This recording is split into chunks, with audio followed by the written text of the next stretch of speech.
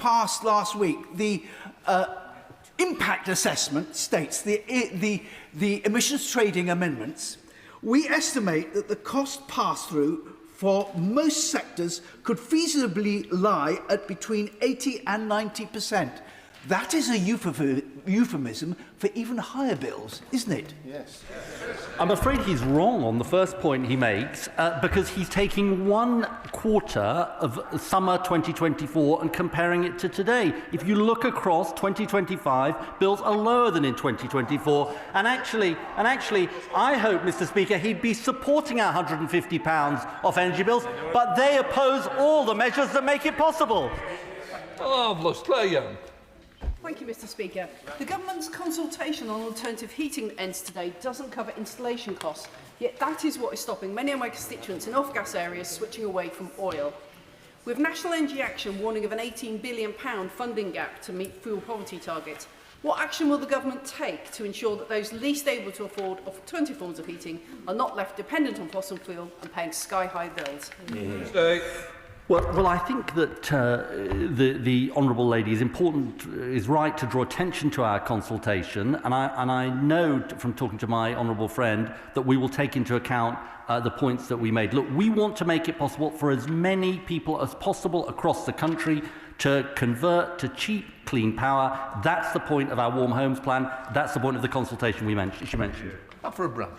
Thank you, Mr. Speaker. A recent survey conducted by Census Wide shows that 2/3 of households with heat pumps say their heating costs have increased, driven by electricity prices that are 4 times higher than gas. With, as we've heard, energy bills now £190 higher, despite this government promising to cut them by £300, does the Secretary of State acknowledge that his choices are making it harder for households to make the switch to greener heating options, and unlike the Conservatives' cheap power plan, are leaving households with higher bills? Can I congratulate her on reading out the Whip's handout? Question. Let me just say to her, no, I do not, and I'll tell her why. Because the action that the Chancellor took in the budget to take the renewables obligation off bills and onto public expenditure was the biggest single cut in the cost of electricity we've seen, actually, even dating back to their time in office. Select Committee, Bill Lesterson. Thank you very much indeed, Mr. Speaker. The costs of new infrastructure are a pressure on bills, as the Secretary of State knows. He deserves enormous credit for the results of auction round 7 today, where renewables, the strike price of renewables is less than half that of what it would be with new gas. But what is the approach to rolling out extra grid and indeed maintaining the existing grid, so crucial to the plans, given there is so much to be made up for following the failure to invest over many years since privatisation? Well, he's right to draw attention to the auction this morning. Record amounts of solar power, the cheapest form of power we could possibly have in this country, less than half the price to build and operate new gas. And on the point about infrastructure, he's right. We inherited a terrible legacy. We are building the new infrastructure we need. Amanda Hack.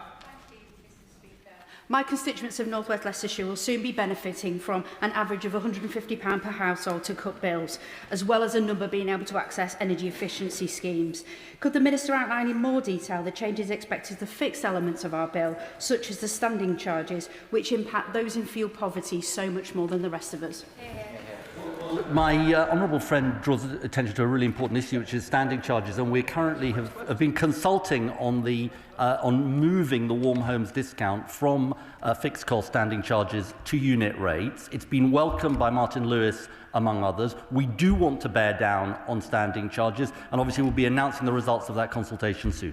Catherine Atkinson. Thank you, Mr. Speaker. Last year, I teamed up with the local Labour Council Cabinet Member for the Cost of Living and the MP for Derby South to launch a free local pension advice service, which has delivered over £500,000 to eligible pensioners in Derby. It's helped with pension credit, home heating tips, fire safety advice and utility deals, and has even provided free draft extruders and radiator insulators. What steps is the Secretary taking to ensure that people know about the support they can get to reduce household bills? Well, my honourable friend, is really important to draw attention to this, and as part of our Warm Homes plan, we're going to be setting up a Warm Homes agency precisely to give people proper information, advice and guidance on what they can do to cut their bills. The biggest public investment we've ever seen in this country to help people cut bills and upgrade their homes, and we will make sure people know about it. Good job. Question number 2, Mr. Speaker. Thank you, Mr. Speaker. With your permission, I'll answer questions 2, 10 and 18 together. We recognise that high energy costs remain a significant pressure on UK businesses. We're acting now through the British Industry Supercharger and the new British Industrial Competitiveness Scheme to reduce electricity costs for energy-intensive sectors while delivering our Clean Power 2030 mission to cut bills for good. We also intend to consult on further options to reduce costs and make low-carbon heat economically competitive. Good job. Thank you, Mr. Speaker. Amatec and Triple S Gears are two quite rare breeds. They're manufacturing companies in my Spelthorne constituency inside the M25. One employs 200 people, the other employs 43, and they seek to export around the world. How does the Minister expect those companies to be competitive on a global market when energy prices in Ashford, Middlesex are 4 times higher than those in Ashford, Alabama? Thank you, Mr. Speaker. So it's exactly the disparity in international energy prices for industry that the previous Conservative government left us with, and that we're taking up with our Clean Power 2030 mission. But we recognise that as clean power is coming online, industry will need further support. And both Amatec and Triple S Gears are exactly the sort of manufacturing businesses that this government wishes to support through initiatives such as our British Industrial Competitiveness Scheme. The consultation for that is just closed. I do hope both of those businesses respond to that consultation, and we'll be publishing the results shortly. Don't tell Pinkett. Thank you, Mr. Speaker. I have small businesses and large in my constituency of Surrey Heath, everyone from small cafes to care providers to large manufacturers, who tell me that they are being crushed by high energy costs. Given the wholesale cost of gas has fallen substantially since its peak in 2022, can the Minister indicate to us what proportion of a typical business energy bill is driven by either wholesale costs, network charges or policy costs? And which one of those is likely to be borne down on over the next year as a direct consequence of government action? Thank you, Mr. Speaker. So he's quite right to point out the impact on small businesses of energy costs. And as we've seen, they've been largely driven over many years by the linking between energy costs and gas prices, something that this government is determined to deal with as we pile on renewable energy as part of our Clean Power mission. In terms of gas costs specifically, UK gas costs, after policy costs are included, are competitive with Europe. But of course, what we want to do is remove businesses from having to rely on the whims of the fossil fuel market and be able to rely on low-cost, secure, homegrown energy. Franklin.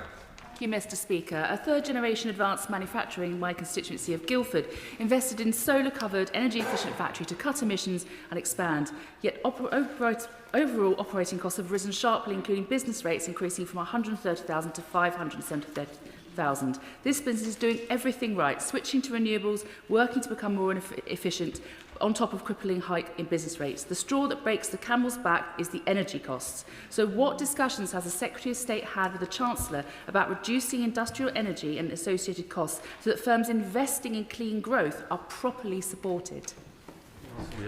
Thank you, Mr. Speaker. And of course, it's absolutely central to the government's policy that businesses are incentivised to invest in renewable energy and electrification where that's possible, so that they can access the lower cost electrical energy that is coming on stream as part of our 2030 power mission. She mentioned that the business was a manufacturing business. It is possible that they could qualify for our British Industrial Competitiveness Scheme, which we're bringing forward in 2027, and the results of the consultation of which will be published shortly. Jenka. Thank you, Mr. Speaker. In Cornwall, after our groundbreaking critical mineral strategy, there is the possibility that Flow Renewables could maybe power critical minerals processing plants. This is a fantastic opportunity. Would the Minister look closely at these proposals and see how the department could help something like this to happen? Thank you, Mr Speaker. My honourable friend does a grand job of championing both the critical minerals industry in Cornwall and the potential for floating offshore wind in her own constituency. And of course, she highlights a great opportunity where investment in both energy and industry side by side can reduce the cost of capital for both parts of the supply chain and so create an economic opportunity. I'd like to thank her for the representations that she's made on behalf of her constituents to me prior to today, and of course I'll continue to work with her on trying to realise this opportunity. Ewan Steinbank. Mr Speaker, to transition away from fossil fuels, we need zero-emissions vehicles on the road. Manufacturers such as Alexander Dennis should be leading that transition, although they currently operate with a gas-intensive production process, and to stay competitive against imports need greater support. The BIC scheme is hugely welcome for reducing industrial electricity costs, but would the Minister consider supporting a dual fuel discount which includes the cost of gas to support automotive advanced manufacturing sectors such as Alexander Dennis? Thank you, Mr Speaker. I am, of course, very concerned about those industries that are gas-intensive. And what the government's policy is intended to do is to ensure that where it is possible for those industries to decarbonise by electrifying, that they're given the support to do so, both through the confidence in long-term energy prices, through the delivery of our clean power mission, but also through the support to invest in their business. Too quickly.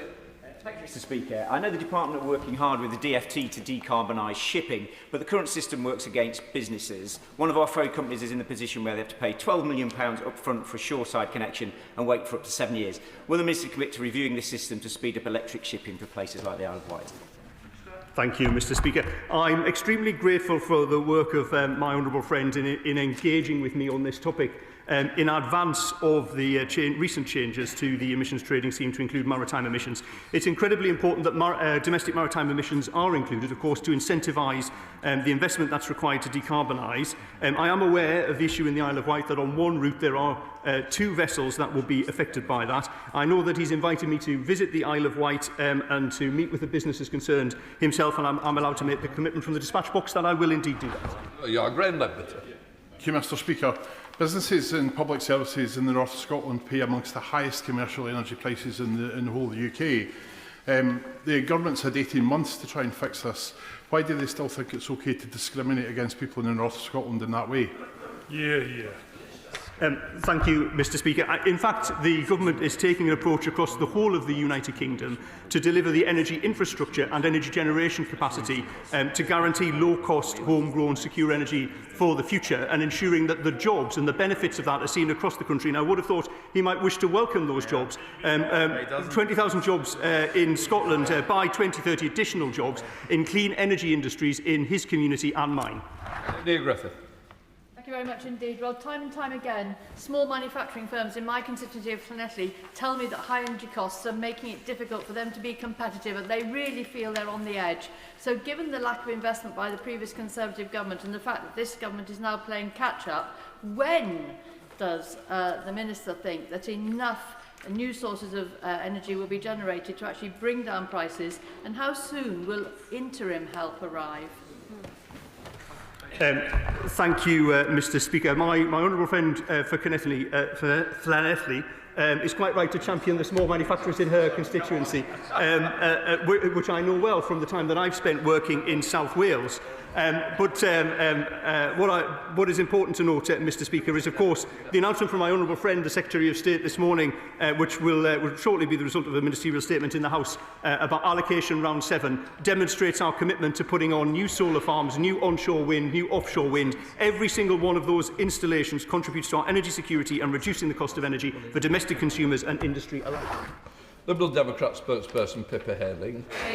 Thank you, Mr Speaker. And the cost of electricity is still too high, and as we've heard, businesses are struggling to pay their energy bills. And while the government has offered help to the energy-intensive industries, it is the small and medium-sized businesses in my constituency and around the country that are still feeling overlooked and forgotten. Liberal Democrat researchers estimated that 3.1 million SMEs saw a total bill increase of 7.6 billion when the former Conservative government ended the energy bill relief scheme. So when will this government finally help SMEs, the small businesses, the backbone of our economy, to really see off their crippling energy bills? Thank you, Mr. Speaker. So she and I agree that more needs to be done to alleviate the high energy costs on small businesses. I used to run an energy-intensive small business myself, and I do know how difficult that is. She's also right to point out that this is the legacy that the previous government left us with. We are pushing forward to 2030, obviously, where we will have lower energy costs and more secure energy in the UK. But we do recognise that more needs to be done to support small business, and we are providing measures right now that are helping, including our zero carbon services hospitality trial, which is now delivering support for 600 hospitality SMEs across the UK, and £200,000 to fund improvements in the UK Business Climate Hub to help SMEs with their carbon emissions as well. So we are providing support right now, but I do recognise there is more that needs to be done. Miller. Question number 3, please. Minister. Thank you, Mr. Speaker. As we set out in the solar roadmap, government considers effective community engagement as crucial as we scale up solar deployment across the country. Developers must consider local community views as part of their applications, and the quality of that community engagement is taken into account by decision makers. Thank you, Mr. Speaker. Just across the border of my constituency lies Southall Solar, a scheme that works with the local community, pays a direct return to residents, funds local projects, and has even won awards for its landscape and environmental design. By contrast, Botley West, one of the largest solar farms ever brought forward in Europe, would have a profound and long-lasting impact on a rural area. Yet local people feel a level of developer engagement and transparency, and the community benefit on offer falls far short of the scale of that impact, and the Planning Inspectorate recently described the absence of key information as, I quote, very disappointing. So does the Minister agree with me that community benefits should be proportionate to the scale and impact of solar development? And will he agree to meet with me to discuss how large-scale solar schemes can listen better to rural communities so that clean energy is delivered with, not against, local consent? Well, I have had many productive meetings with the Honourable Gentleman. I'm very happy to meet with him again to talk about these issues. Just to set out, first of all, that the Government absolutely believes that communities that host infrastructure should benefit from that. We consulted on mandatory community benefits. We will respond to that consultation in due course. But today we've also published the local power plan, the biggest shift in power and wealth we've seen in the energy space in British history, to make sure that communities like his, but right across the country, benefit from being able to own their own energy infrastructure, and for the benefits of that to flow into those communities. That's the ambition that we've set out as a government. Stephen Sanders. Thank you, Mr. Speaker. A solar farm is planned for my constituency, and the developer has engaged well with local residents. And yes, it will power 20,000 homes. Yes, it will get carbon emissions down. But most importantly of all, it will make our bills more affordable, because solar is 50% cheaper than natural gas. So does the Minister believe that members across this House should say, as I say today, when it comes to renewable energy, yes in my constituency and yes in my backyard? Well, I warmly welcome my honourable friend, perhaps unsurprisingly, in his comments today, because he takes seriously the issue of how we build the infrastructure this country needs for our energy security. But he also rightly points out what the benches opposite seem to completely ignore, that renewables are the cheapest and quickest form of power to get onto the system. And just today, the new auction has resulted in 4.9 gigawatts, taken together with offshore wind, the most successful renewables auction in British history. The entire front bench opposite used to agree with that. 50% cheaper than the new build gas that the Shadow Secretary of State now champions, that will put money on people's bills right across the country. It's the right plan for bringing down bills, for energy security and for jobs across the country. Greg Smith, Conservative Shadow Minister. Thank you, Mr. Speaker. I don't think the Minister fully appreciates just how much communities threatened by large-scale solar up and down this country feel that they are having things done to them and not with them. The number one complaint that I have heard from campaign groups represented by Stop Oversized Solar up and down the land, including in my own constituency, is the threat to food security. When they try and engage, they keep being told this bogus figure of 1%. But by 2035, if we carry on as this government is going, an area the size of Greater London will be covered in solar. That's the equivalent to nearly 2,000 farms capable of producing 2 billion loaves of bread. When are we going to get the truth about the threat to food security from solar?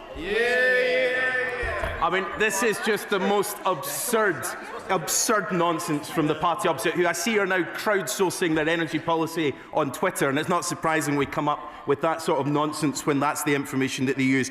All the statistics point that even in the absolute most ambitious deployment scenarios, 0.4% of UK land would be occupied by solar. They come to this House time and time again and call for bringing down bills, but their policy is the exact same thing that would put up bills, would turn away from the investment that is driving jobs and opportunities across the country. They had no answers on energy policy for 14 years, and they've learned absolutely nothing in opposition. Maguire. Question for Mr. Speaker. Minister. Thank you, Mr. Speaker. This government is absolutely committed to supporting the NHS being at the heart of our decarbonisation effort in order that A, they get to reduce their emissions, but B, that they allow them to reduce their dependence on expensive fossil fuels. That is why Great British Energy has already supported over 260 NHS sites with up to £130 million of funding. For GPs that aren't part of NHS sites, they can access the boiler upgrade scheme, accessing £7,500 towards a heat pump and £5,000 towards a biomass boiler. Hello, Maguire.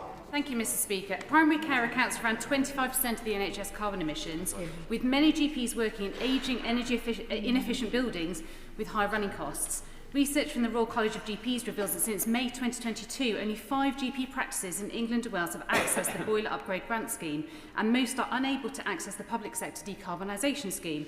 GP partners across the UK identify lack of capital funding as the main barrier to decarbonisation, yet 260 NHS trusts are rightly receiving government funding for new solar panels. So will the Minister meet with me and the Royal College of GPs to discuss how GPs can access decarbonisation schemes and expand GP Energy's investment model to GPs?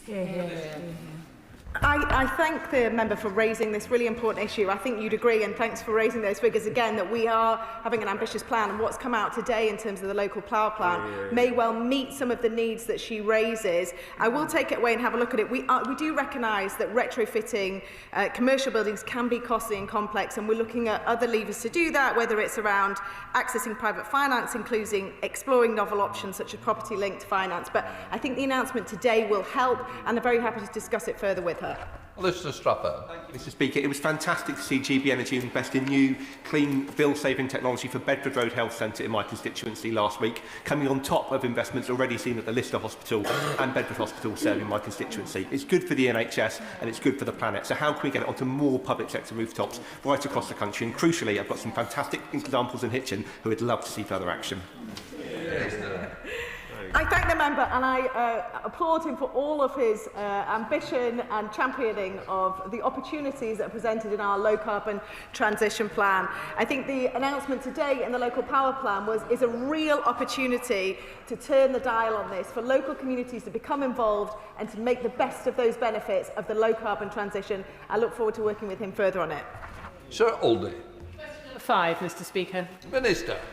Thank you, Mr. Speaker. The carbon pricing emissions trading scheme is set by the market rather than by government, and the price is effective at driving investment in carbon abatement measures, but it is for individual operators to decide whether the costs of abatement in a project are effective for them. Sir Aldy. Thank you, Mr. Speaker. Last week, the government updated its carbon values to reflect its latest net zero emission target, but the UK emissions trading scheme does not take into account these updated figures. So in 2021, it was predicted that carbon abatement costs for a third runway at Heathrow would cost £100 million, and costs will have only risen since. And according to the emissions trading scheme, just 15% of the clean-up costs of expansion will be covered by Heathrow. The rest will fall on the taxpayer. So, will the Minister update the UK emissions trading scheme to reflect the carbon abatement costs of major projects, such as Heathrow expansion, so that the taxpayer can understand how much they will have to pay for a third runway? Thank you, Mr. Speaker. The government doesn't comment on or interfere with the carbon price. Ultimately, the price is set by the market to ensure that the ETS drives decarbonisation where it is cheapest. In this way, it can act most effectively as a financial incentive to decarbonise without specifying the particular technology. Per Coutinho, Shadow Secretary of State. Thank you, Mr. Speaker, and it's great to see you back on your feet. Last week, the Labour Party voted to increase the carbon tax, a tax which increases costs for households and industry. It's already doubled because of their policies. I think it's absolutely shameful for the government to say that they've had no impact on the carbon tax whatsoever. It's now over 10% of a household electricity bill, and the rise is an effective £5 billion tax a year on the British economy. So can the Minister explain why the Labour Party wants to tax our industrial jobs out of existence, leaving Britain reliant on dirtier imports from abroad? Absolutely. Thank you, Mr. Speaker. I'm not sure if the Shadow Minister is conflating the various carbon taxes with the emissions trading scheme, but to be clear, the government does not set or comment on the value of the carbon set in the emissions trading scheme. That is a matter for the market, and of course that's a policy that the previous government were very keen on because it drives the most efficient forms of decarbonisation. Ultimately, it places a price on carbon emissions and a price that ensures that private capital floods into the right place to decarbonise, as we have seen so successfully with the power sector in the UK.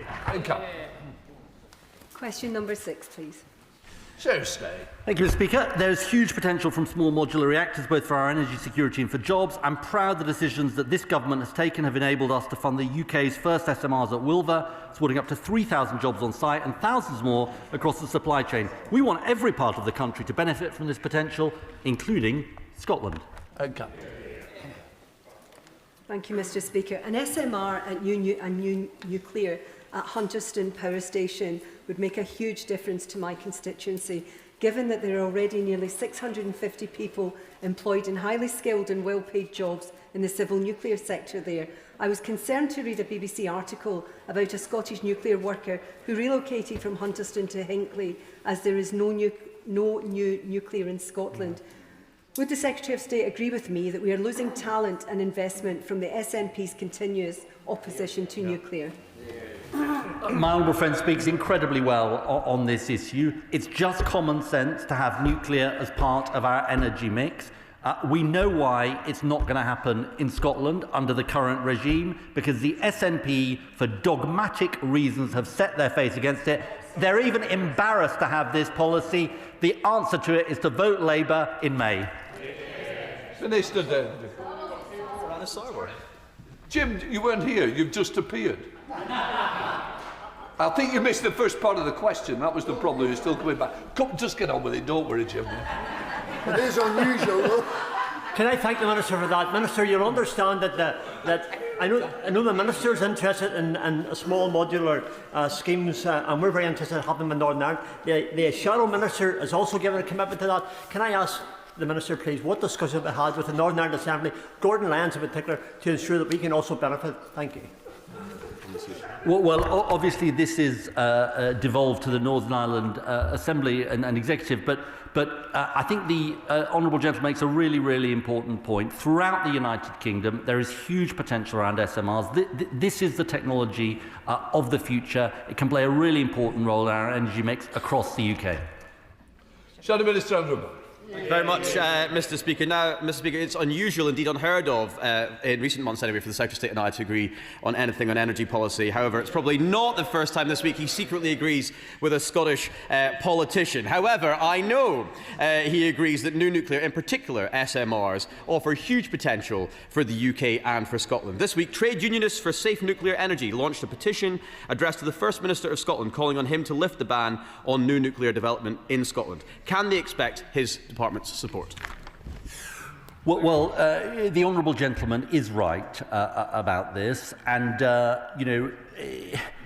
think, given the let me put it this way: given the scale of the climate change challenge, only those who are dug in a dogmatic way can oppose new nuclear. Given the scale of the challenge that we face, we need all of the tools at our disposal, provides good jobs, provides energy security, so it's only for dogmatic reasons that they can oppose it. There is one difference between him and me, which is he promised SMRs, we're delivering them. The difference, Mr. Speaker, is that the ambition when it comes to nuclear pales in comparison to our ambition when we were a government with this Secretary of State and his ambition. When I served as the Minister for Nuclear, it was the source of greatest frustration that the many, countless, indeed huge strides that we took to kickstart the new nuclear age in the UK, none of the investments or the jobs would be seen north of the border. Now, the Scottish National Party is most at home refighting the battles of the past. It does tend to be the battles of the 14th century. But in this age of a nuclear revolution across the world, the aversion to nuclear is inexplicable. It is a Luddite approach. The SNP is anti-science, anti-progress and anti-jobs. There can and should be a future for nuclear in Scotland. So does the Secretary of State not agree that this is the time for the Scottish National Party government to move Scotland, to drag themselves into the 20th, let alone 21st century, and change course and lift this ridiculous ban? He makes his point in his own way, and I do believe, as I say, that the SNP's position makes no sense. I do just gently point out to the honourable gentleman, though, he might have had grand ambitions, but no delivery with grand ambitions is completely worthless, and that was their record on nuclear. We're under just. Question number 7, please, Mr. Speaker. Thank you, Mr. Speaker. GB Energy's mission is to power Britain with clean, secure and homegrown energy. They've already started that work, with GB Energy and the government funding around 250 school and 260 hospital solar installations, including at Rakesgate Primary School and Ormiston, New Canterbury, in my honourable friend's constituency. We're under just. Thank you, Mr. Speaker. In my constituency of Wolverhampton West, almost 1 in 5 households have been living in fuel poverty, struggling to heat their homes this winter. So I do welcome the government's commitment to lifting 1 million more households out of fuel poverty by 2030, which will have a significant impact on my constituents. But can the Minister please outline what other tangible changes my constituents can expect to see over the next year, thanks to GB Energy, so by the time we come to next winter, they can feel comfortable that they can now afford to heat their homes? I thank my honourable friend for that question. I know he is focused, like I am, on reducing energy bills for his constituents and people across the country. I've already spoken about the extensive investment, not just in his constituency, but across the country in solar, and people in Wolverhampton and across the country will also be benefiting from our action to reduce energy costs by an average of £150 this April, and that's in addition to continuing the warm home discount for nearly 6 million eligible households this year. Campbell. Mr. Speaker, there have been numerous references to the cost of energy and the reducing cost of it in the United Kingdom. Has any assessment been made by the Minister or the Department of the comments by the International Energy Agency in the past few days that seems to indicate we have one of the highest prices in the Western world? Thank you, Mr. Speaker. I think where myself and the International Energy Agency would agree is that we need to get off of this roller coaster of fossil fuels and make sure that we are investing in clean, homegrown energy that people across the country can take advantage of to lower their bills. Number 8, Mr. Speaker. Minister. Thank you, Mr. Speaker. As set out in the recent Northern Growth Strategy, the North East is at the forefront of our clean energy revolution. Our industrial strategy's Clean Energy Industry Sector Plan sets out measures which will support investment and growth across the UK. And GB Energy has supported grants to mayoral strategic authorities which will enable locally led energy projects. Thank you, Mr. Speaker, and thank you for that response. So for 100 years and more, skilled workers in the North East have relied on high-paid energy jobs, be it in coal, gas or oil, in mines, on factories, in ports and on rigs. Labour's clean power mission can bring new jobs to existing supply chains, but companies and workers need help to transitions. So will the Minister tell me how she plans to future-proof the North East's energy supply chain and deliver secure, well-paid and unionised jobs? My honourable friend is absolutely correct to highlight the huge opportunities there are for the North East in the energy transition. We are estimating an additional 10,000 jobs by 2030, building on those that are already in place in offshore wind, in the Port of Tyne and in nuclear Hartlepool.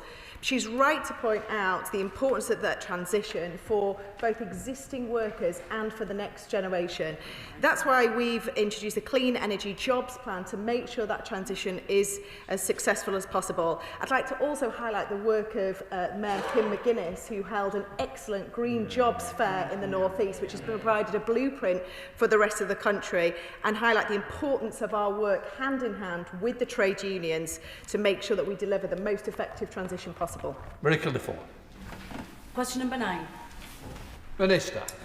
Thank you, Mr Speaker. Great Britain's electricity distribution network is highly resilient, and the Government works closely with industry to maintain this. Energy resilience is a top priority for the Government, which is why my department will publish an energy resilience plan in 2026. Thank you, Mr Speaker. Constituents in areas like Ashwin, Whitton, Gilbert, Brandon and Waterhouses, and increasingly businesses in Durham City regularly contact me about recurring power outages. They've been told by Northern Power Grid that temporary repairs will be made, but clearly that offers no reassurance to those who are elderly, live alone, rely on their electricity supply for medication or power medical equipment. And recent storms can't be blamed, as many of these outages were reported in spells of fine weather. Can the Minister tell me what work the Government is carrying out to improve the resilience of the electricity distribution network in Durham, so that my constituents aren't constantly worried about when the power will next go out? Well, my honourable friend asked you a really important question, and obviously I completely understand the frustrations of people who are without power and the disruption that it has to people's lives. My department has had a number of conversations with Northern Power Grid on the particular issues in my honourable friend's constituency, and I'm advised that across Waterhouses, Brandon and Ashwinning, many of these were caused by trees contacting overhead lines. Clearly, all of this is feeding into work that's been taken around making sure that the resilience of the network avoids those situations in the future.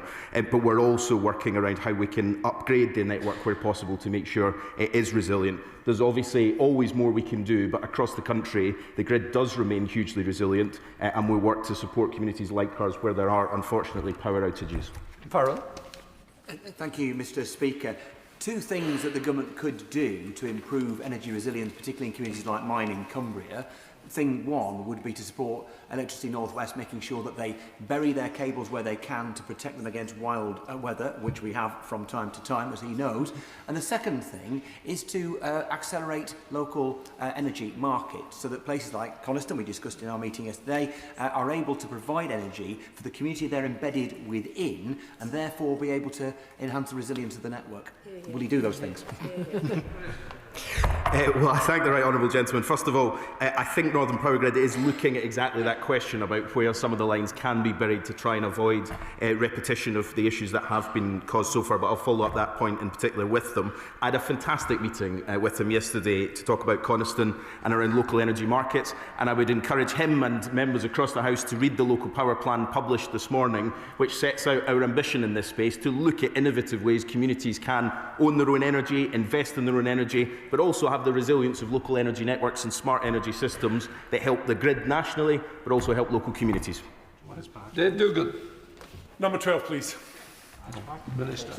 Thank you, Mr Speaker. This Government's actions mean lower bills for people across Scotland and lower levels of fuel poverty. In April, because of the Government's actions, households across Scotland will see an average of £150 of costs removed from their energy bills. And just last week, we announced the extension of the Warm Home discount to 2031, meaning £92 million of support for some of the most vulnerable people across Scotland every year right into the next decade. The energy market in Scotland operates in surplus in both generation and in transmission, whereas the energy market in England operates in shortage in both generation and transmission. Unfortunately, that means that a GB energy market, Scotland gets sucked into subsidising energy costs for English consumers. Over and above that, the UK Energy have made it clear that there will be no reduction in energy bills meaningfully until some indeterminate point in the 2030s. So will the Minister, just before the Scottish election, recommit to energy bills in Scotland being £300 lower in 2029 than they were in 2024?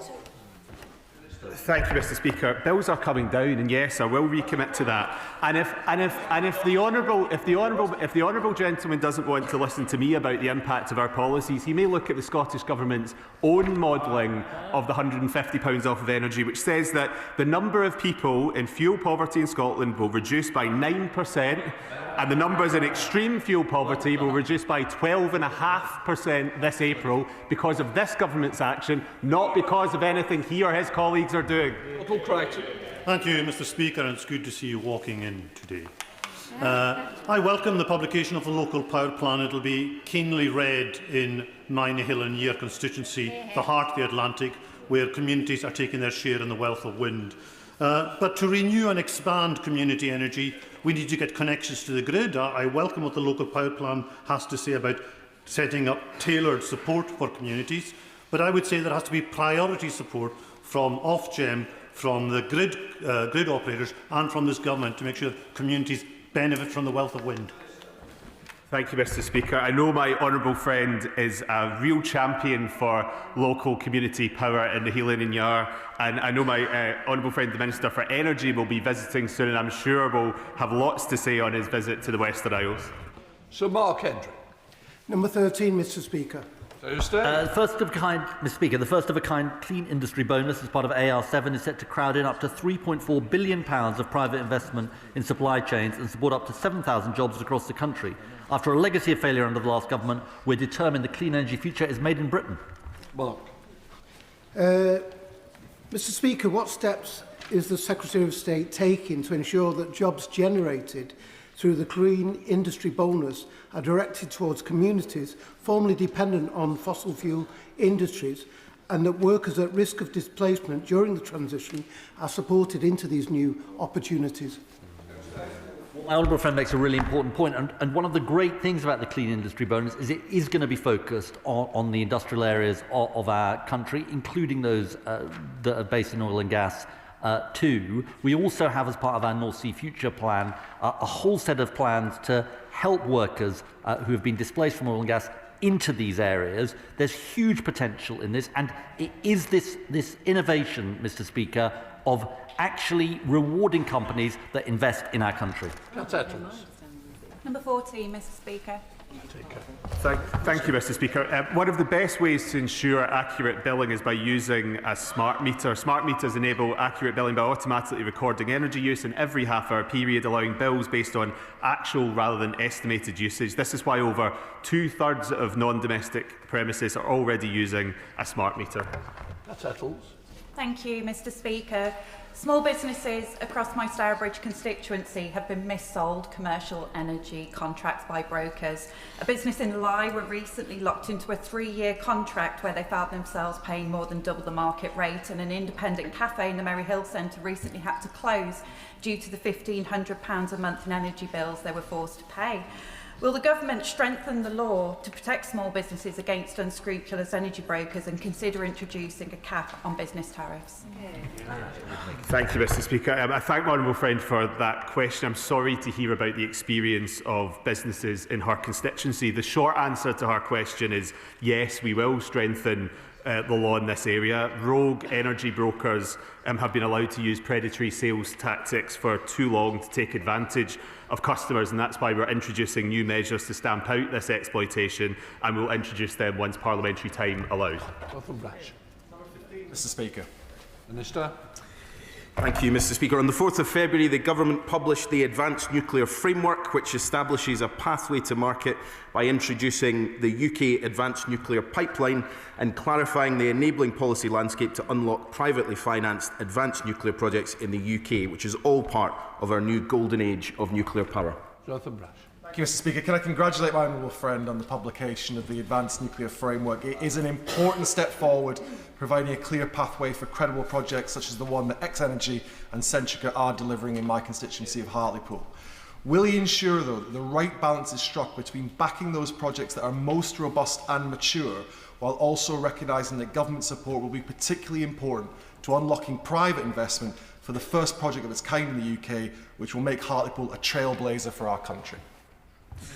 Well, can I firstly pay tribute to my honourable friend, who is an absolute champion for Hartlepool, and I was delighted to be at an event recently as part of Nuclear Week in Parliament where I met some of his constituents who I think pay tribute to him for the work that he does in this place and outside it to bring nuclear investment to Hartlepool.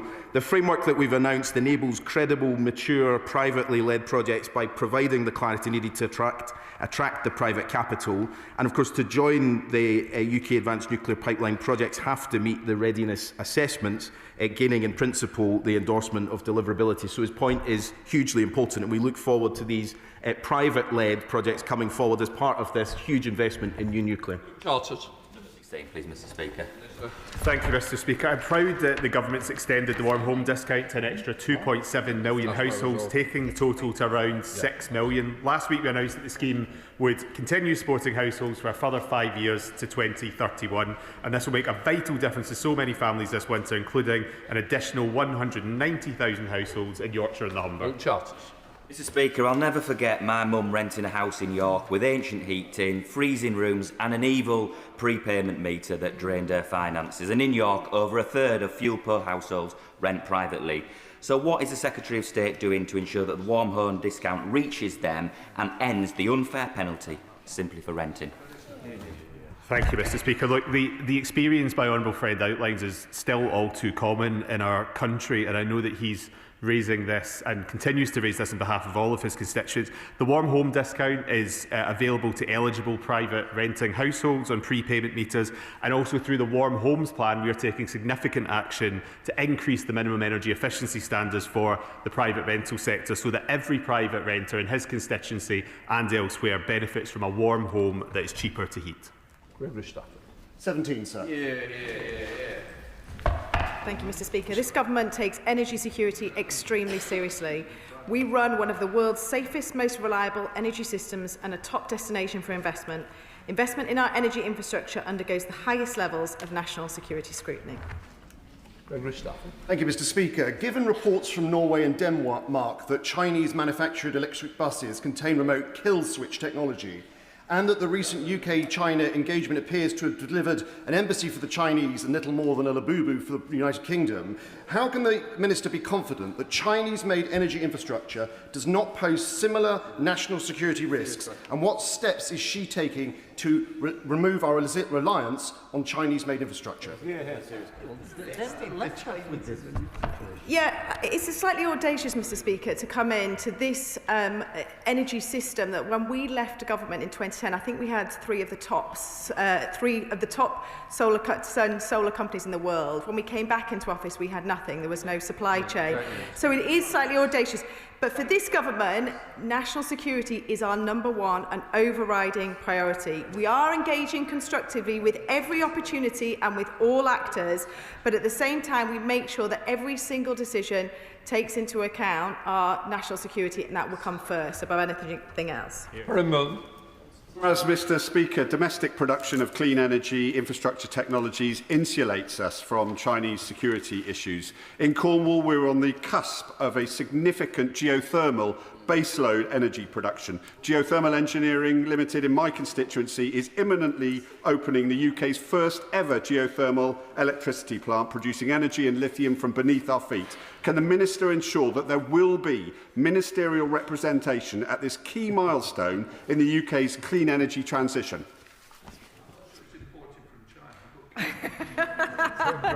From China to Cornwall. Thank you, Mr. Speaker. And there we go. There we go. I thank him for his continued championing of Cornwall, of geothermal, and of other critical minerals. This government supports geothermal, and we will ensure we engage constructively at any key moments. Topicals, Olivia Blake. Topical question 1, please. Stay. Thank you, Mr. Speaker. This morning we've announced a record-breaking auction for solar and onshore wind, and we're launching our local power plan. This follows a month in which we've secured the biggest offshore wind auction in Europe's history and launched our Warm Homes plan. We're determined to deliver lower bills and good jobs as we take back control of Britain's energy. Olivia Blake. I welcome the Secretary of State's leadership in restoring momentum on net zero. Will he outline how the government's energy and climate strategies will be underpinned by clear delivery plans, milestones and transparent reporting to Parliament? Well, as my honourable friend knows, and she speaks with great eloquence on these issues, that is the great thing about the Climate Change Act of 2008, passed with all-party support.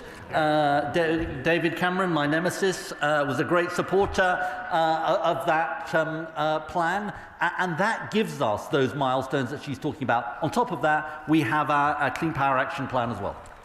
So, Secretary of State, Claire Coutinho. Thank you, Mr. Speaker. Last year, the Secretary of State signed a secret energy deal with China, which he has refused to publish. This is simply unheard of.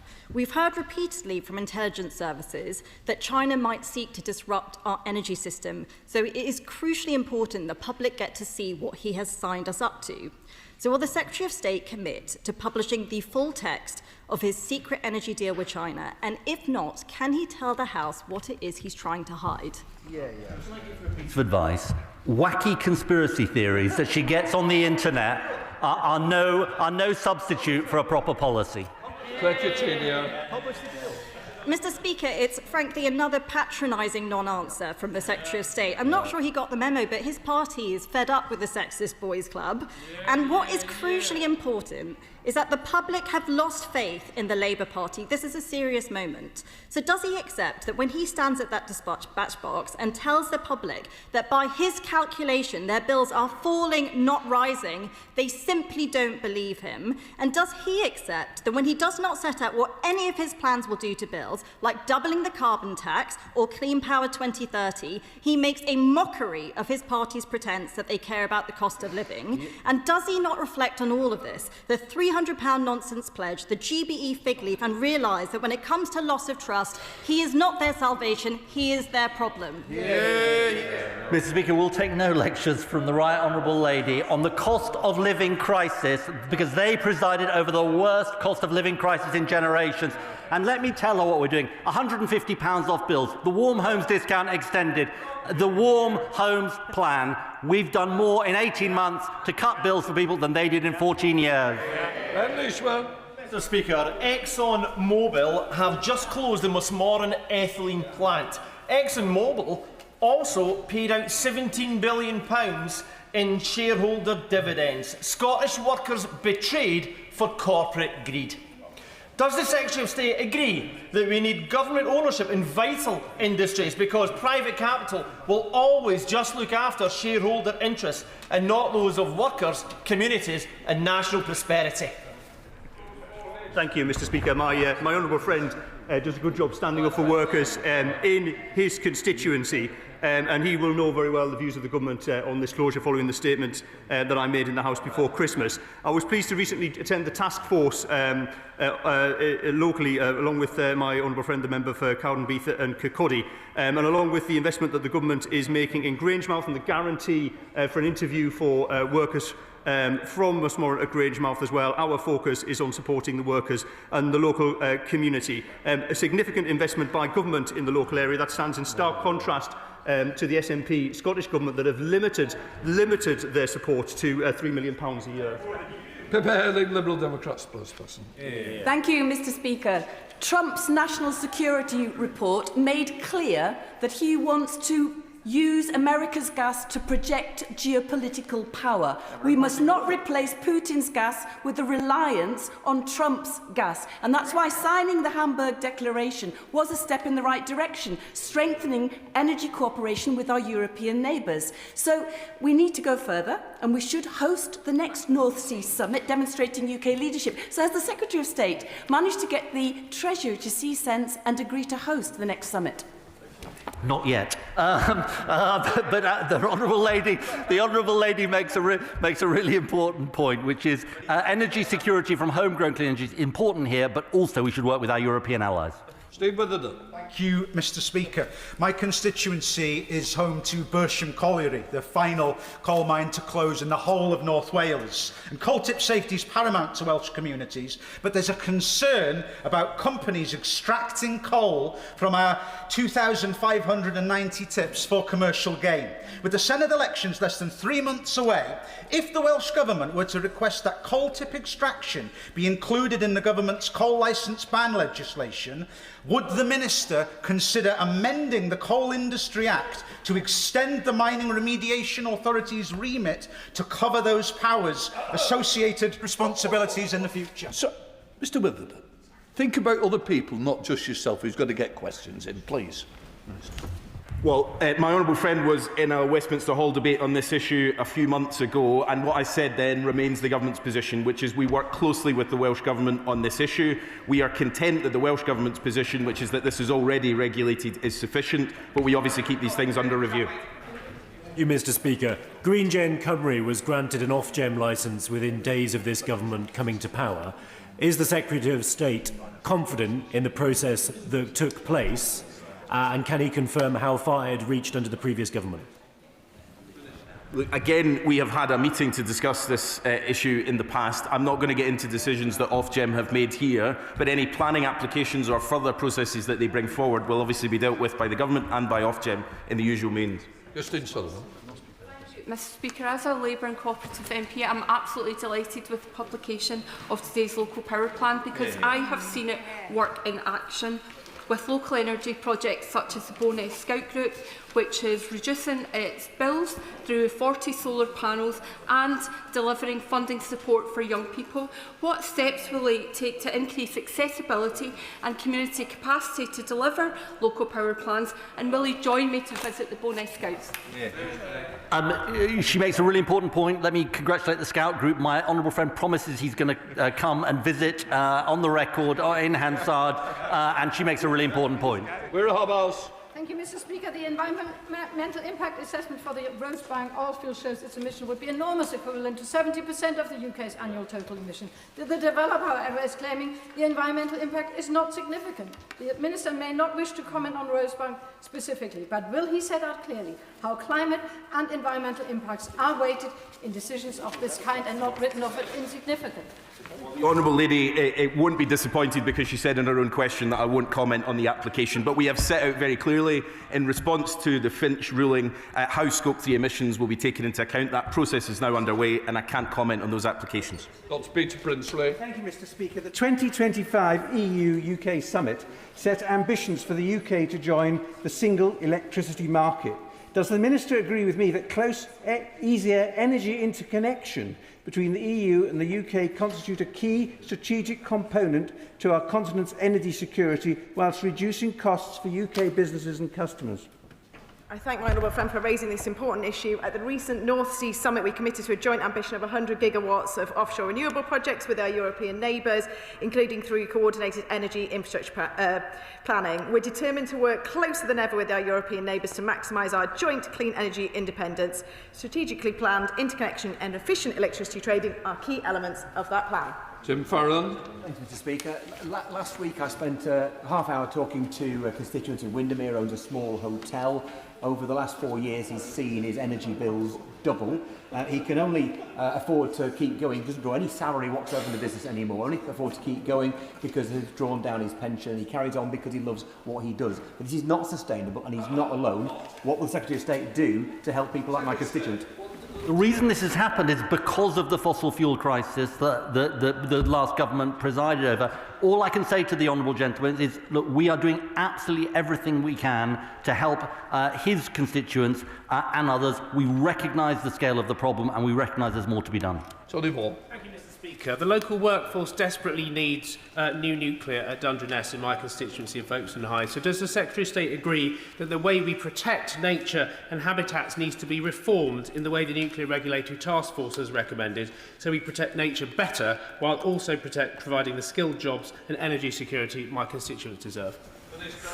Well, we do want to improve regulations and processes for new nuclear projects while continuing to protect the environment. We'll present a full government response and an implementation plan by the end of this month, taking into account our national security considerations and environmental considerations. Vicky Slade. Thank you, Mr Speaker. Much of Dorset is blessed with solid wall thatched cottages you must visit, including our National Trust villages of Shappick, where last year Slate Cottage sat empty for 2 years because it was £100,000 to bring it up to the minimum energy efficiency. National Trust just couldn't do it. They've now sold it, which is a huge loss to the community. So what will the Minister do to help landlords like National Trust to resolve this problem? Thank you, Mr Speaker. Thank the member for her question. We are working closely with heritage organisations to tackle precisely this question, and you'll see in the Warm Homes Plan there is specific advice around how we retrofit these historic buildings. I will be visiting some projects, not in her constituency, but I'll be visiting some projects soon. Lord Hatton. Thank you, Mr Speaker. Just recently, Moorwind received funding to conduct an important feasibility study for a major offshore wind hub at Portland. If built, the hub would be a key part of the West Country's manufacturing supply chain, and it would create hundreds of well-paid green jobs for local people as well. So will the Minister work with Moorwind and myself to help deliver this hub at pace? And can the Minister come down to Portland to meet the key players and get the ball rolling? It sounds really exciting, and one of us will visit. Mr Speaker, I hope the Secretary of State has seen the reports that show that the proposed Rosebank oil field, as well as being a climate catastrophe, risks breaking international law. If approved, Rosebank's profits could flow to Delek Group, a company accused by the UN of supporting illegal Israeli settlements. So if he cannot comment on Rosebank specifically, can he tell me what steps his department is taking to ensure that all UK oil and gas projects respect international law? Well, of course, all projects that are consented and licensed have to follow law, and the NSTA as a regulator makes that happen. I'm not going to comment on projects that are currently going through the consenting process. Chris Webb. Thank you, Mr Speaker. In Blackpool, around 75% of privately rented homes have damp or mould. It's a huge problem in our town, so I was delighted when the Chancellor announced 30 million in the Warm Home Plan. So can the Secretary of State outline to my residents when Blackpool will receive that money and when this plan will finally get underway? Honourable friend is absolutely right, and what's really, really important is not just the funding that we are providing, but the regulation that we're introducing in the Warm Homes Plan, promised by the last government but never delivered, so that people who are privately renting get the decent, warm, comfortable homes they deserve. Sir Alex Sheldon. Thank you, Mr Speaker. I must raise a very important issue with the Secretary of State. There is concern about the thermal runaway in batteries, especially those on prime agricultural land. Heavy metals vaporise at 900 degrees. Thermal runaway burns at over 1,000 degrees. So may I ask the Secretary of State what research and assessment has been done for the evaporation of these heavy metals which would poison agricultural land? Well, the honourable gentleman raises an important point. We take safety incredibly seriously. All the evidence points to the fact that the fire risk from batteries is less than in residential homes, but we obviously take it seriously. I convened a roundtable recently of those involved to look at what more we might do in the regulatory space, and DEFRA is taking forward work looking at environmental regulations on batteries. We obviously take fire safety incredibly seriously. Law. Mr Speaker, I welcome the news this morning of Imerys' success in auction round 7, but what steps is the Minister taking as part of the local power plan to ensure that local communities share in the spoils of Cornwall's great renewable energy potential? Well, if he stays tuned, Mr Speaker, in about an hour's time, he'll be hearing all about it. Thank you, Mr Speaker. Many of my constituents of Runcorn and Helsby are anxious about the consultation process and the environmental impact of the Peak Cluster project in rural Cheshire. Will the Secretary of State commit to meeting with me and local representatives to ensure community concerns are properly addressed before the development consent order is submitted?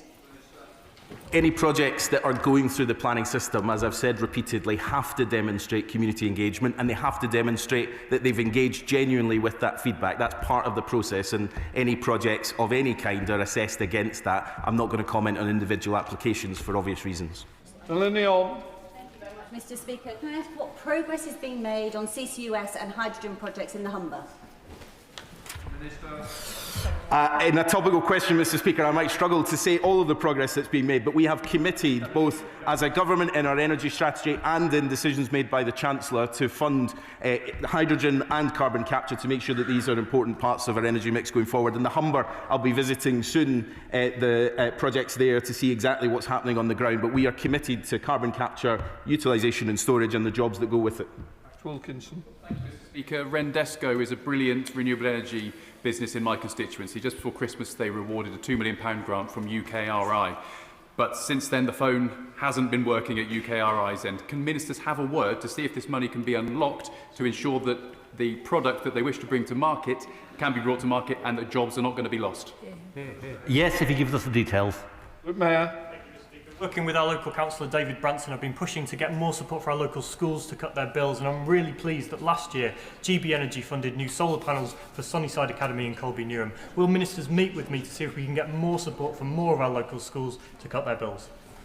Well, congratulations to Sunnyside Academy. It's this government that is delivering, and GB Energy that is delivering, a policy opposed by the party opposite. Wilson. Oh, sorry. Wilson. Mr. Speaker. Last week, the government pushed through the imposition of the emissions trading scheme on domestic shipping.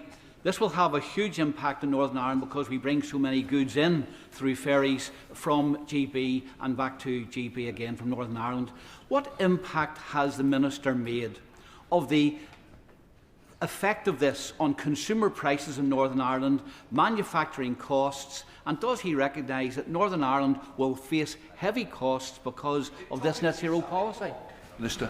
Thank you, Mr. Speaker. The honourable member and I debated this at length in the Delegated Legislation Committee last week, and in terms of the impact of this on Northern Ireland, he'll be pleased to welcome, I'm sure, the fact that we're providing a 50% reduction on the carbon tax associated with the extension to domestic maritime for journeys to Northern Ireland, to ensure that they're not disadvantaged as compared with journeys to the Republic of Ireland. Kumar. Thank you, Mr. Speaker. Teddy Grace in Dudley this year celebrates 200 years in business, with 5 generations of the same family keeping this local sweet shop a mainstay in Dudley. However, as many small businesses, NG bills are a constant threat to their success. What steps is my right honourable friend taking to ensure Teddy Grace can enjoy another 200 years of sweet success, and will he meet with me to discuss this further? Thank you, Mr. Speaker. Well, it was an extremely sweet question, and of course I'll be very happy to meet with her to discuss it further and outline many of the initiatives that the government's taking to support small businesses, and maybe it'd be best to do that on site where I can get my favourite chocolate limes. Rick Cross. Mr. Speaker, our government seems stricken, almost delusional, in the face of unrushing disaster. And we are seeing, arguably, the most destructive industrial calamity in our nation's history. Those are the words of G&B Scotland's Secretary about the government's determination to tax and regulate the oil and gas sector out of business.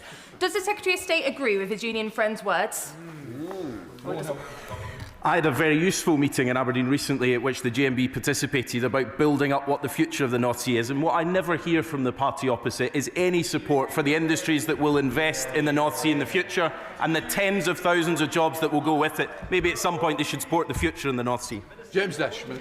Thank you, Mr. Speaker. As the Secretary of State knows, there is a fantastic site on the edge of the M1 at Ratcliffe-on-Soar, the last of the coal-fired power station sites to be decommissioned, which will make a superb site for clean energy generation. Will the Secretary of State commit to meeting with me and Claire Ward, the Mayor of the East Midlands, to discuss it further?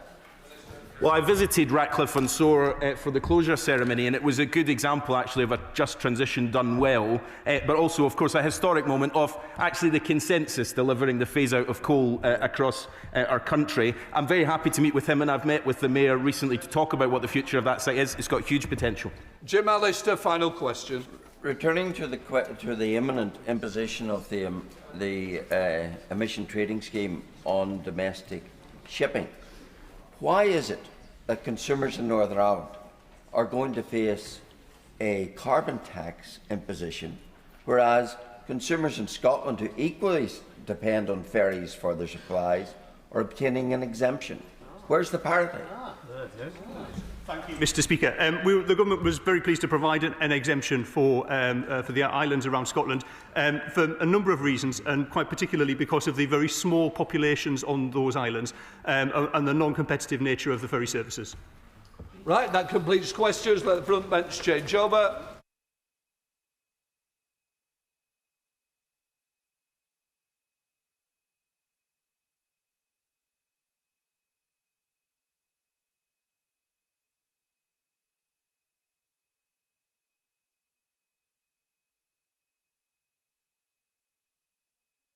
Question, James Cartledge, Shadow Secretary of State. Thank you, Mr. Speaker. To ask the Secretary of State for Defence if he will make a statement on his department's contracts with Palantir. Minister. Thank you, Mr. Speaker. Palantir is a strategic supplier to the Ministry of Defence, providing secure data integration, analytics and AI platforms that help to support operational planning and decision-making. In 2022, the Conservative government signed a 3-year enterprise agreement with Palantir. In light of the growing significance of faster operational decision-making and the impact this technology has had in operations, including in Ukraine, this government negotiated a new enterprise agreement to update the one signed in 2022 that was published in a transparency note in December last year. As part of the development of the new enterprise agreement, the MOD negotiated a strategic partnership with Palantir last September. The SPA reaffirms the strong relationship developed between UK Defence and Palantir over the past decade. It includes new commitments that this government secured from Palantir, including £1.5 billion of investment into the UK, a new UK defence tech SME mentoring scheme to help companies grow and access the US market, and a commitment that London is to be the company's European defence headquarters. Mr. Speaker, when the government took over, what the Tories started in 2022, but we made it work better for Britain and better for our forces. And let me be clear, as the Defence Secretary has said, the contract was his decision and his decision alone. Peter Mandelson had no influence on the decision to award this contract. The deal we struck with Palantir is going to significantly reinforce the innovation of our forces, and it will reinforce the safety of this country as we move towards warfighting readiness. Thank you for granting this urgent question, Mr. Speaker. And before turning to the detail, the Mandelson scandal is truly shocking. And when debating these matters, it is incumbent on all of us to remember the victims of Epstein's crimes.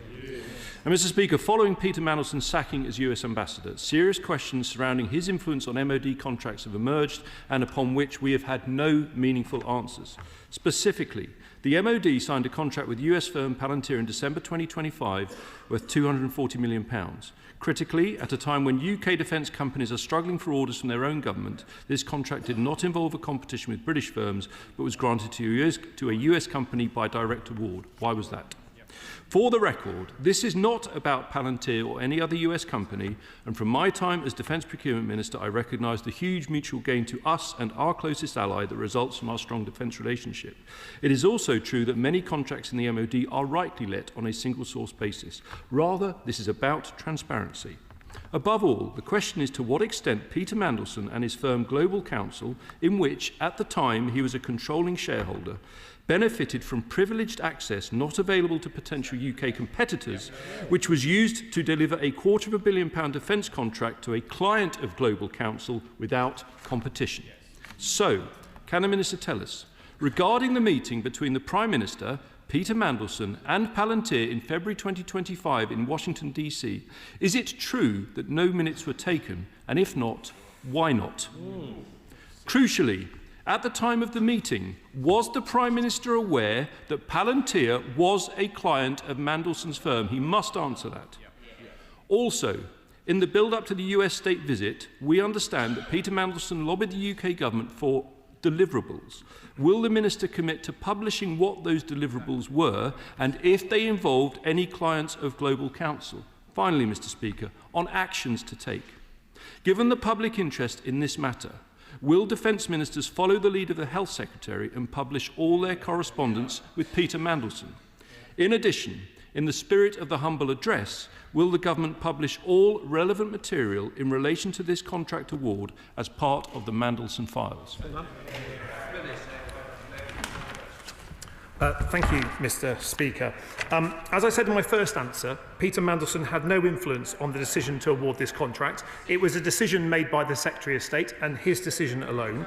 As the Shadow Secretary of State well knows, this enterprise agreement builds on the one that Conservative ministers signed with Palantir back in 2022, and he knows that the MOD uses Palantir tools and technology on a daily basis to support the operations and wider data analytics. I'm sure he's not suggesting that we shouldn't be maintaining access to those vital capabilities. Is he saying that his government was wrong to formalise that relationship with Palantir in their 2022 agreement? I don't think he is. I think it is really important that we publish the information.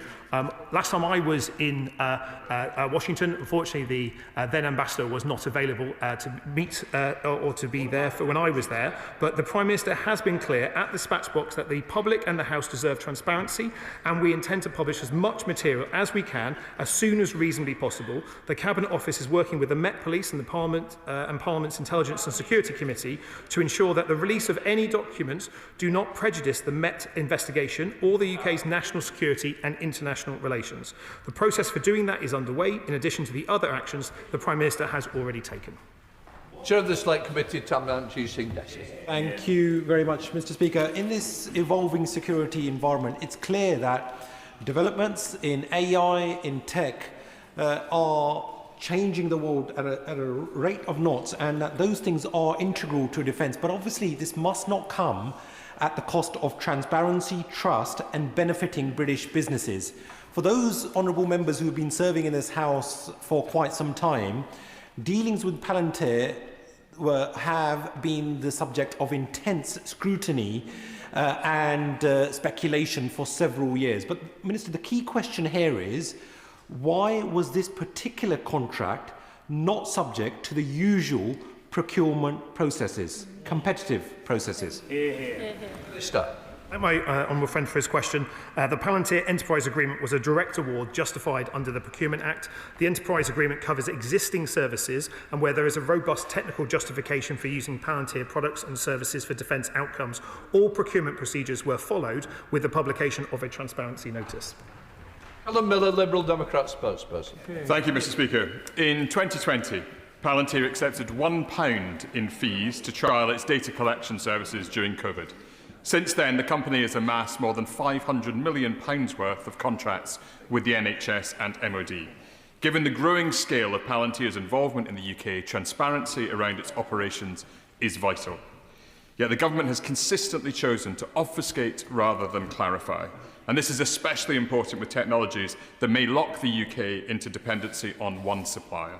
So in respect to the recent £240 million contract awarded to Palantir, can I ask the Minister one more time, can he please tell the House why there was no competitive process? Was the Defence Secretary aware of Peter Mandelson's commercial links to Palantir when this decision was taken, as the Minister says, solely by him? Last month, Donald Trump threatened a NATO ally with annexation.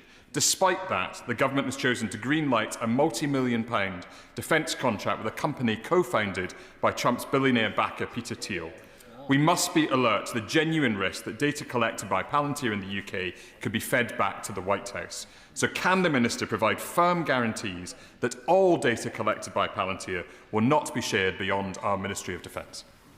Minister. Can I thank him for his questions? He will have heard the answer I've just given on the procurement process to the Chair of the Select Committee.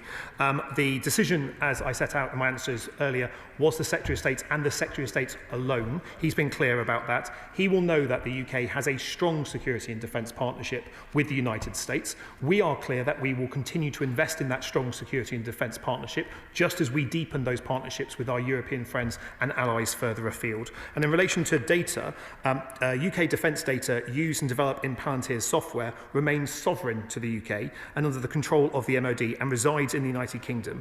We've been clear, we have clear contractual controls in place to ensure this, as well as the control of the data system that Palantir's software sits upon.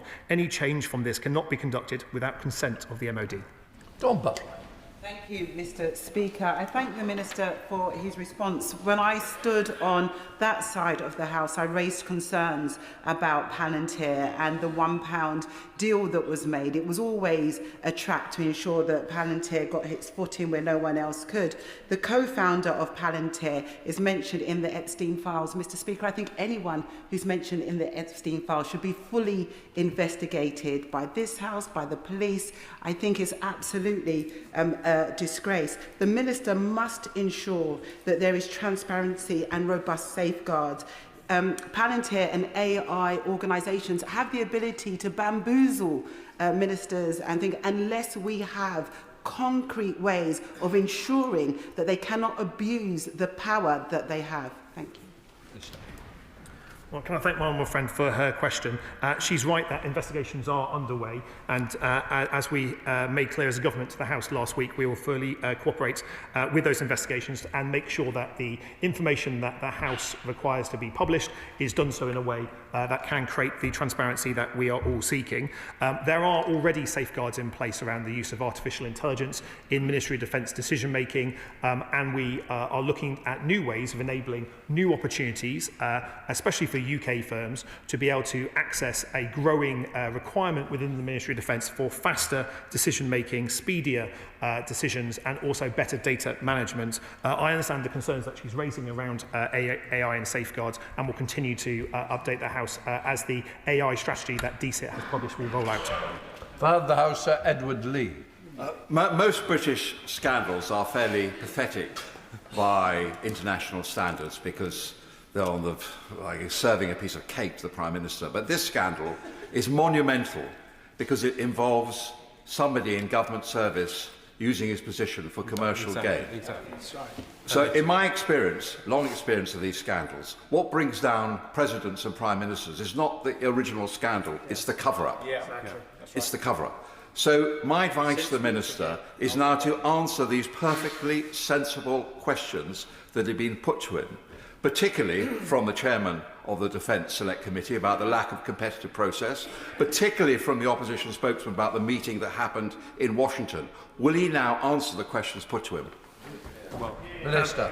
Thank you, Mr. Speaker. I have answered those questions, but can I say politely to him, the Partygate scandal, which is not the subject of this urgent question today, is not a trivial scandal. It undermined confidence in the government at a time where we were being asked to do something that the decision makers were not doing themselves. It is not a trivial scandal, and I think it's important to put that clearly on the record. I agree with him that transparency is necessary and important as part of this. The MOD publishes our procurement decisions in the usual and transparent way, continuing the theme from when his party was in office. We will continue to do so, and I'm very happy to continue to take questions around transparency in this contract. John Trickett. Thank you very much, Mr. Speaker. And given the scale of the contract, almost £250 million, and the fact that Mandelson had a contract with Palantir and then attended a meeting in Washington after he became the ambassador with the Prime Minister and Palantir, questions inevitably arise. So can I ask the Minister explicitly whether all the papers relevant to the visit of the Prime Minister or the contract will be made available to the ISC as we decided last Wednesday? And finally, I'm aware at least 5 or 6 senior civil servants in the Defence Ministry have gone to work with Palantir. Can we have an assurance that there are proper firewalls in place to protect the interests of the public as against the private interests of Palantir? Minister. I thank my friend for his questions. They're valid questions to ask at the moment, and let me say to him clearly and to the House that the agreement that was struck last week around the humble address and the publication of the information this government will stand by and honour, and if there are necessary documents that need to be published from the Ministry of Defence, we will continue to support that cross-government effort in order to do so. When it comes to the employees, we make clear in relation to anyone that has worked in defence moving to a defence contractor, be it Palantir or any other defence contractor, that there are certain obligations they must have and certain requirements that they must have. Palantir employ an awful lot of UK veterans and have made employing veterans a point of principle for them. That is a good principle that all defence companies should abide by, in my view, but I take the point that he says and I agree with it. Sir Julian Lewis. Does the Minister know whether or not minutes were taken of the key Washington meeting in February last year? And if they weren't taken, why weren't they taken? And why was Lord Mandelson, as a political appointee, not required to sever any links with his former activities and business that could have been a conflict of interest with his role as ambassador? Minister. I thank the right to jump for his question. I think Peter Mandelson has let us all down in this House from this. The question about the minutes is being looked at by Downing Street at the moment, and it will be for them to publish more in due course. Dr. Lawrence Sullivan. Thank you, Mr. Speaker. I thank the Minister for his statement and just want to really expand and press on about the safeguards that are put in place. So in terms of contracts, and this could be a number of different contracts being held to ransom or lock-in, what safeguards are there to protect the sovereignty and retain the protection of our data? And actually, is there an exit strategy for actually if the Minister wants to choose a different contract in the future? I thank my friend for her question. Vendor lock is something that we take very seriously because we, as we are building a more comprehensive AI framework within the Ministry of Defence, we will be using AI more frequently in more aspects of defence, just as the wider economy is doing exactly the same as well. We want to make sure that that data is sovereign. Our contract with Palantir retains the sovereignty of that data and decision-making over the systems that that data sits on. That data resides in the United Kingdom and no changes can be made by Palantir without the consent of the MOD. It is precisely because we take that data so seriously that those are locked into the contract. Thank you very much, Mr. Speaker. Building on those same questions, which have come from the Select Committee again today, where they said that DCIT was fundamentally in the loop for actually buying things, so I challenged the statement. It was so purely the Secretary of State that made the decision. We've seen this contract at nearly 3 times the value of the previous contract with Palantir. We see this contract given that only Palantir can run this service, and to change it would be a significant cost, to quote the MOD statement, in terms of changing all the analytics. We are entirely locked in to a company that is now hiking up the price. What is the exit strategy, Minister? Minister. Well, I thank him for his question. We signed a contract with a supplier to provide a service that there is a clear military need for and a clear utility to strengthen our armed forces. We keep all contracts, not just the Palantir ones, under constant review to make sure they're delivering against the obligations that have been signed up for. We'll continue to do that here. We want to see more companies provide AI services, and as part of that, we're looking at how we can support more British AI companies interact with defence. It is precisely the reason why we stood up recently the Defence Office of Small Business Growth, because there are many AI companies that are not yet defence AI companies, but could be. We're trying to make it easier for them to access defence contracts. Clive Lewis. Mr. Minister, this deal with Palantir stinks. It stink and stank before Peter Mandelson was involved. It stank when the benches opposite initiated it into our NHS and defence contracts. Peter Thiel is an oligarch who despises democracy. The company has widespread allegations of human rights abuses. Even the Swiss Army has rejected Palantir as a platform on national security grounds. Surely after Greenland, now is an opportunity for our country, this government, to begin to distance itself and pivot away from companies like Palantir, who are so closely connected with Donald Trump. Time to move away. Will the government commit to a pivot? Minister. As I've set out to the House, so I appreciate the passion that the Honourable Gentleman has on this matter, but as I've set out to the House, we will continue to maintain a close defence and security relationship with the United States. It is in our national security interest to do so, but in signing any agreement with a US company, just as it would be the case with a French or German or Australian company, we make sure that agreement is in the UK national interest, and we make sure the controls are in place, in particular when it comes to AI contracts around sovereignty of the data. We'll continue to make sure those standards are upheld in all contracts, but we will also continue to work with international partners where there's not a UK provider that can deliver that work, or where the services that they offer are in excess or deliver a defence capability faster, better or cheaper than one provided elsewhere.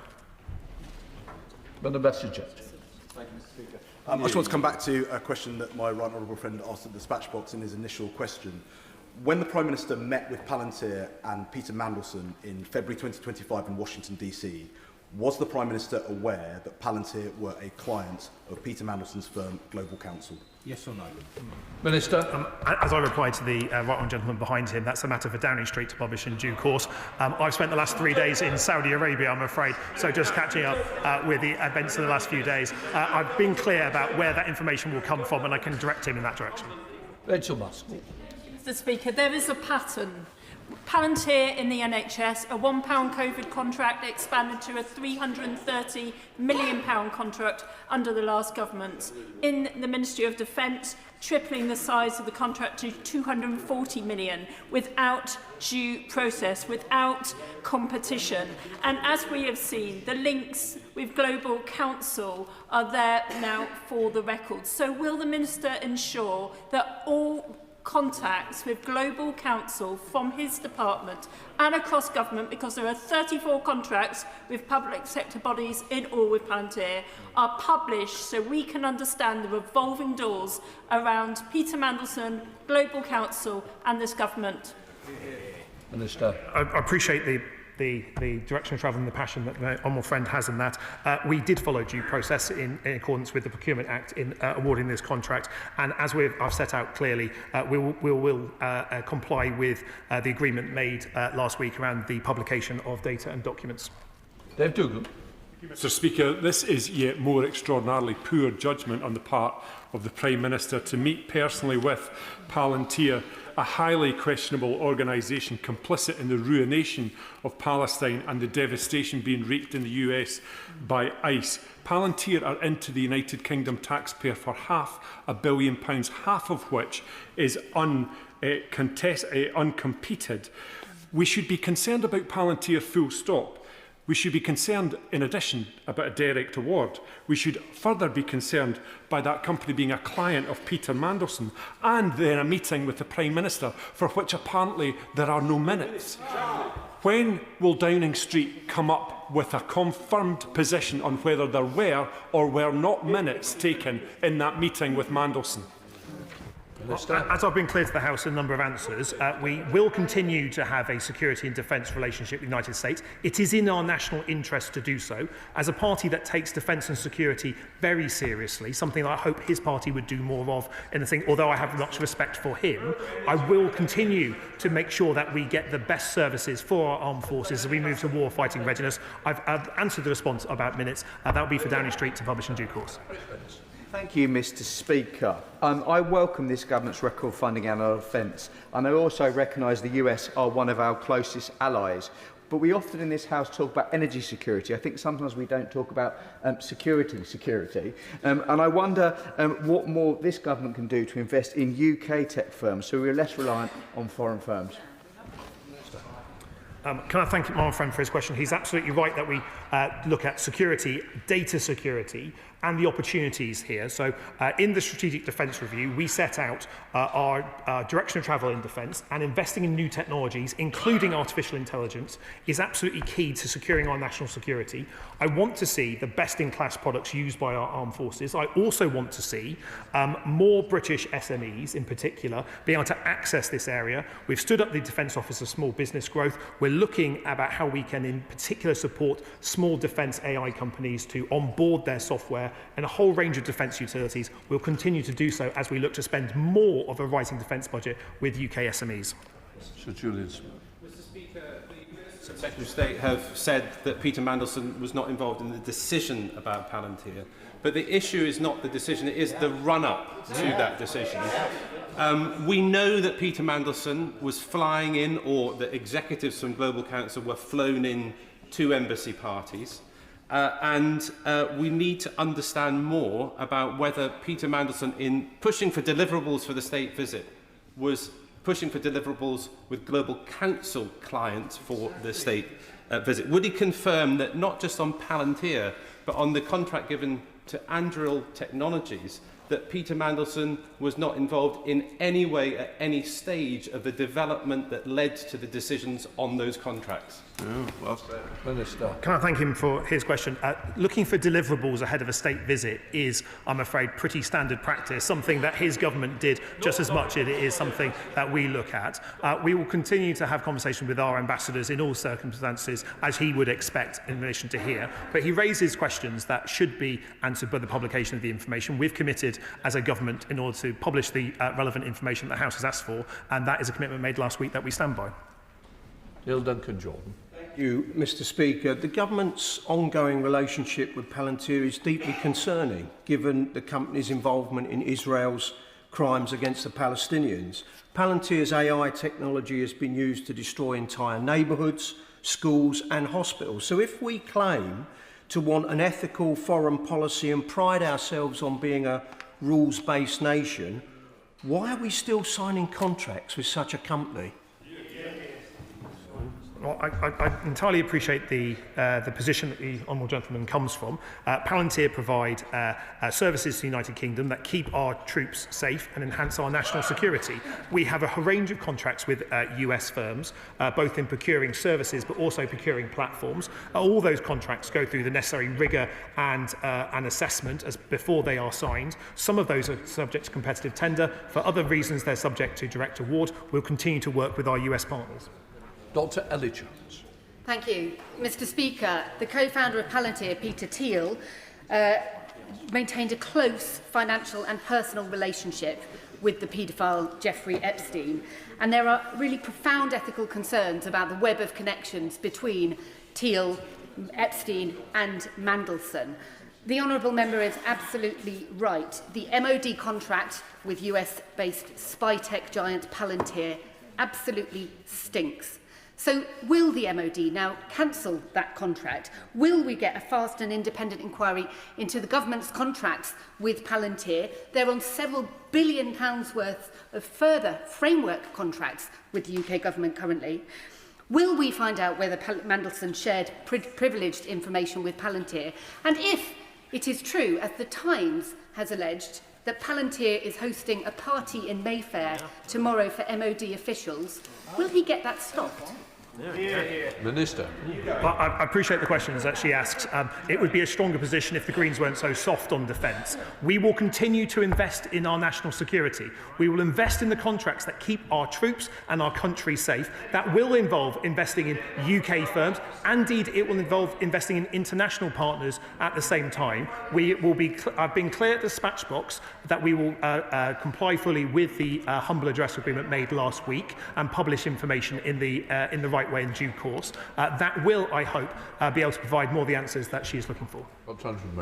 Does the Minister appreciate how appallingly badly it looks for the Prime Minister of this country and the then Ambassador in Washington, the disgraced Peter Mandelson, to have met with Alex Karp, the Chief Executive of Palantir, in February last year, without any written record of that meeting at all? Is he at least able to say which officials, other than, of course, our then ambassador, were present at that meeting? Minister. As I referred to the earlier question around publication of information on that, he will have seen the photographs that appears on Number 10 Twitter. He will also recall, perhaps as his time as a Defence Minister, that the then Defence Secretary, Ben Wallace, met with Alex Karp back in 2021 as well. Jeremy Corbyn. Thank you, Mr Speaker. Does the Minister really understand the depth of anger and feeling all around the country when people read and hear about Palantir, the way it's wormed its way into government contracts, the way it's wormed its way into the National Health Service, and its behaviour on behalf of the Israeli Defence Force in the destruction of Gaza and other places using artificial intelligence technology? Do we really want to be involved with a company like that? Cannot we just distance ourselves from Palantir altogether and have some ethical procurement policy across government, not just in the Department of Defence, but other departments as well? Minister. Well, I appreciate the right honourable gentleman's position, long-standing position, a number of the items that he's asked about there. I've been clear to the House today that we will continue to work with our US friends. They are our closest defence and security partner. Where appropriate, we will look at working with US technology firms that can provide best-in-class products that deliver increased defence for our armed forces and for our nation. We'll continue to do that, as well as investing in UK firms in order to do that as well. John Clem. Thank you, Mr Speaker. I'm not qualified to make observations about the enduring value for money or effectiveness of Palantir, but I am concerned that Mandelson's dynamics with every aspect of this government has toxified the integrity of this government's processes. And unless the Minister can make absolutely clear what quiet, unspoken influences Mandelson had on this follow-on order with Palantir, then people are bound to question the integrity of that process. And to the Minister's earlier point, if we are going to have a viable alternative and a meaningful competition in future, he will need to do a little bit more to advance the case for alternatives beyond just saying he has an SME strategy. Minister. Well, can I thank him for his question?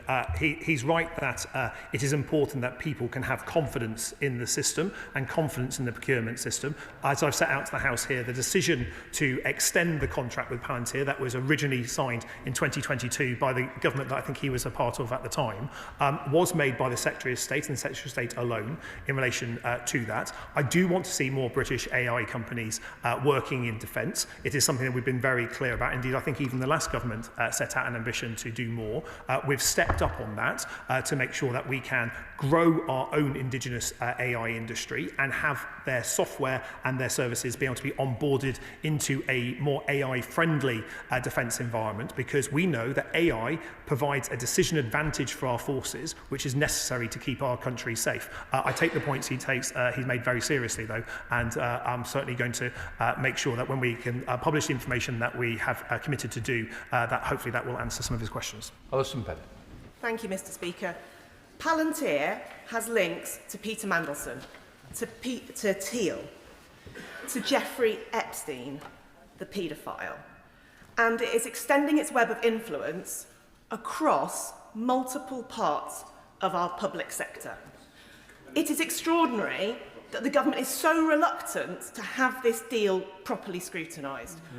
Does the Minister come to this place today feeling any shred of embarrassment that he cannot tell us why there are no minutes of the February 2025 meeting?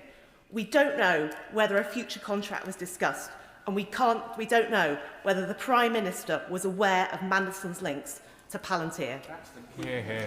I can't thank the young lady for her questions. I'm absolutely happy that we have signed a contract with it, and conducted in the appropriate way.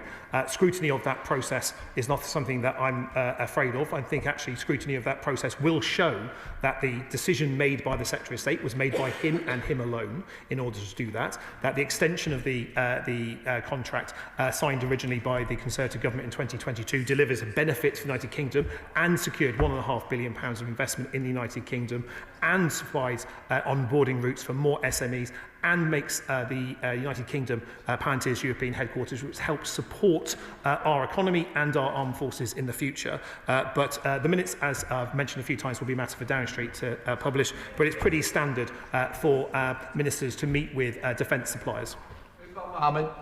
Thank you, Mr. Speaker. In a call with investors a couple of weeks ago, Palantir CEO Alex Karp said, and I quote, "We're super proud of the role we play, especially in places we can't talk about. Palantir is here to disrupt." And he continued to say, "and when it's necessary, to scare our enemies and on occasion, kill them." The share price of Palantir has almost doubled over the past year.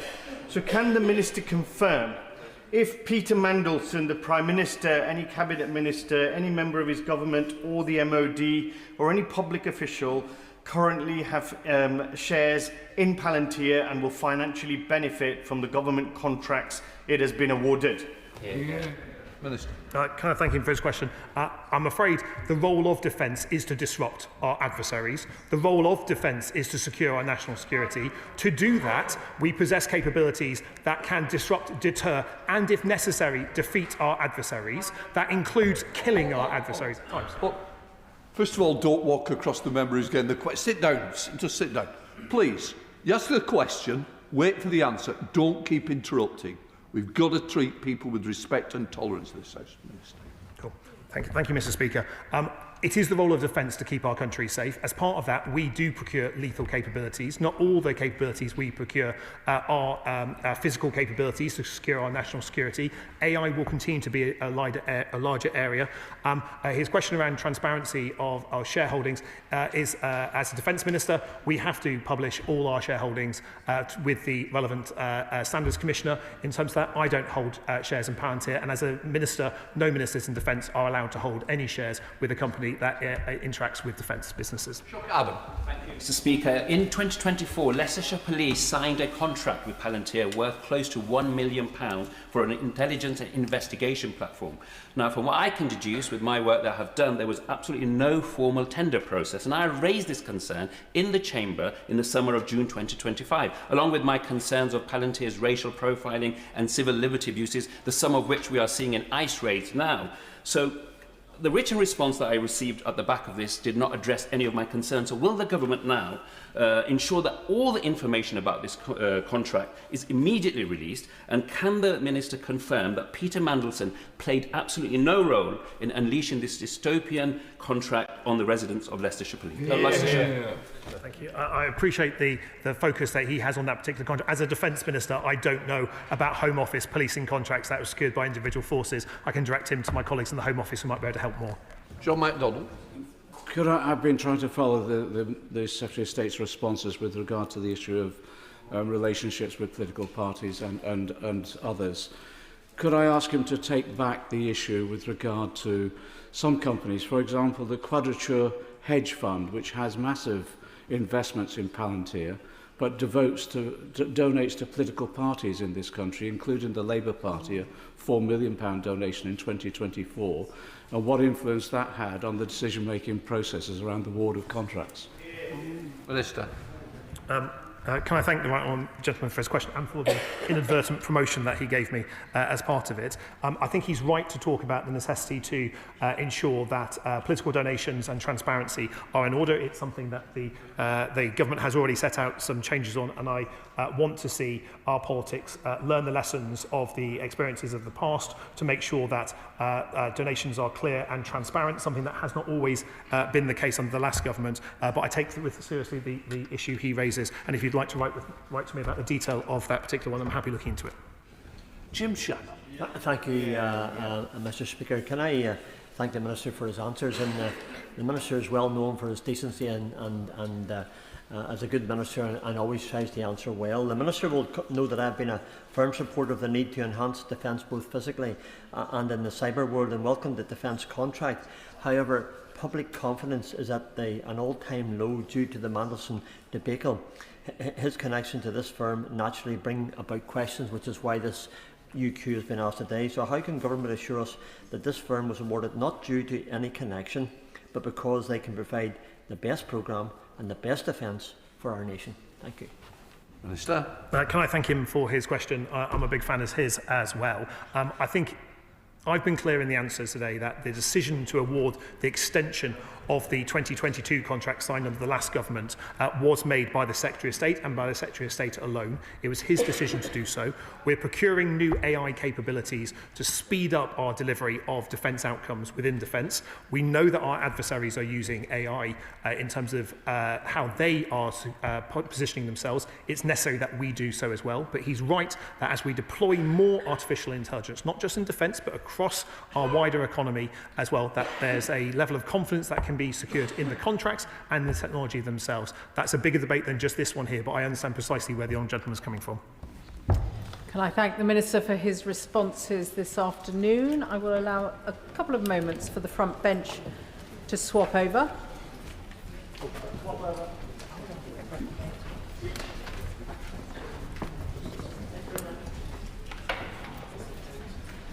Which brings us to an urgent question. Dr. Kieran Mullen. Thank you, Madam Deputy Speaker. To ask the Minister to make a statement on the implications for open justice of the impending deletion of the Court's Desk Court Reporting Data Archive. Minister. I am committed, as is this government, to greater transparency in our justice system, as I am to putting the dignity of victims first. As Courts Minister, I have a concern that people should know what goes on in our courts. It's a way of enhancing transparency. It's a way of informing and educating the public. And it's why His Majesty's Court Service has made and continues to make information available to accredited journalists so that they can keep the public informed of what is taking place in our courts.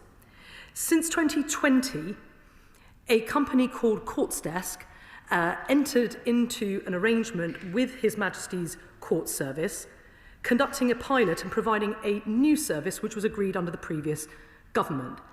And what that did was to essentially take some of the data that we routinely provide and continue to provide at this moment to journalists and provide that and re-provide that to journalists in a more accessible and easier to search form.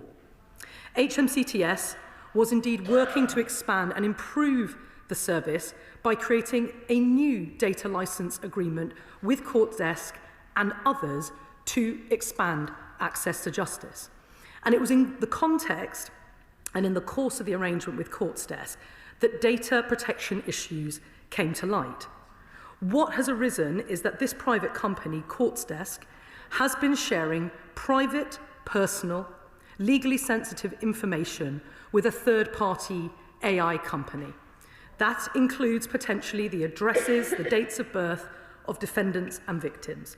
And this is a direct breach of our agreement with them, indeed the agreement that the party opposite negotiated. And I believe that everybody in this House would agree it is an agreement that should be upheld because, of course, government takes its responsibilities over data protection seriously. And it's for that reason that we decided to stop sharing data with Court Desk, a company who was prepared to put victims' personal data at risk, and instructed them to remove it from their digital platform. This is about preserving dignity for those who are in our justice system, be they those accused of crime or victims going through the court process. And I know that the whole House will agree with me that that is an incredibly important issue. So let me be clear.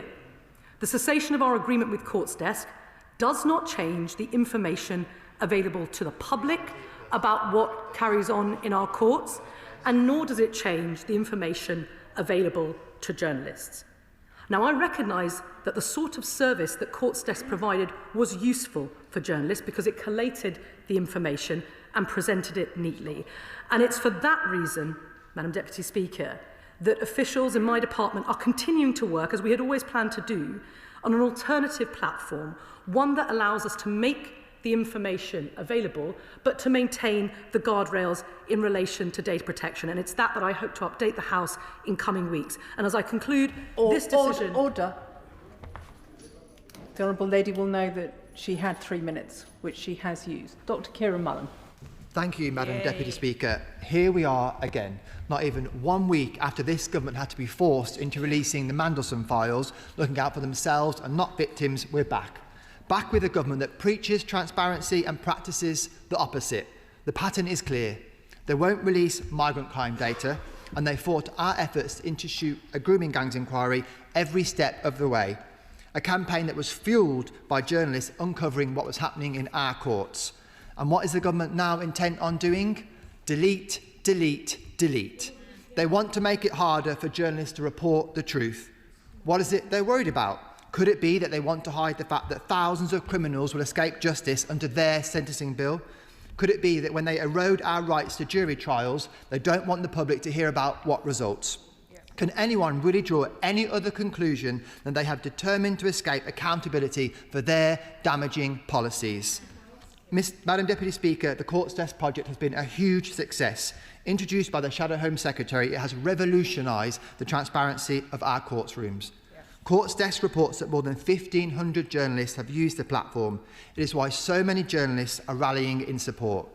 And what of the apparent data breach that they are using as an excuse for this? Have they engaged with Court Desk? No, they haven't. Not one meeting, not one single meeting, despite multiple requests to the Minister. And it isn't just officialdom to blame. The Minister for Courts has been written to by Court Desk and several major media organisations. She has been told directly how important this system is. A minister that comes to this House and professes how vital magistrates' courts are as part of their plans to take a sledgehammer to jury trials. Madam Deputy Speaker, the minister needs to tell us why she and her officials have refused to even meet with Court Desk and what assessment they have made of the impact of this decision on open justice. Madam Deputy Speaker, delete, delete, delete. Stonewall, ignore and deflect. That is the character of this government in its operations, but we will not stand by and let them do the same in our courts. I'm afraid, Madam Deputy Speaker, that the bombast we've just heard is actually not just inaccurate, but it's dangerous because it suggests that there is anything like a restriction on open justice. Let me be absolutely clear. There's been no deletion of any court list. Excuse me, there has been no deletion of any court lists, which is the nature of the data that's been provided. But let's be absolutely clear here. We had an arrangement with Court's Desk, who we accept provide a useful service, and what they did, but which the honourable member opposite doesn't seem to think is a problem, is that they, in breach of that agreement, provided that information, passed it on, no doubt for commercial purposes, to an AI company. That included defendants' addresses, dates of birth.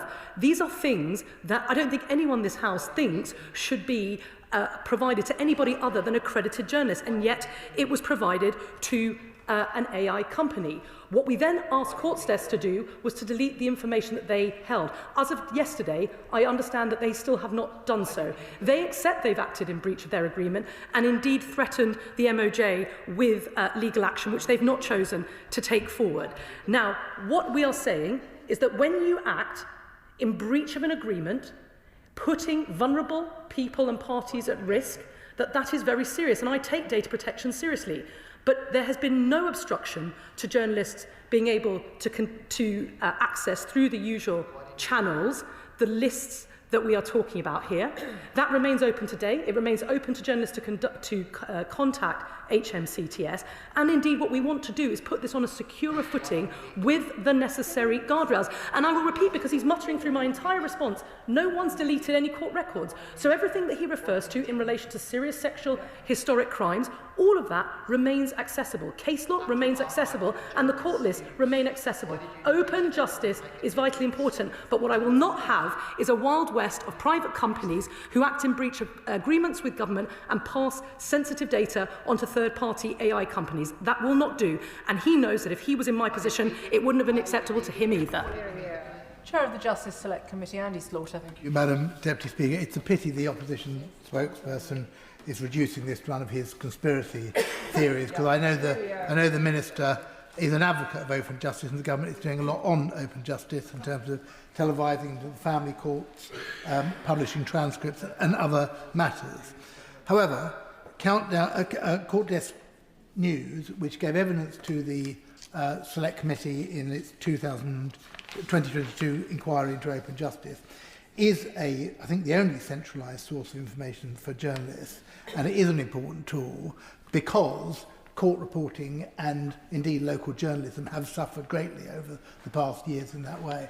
So we do need to have a service of this kind. Can I ask the Minister when she will be able to tell us what will replace this service, and in the meantime will she continue to talk to Court Desk News, notwithstanding what she said today, to ensure that this information can be provided to journalists in a legitimate and legal way?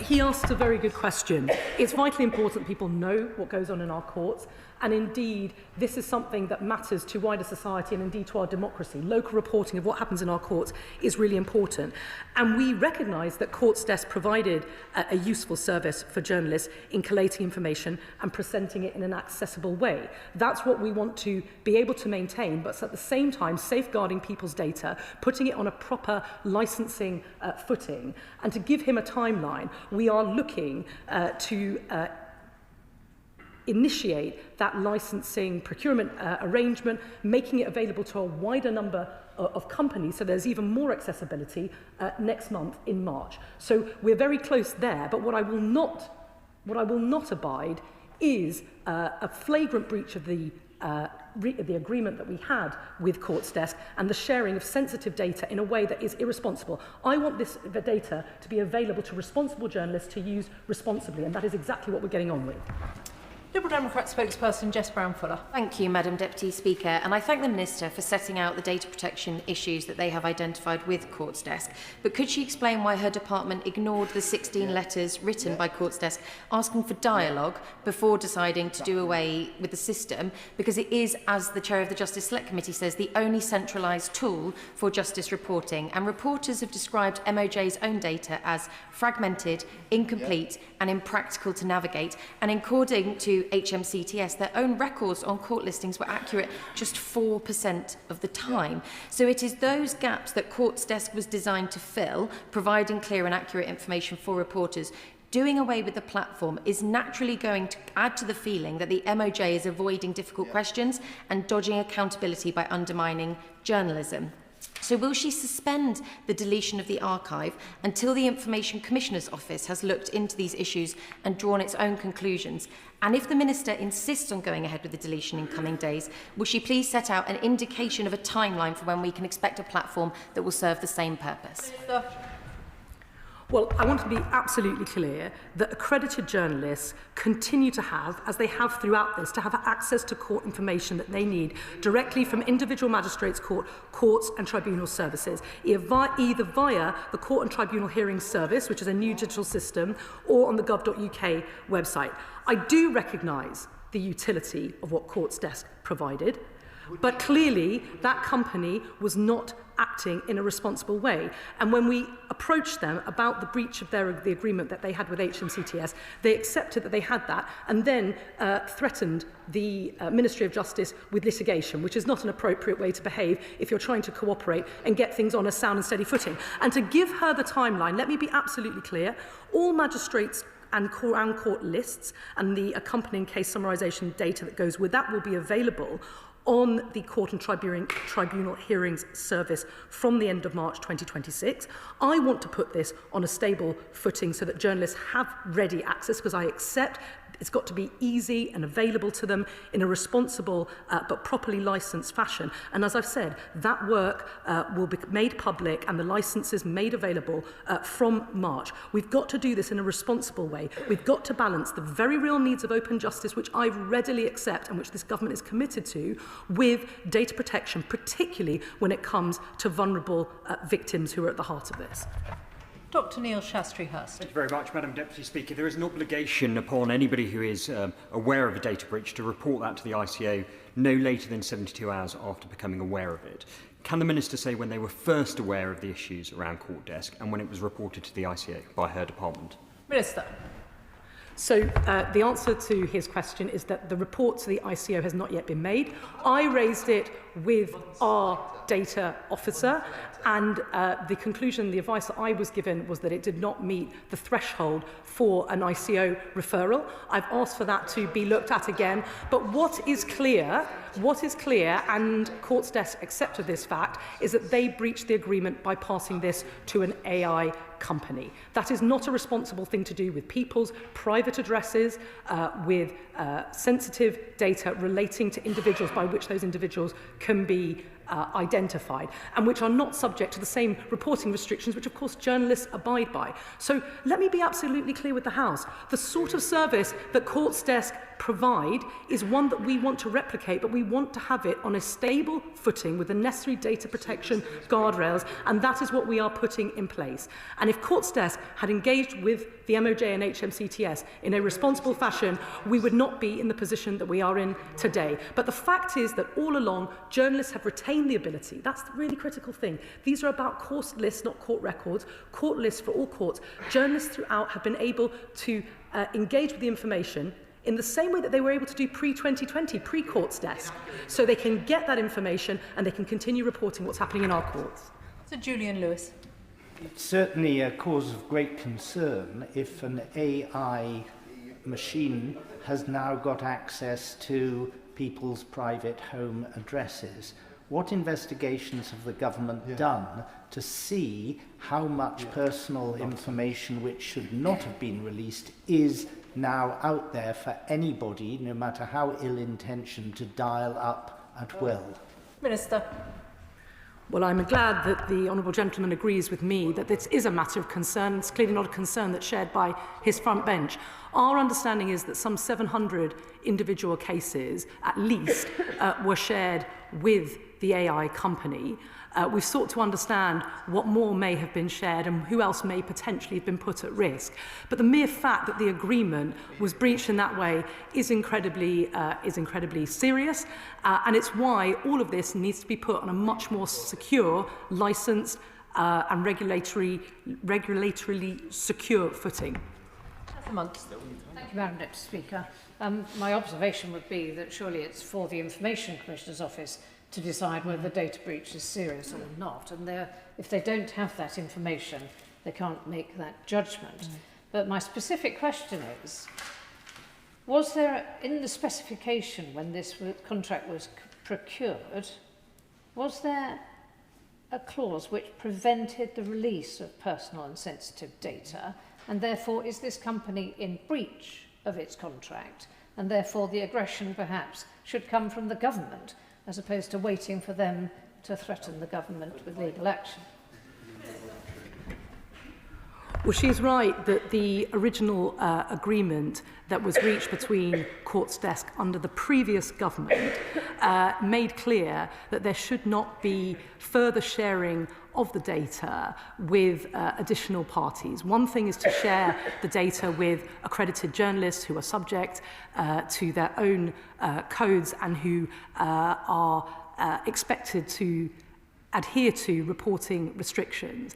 And Court's Desk breached that agreement by sharing the information with an AI company. That is simply irresponsible. And when that came to light, I took the decision, I don't take it lightly, but I certainly remain confident in that decision, to cease giving them access until and unless they, or any other party for that matter, could show that they could use that information responsibly. Open justice is really important, but it shouldn't simply be shared with an AI company in breach of the agreement that exists with government. Sir Julian Smith. Mr. Speaker, I accept what the Minister's saying. I just don't understand why the dispute resolution hasn't worked and why there's still not an opportunity for it to work. So I'd appreciate if she could clarify to the House a bit more on that. And also, what is new in this procurement? I mean, what does need to be set up if there was a breach? Is it not just then a procurement to avoid that happening in the future? Could she clarify what is going to be different in this next procurement? Well, he will know that I am all for being pragmatic and having dispute resolution. But as I said, when in the course of trying to get to the bottom of what has happened, litigation is threatened, it's very, very difficult to do that. But what I want to do is move forward, including potentially with Court's Desk, if they can show that they are responsible actors, which at the moment they are not doing so. And what needs to happen is two things. First of all, we have all of the power and all of the data in a single company. I don't think that's healthy. I think the tendering process, which opens up the potential for different parties to gain licences, is one that I think everyone in this House who believes in an open market would favour. And that way we make the information accessible to different companies. Secondly, those licence agreements need to be strengthened in order that we don't see a repeat of what we've seen here, which is a sharing of data where it should not go.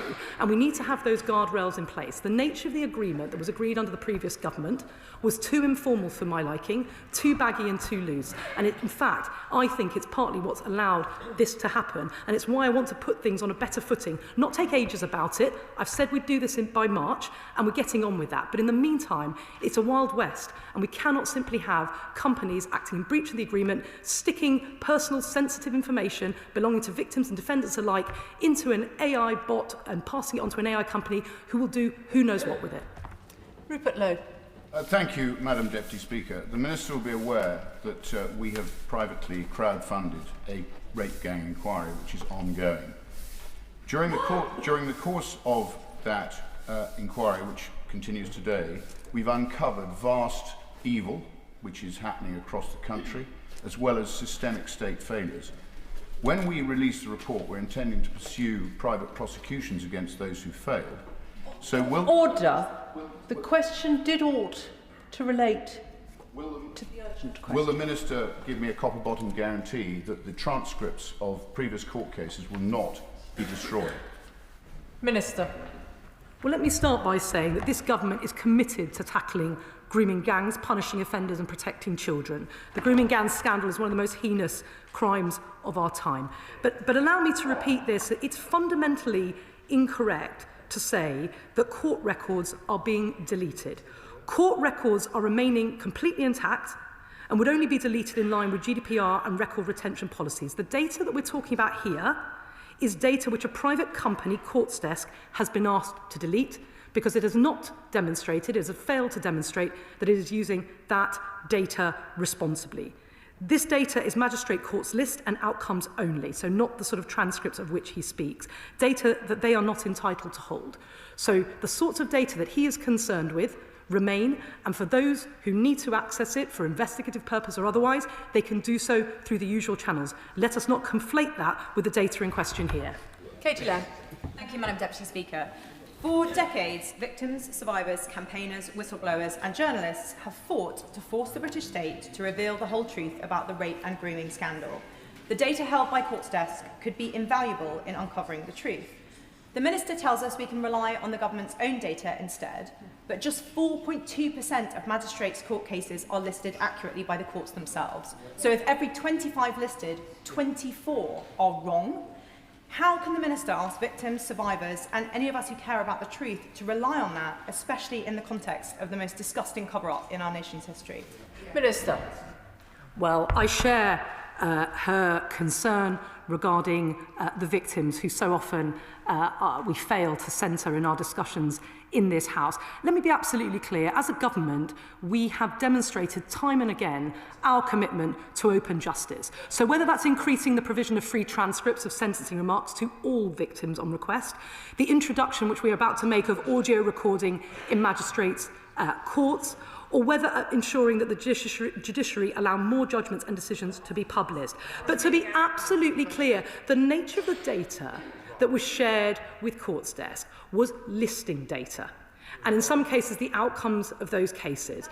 Of course, listing data is important, and of course, it's important that it is accurate. It's also important, by the way, that it's not shared unlawfully with third parties who they have no entitlement to share them with. So we continue to make that information available to journalists in the same way we did before 2020, and we continue to do that today. A journalist working in the field now can access that information from the lists from HMCTS if they make that request, and it will be passed to them in the usual way. And what we're seeking to do is to open that up further and put it on a stable footing, removing the Wild West, which appears to have emerged. Lincoln Job. Thank you, Madam Deputy Speaker. The Minister complains that it's currently the Wild West out there and almost hopes that we could somehow regulate it. Well, we do actually have a regulator for incidents like this. And pursuant to the answer she gave to my honourable, gallant and learned friend, the member for Solihull West and Shirley, she acknowledged that data breaches have to be reported to the ICO within 72 hours. She was advised, we hear, that she thought that this did not hit the threshold, which I find absolutely staggering. And so why was the advisors advise, ministers decide? Why was the Minister's judgment not to go away and immediately question that advice that she received from her department? Well, the data breach of the agreement is one that I regard as serious. I referred it to the data officer of the MOJ. That is the conclusion they've reached, and I've accepted that advice. I've also, as I said, asked them to conduct a further review in light of further information that has come to light as we've asked Court's desk for further information. But what I suppose I am saying is that the information that came to light because Court's desk admitted of the fact that they had been inputting and sharing this data with an AI company in breach of their agreement. Now, we've got to get to the bottom of that, but moving forward in terms of the position with Court's list, it's so important that we tighten up these licensing agreements, we make them available to more companies so that journalists can continue to access the information, but in a way that is safe for defendants, safe for victims, and safe for anyone who participates in the court process. Jim Shannon. Thank you, Madam Deputy Speaker. Can I thank the Minister very much for fulsome answers? The fact that justice is open and transparent is not negotiable. Anything other than this is not democracy, but rather is, by its very nature, is despotic. The Minister has provided a justification. However, it is clear that whilst the system could undoubtedly be tightened up, completely scrapping this without a viable alternative does not provide confidence in the judiciary, but rather does the opposite. So will the Minister reassure this House and those outside in relation to the decision that has been taken? Thank you so much. Well, I thank him for his question. I want to be really clear that the data held by Court's desk is not an archive of criminal courts case files. Criminal court case records a number of members have mentioned those and the importance of those, are held in a variety of places, not least the National Archives. They continue to remain available. The court lists, which again I accept are important, continue to be available both to the public, a member of the public can look them up now, and where further information, enhanced listing with a bit more information, that too remains open to journalists. And of course, he's absolutely right. That transparency, that open justice, that ability of reporters to expose for the public what goes on in our courts is vitally important. That's why I want to make it open to more people, but put on a safer footing to ensure that data breaches like this don't occur again in the future. Speaker. Point of order, Dr. Kieran Mullen. We obviously benefit from an enormous privilege in this House and being able to say things without any kind of worry of what might happen legally. The Minister several times in her statement said that the Court's desk had admitted that they had breached the data sharing agreement. The Court's desk have been absolutely clear with me that they never admitted that they had breached the agreement. I wonder if the Minister might want to take the chance to at least caveat what she may have said in the Chamber. The honourable gentleman will know that that is not a point of order and not a matter for the Chair, and I don't intend to continue the debate via points of order this afternoon. Which brings us to the statement. I will allow a couple of moments for the front benches to swap over. Secretary of State Ed Miliband. Thank you, Madam Deputy Speaker. And with permission, I would like to make a statement about the local power plan and the AR7 solar and onshore wind auction results, both of which are published today. Britain's drive for clean energy is about helping to answer the call for a different kind of economy that works for the many, not just the wealthy and powerful in our society. And in the last few weeks, our Warm Homes Plan has delivered the biggest public investment in upgrading homes in British history to cut bills for millions and tackle fuel poverty. We've secured the largest offshore wind auction in European history, with for the first time a clean industry bonus to drive investment into our industrial communities. And we've agreed a Fair Work Charter with business and trade unions as a first step to improve workers' rights in renewables. Today I can report to the House the results of the AR7 auction for onshore wind and solar. In onshore wind, we secured 1.3 gigawatts of power at the price of £72 per megawatt hour. And in solar, nearly 5 gigawatts at the price of £65 per megawatt hour. I can inform the House, together this onshore wind and solar will provide enough power for the equivalent of over 3 million homes, further reducing our dependence on international fossil fuel markets. It represents the largest solar and onshore wind auction in UK history. Now, I've had representations, Madam Deputy Speaker, that we should have cancelled this auction and instead just build new gas. I can tell the House that the price of this onshore wind and solar is less than half the price to build and operate new gas stations. Indeed, onshore wind and solar are by far the cheapest power sources available to build and operate. So, Madam Deputy Speaker, I have rejected those representations. Instead, we have record-breaking results that will cut fat bills for families across Britain. But as we get off the roller coaster of fossil fuel markets, controlled by petrostates and dictators, we don't want this clean energy to be simply owned by big companies and multinationals. We want every community in this country to have the chance to own our energy future. And we know that community ownership is a transformative tool to build the wealth and pride of local areas and give people a stake in the places in which they live. We already see this in pioneering community energy projects across Britain, and I pay tribute to them. Lawrence Weston in Bristol, where England's tallest onshore wind turbine, and I visited, is 100% community owned and generates tens of thousands of pounds a year to reinvest in the local community. The Geraint Thomas Velodrome in Newport, which hosts nearly 2,000 solar panels, one of the largest rooftop solar projects in Wales, cutting their bills dramatically. And the Huntley Development Trust in Aberdeenshire, where community wind projects generate income that helps fund local charities. And we know that community energy doesn't just spread wealth and power, but also contributes to the resilience of our energy system by generating and storing power closer to where people live. Yet, Madam Deputy Speaker, despite the individual success stories, Britain has never decisively seized the opportunities of community energy. Around half of wind capacity in Denmark is owned by its citizens, as is almost half of solar in Germany. Yet in Britain, currently less than 1% of our renewables are community owned. With our local power plan today, we will change this. Today, we announced the biggest public investment in community-owned energy in British history. During the last Parliament, less than 60 million was spent on government community energy schemes. Today, we set aside up to £1 billion of funding from Great British Energy to invest. This will offer grants to local authorities and community groups to support projects in their early stages, loans and project finance to support construction and operation, and funding to help communities buy a stake in larger renewable projects in their areas. And this funding will also be targeted at underserved areas of the country where it can make the biggest difference. Great British Energy estimates this funding will support an initial 1,000 community and local energy projects. But this is just the start. Today we send out the message to community groups, sports clubs, miners' welfares, village halls across the country, in every community of Britain. We want to give you the chance to own your own energy, to transfer money from the pockets of energy companies to your community, and to generate income for the benefit of local people for decades to come. A Labour government enabling every community of our country to own and build wealth for local people. But to make it happen, we know it is not just about providing capital funding. Communities need help to plan and develop their projects. So alongside this funding, Great British Energy will establish a one-stop shop to provide support and advice about local and community energy, with a team of expert advisors to help communities get their projects off the ground. Britain's publicly owned energy company working hand in hand with our brilliant mayors, local authorities and community groups to turn the ambition of local communities into reality.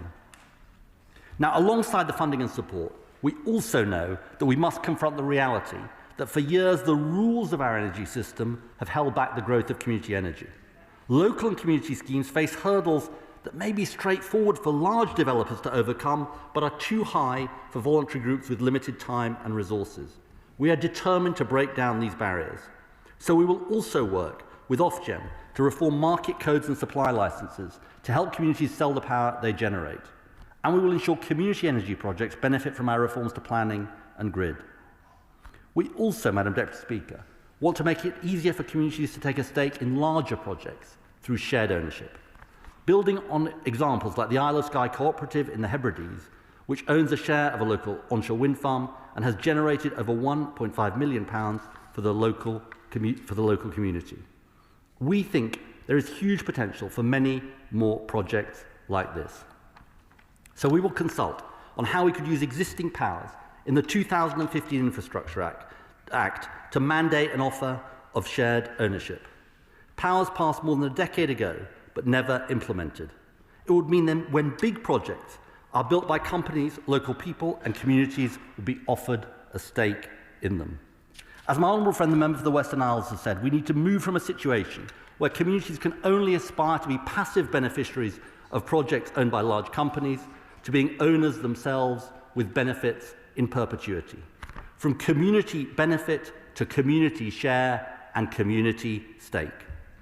Taken together, Madam Deputy Speaker, this is the most comprehensive package of support to grow local and community energy our country has ever seen.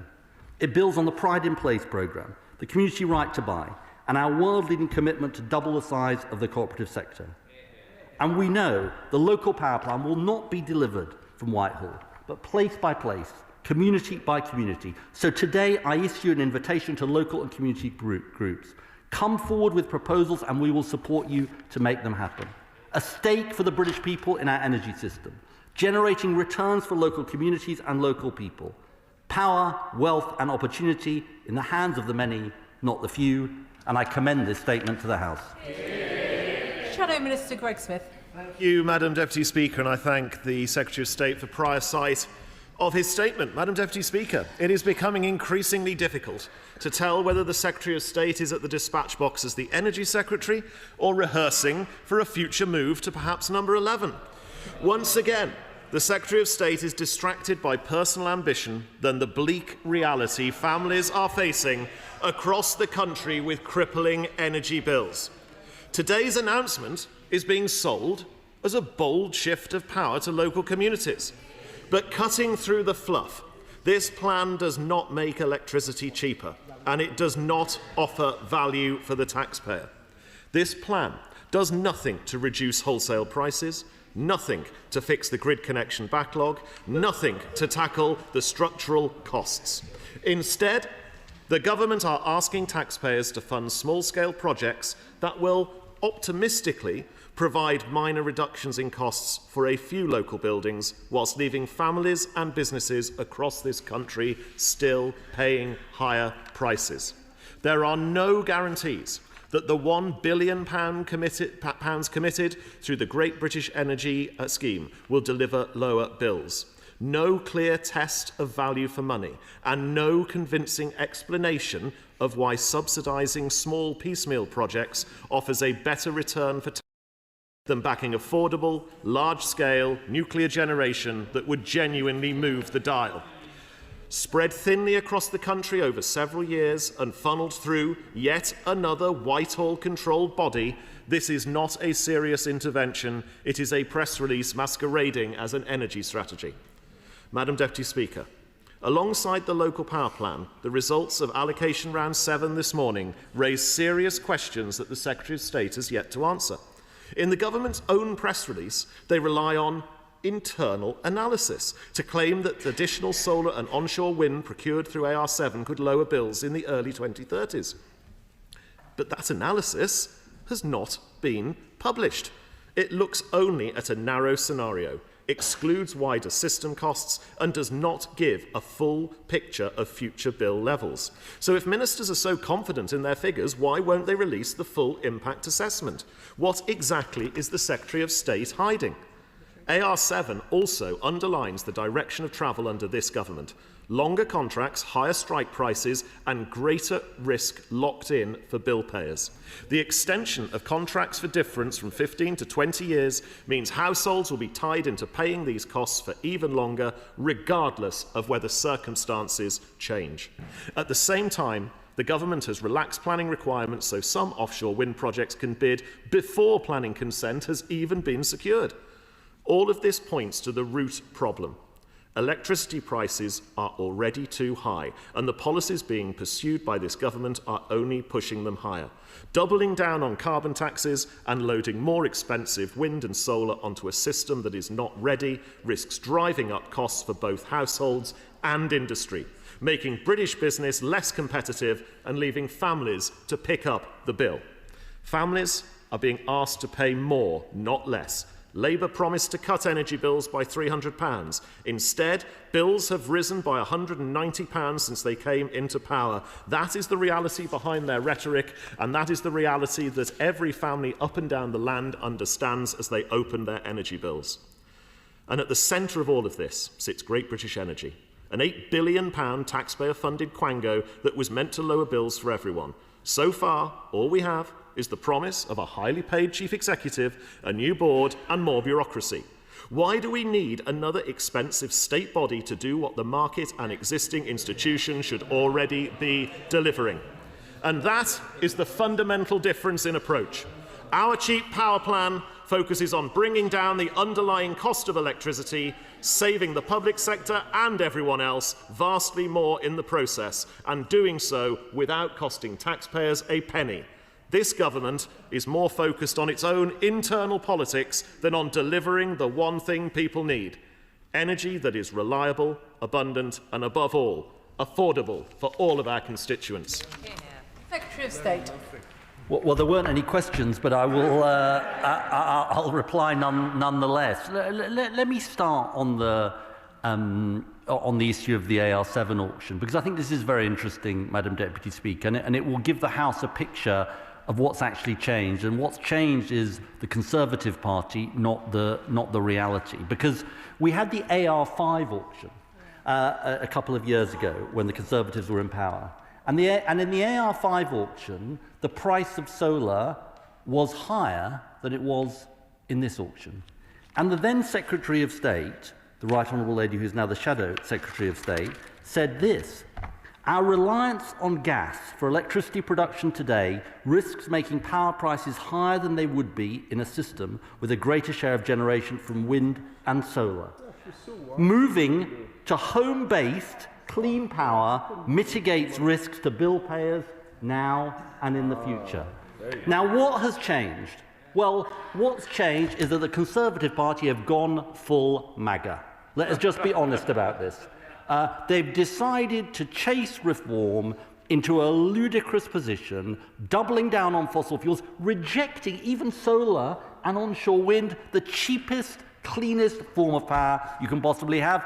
And I guess the honourable gentleman is just reading out the script. Now then, on community energy, well, I mean, I have to say, I congratulate him because he's given a brilliant example and picture of why the last government was so hopeless on community energy. I mean, he obviously thinks it's a terrible idea. So, I mean, you know, he's very welcome to do this, but he's sending a message to every Member of Parliament and all of their constituents. The Conservative Party, they're against community energy projects. They're against the things that will cut bills for local community groups, to every sports club, to every community centre, to every library that will benefit from this funding.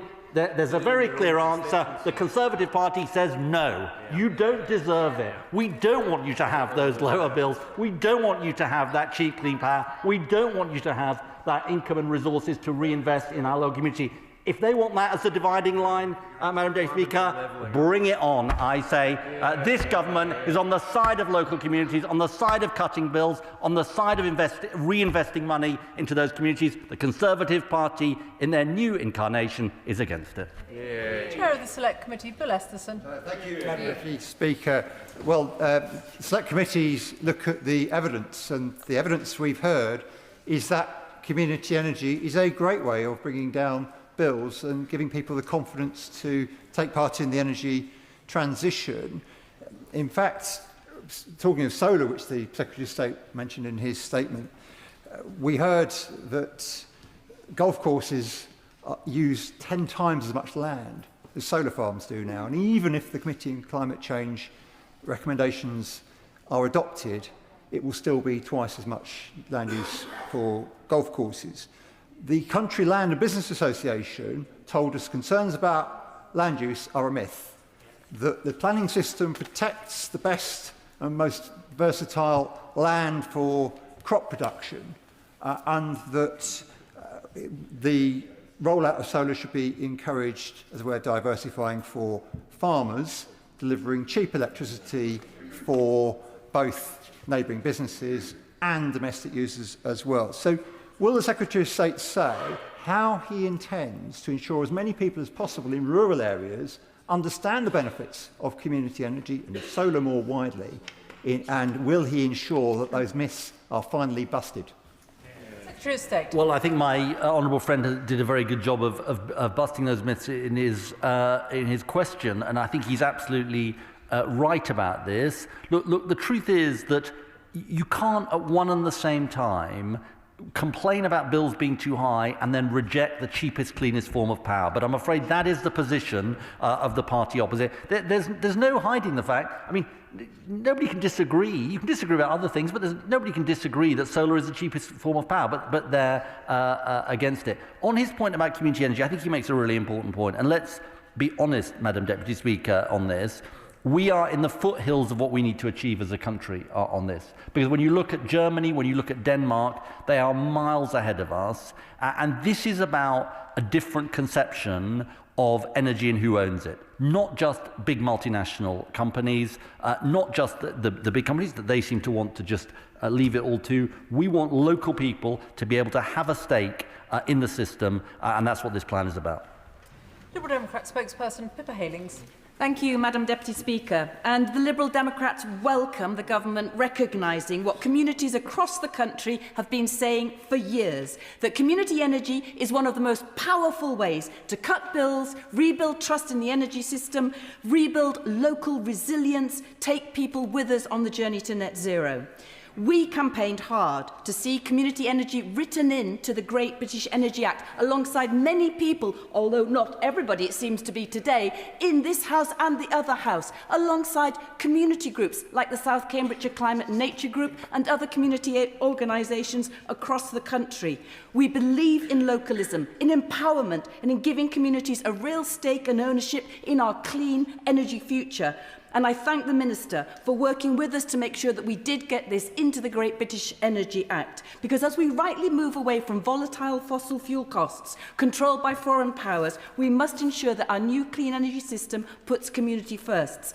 And It must mean giving people the power to generate, own and crucially sell their own clean energy locally, with profits reinvested in the places where the energy is produced. So, while we welcome the local power plan in principle, the devil is in the details. 1. What happened to the government's pledge of £3.3 billion for community-owned energy, and today what we're hearing about is £1 billion of investment. We don't want to follow the Conservative government's retreat from ambition on local clean power. It's not the time to scale back ambition. Secondly, on the crucial issue of empowerment, local empowerment, regulation is needed, and organisations like Power for People constantly, regularly told us that there are barriers to access, as the Secretary of State said, to fair local markets. They've welcomed this plan too, echoing the promise made by the Minister here that the government will establish local energy supply models. The local power plan, I've looked through it very quickly, in the final place talks about the regulatory changes necessary, but when will those come through? This has to happen, the energy transition, not to communities but with them. Order. Secretary of State. I thank the Honourable Lady, and I say this genuinely, for her advocacy on this issue ever since we came into government, and indeed before, and she's a powerful advocate for community energy. And indeed I congratulate the group in South Cambridgeshire as well as she did. On the, let me deal with a couple of points she made. On the point about the level of investment, I think in anyone's view, this is a very significant scale of investment we're making. I said it's £1 billion compared to 60 million in the last Parliament under the last government. So this is a massive scaling up, and I think it's a realistic assessment of what can be spent over this Parliament. But obviously, this is the start of our ambitions. On her point about working, I think a point she was making was about working with local community groups. I think this is very, very important, and I think she will know that one of the challenges that local groups face is getting to the stage of having a project that's ready to go. And I think part of this is about working with those groups to make sure that can happen. And on the point about Ofgem and some of the regulatory changes, absolutely we're going to work as quickly as we can to unblock some of the barriers and make sure that this can happen as swiftly as possible. Mike Reader. Thank you, Madam Deputy Speaker. Madam Deputy Speaker, Northampton is one of the towns across the UK that will benefit from the local power plan. Does the Secretary of State agree with me that my schools, college, universities, the 4 hospitals in my constituency and my sports clubs, including the Cobblers, one of the greenest football clubs in the country, will benefit from this plan, and we will see the wealth generated from local power kept in our community? Secretary of State. Congratulations to the Cobblers, Madam Deputy Speaker, and indeed all of the organisations in my honourable friend's constituency. He's absolutely right. We think there are huge benefits across the country, and indeed GBE have now, I think, are opening their website so that different groups can register an interest and work with them. Roger Gale. Thank you, Madam Deputy Speaker. National Grid is one of the large national private companies run by the wealthy and powerful in society that the Secretary of State derided in his statement. National Grid is seeking to build on the edge of an area of scientific interest and a nature reserve a 90-foot high converter station covering the size of 5 football pitches. Local people that the Secretary of State claims to champion don't want this. So will the Secretary of State champion the local people and consign this project to the dustbin of history where it belongs? Well, the honourable gentleman will know that there's a planning process for all projects. I do gently point this out to him, though, not necessarily specifically on his project, because I want to make a more general point that if we are going to get the benefits of cheap, clean power, we need to build the transmission infrastructure. And the biggest threat to the countryside is the climate crisis. That is the single biggest threat to biodiversity and to nature. So I'm sure he feels strongly about this specific issue he talked about, and so do his constituents. But I do believe it's right to build the transmission infrastructure we need to lower bills for people and tackle the climate crisis. Rachel Hopkins. Madam Deputy Speaker, and can I thank the Secretary of State for his announcement of the £1 billion funding for community energy projects under Labour's local power plan. Could he outline the benefits of community energy for constituencies like mine of Luton South and South Bedfordshire, and how local communities can get involved and ensure any profits are reinvested locally? State. Well, I thank my honourable friend for that question. I think there are sort of, just briefly, Madam Deputy Speaker, there are sort of three really important aspects to this. One, communities can have lower bills for their community centres and their local institutions. Two, they can generate a stream of income by selling power back to their grid. And thirdly, there's something wider and perhaps more intangible, which is giving local communities a sense of a stake in the system. And I think this is really, really important. Because I think one of the ways in which we gain consent from people is the sense that it isn't simply the big multinationals that are going to own our energy system, it's local people themselves. Vera Hobhouse. Thank you, Madam Deputy Speaker. I welcome the publication of the local power plan, and I honestly recognise the government's commitment to community energy. But I think there is still a piece missing, namely that properties in the vicinity of a community energy generator can directly benefit, ultimately be directly supplied, rather than through a third party.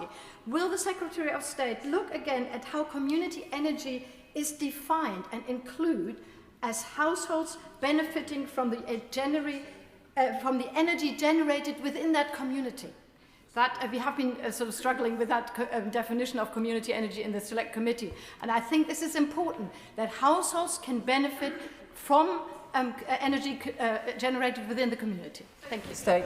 Well, I thank the Honourable Lady for her advocacy on this issue. My honourable friend, the Minister, who is the world's expert on these questions, assures me, or at least the UK expert on these issues, I won't push it too far, he assures me that the Honourable Lady's important question about the statutory definition, and I think it's code P441, are being answered in the plan. Joe Morris. Thank you, Madam Deputy Speaker, and I thank the Secretary of State for his announcement.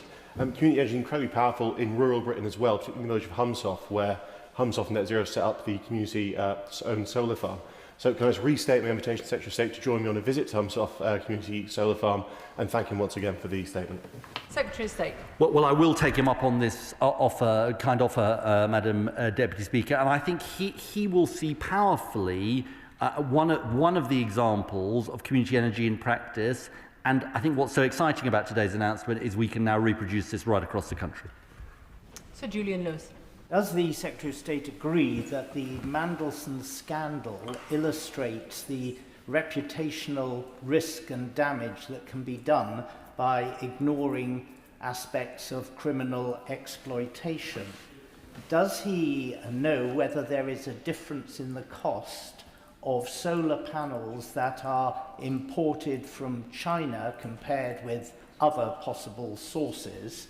And what sort of safeguards does the government have that we are not encouraging people to put on their roofs the products of criminal activity and forced labour exploitation? Secretary of State. Well, he and I have had exchanges on this before, and this is a serious issue, and he is absolutely right, within his rights to raise it. I'd say two things to him. One, that Great British Energy, after the GBE bill, has pledged to be a leader in this area and has appointed an advisor to work on these issues. And secondly, he will know that as part of the solar roadmap, the industry committed something called the Sustainable Stewardship Initiative, which is precisely about having independent monitoring of where solar panels came from.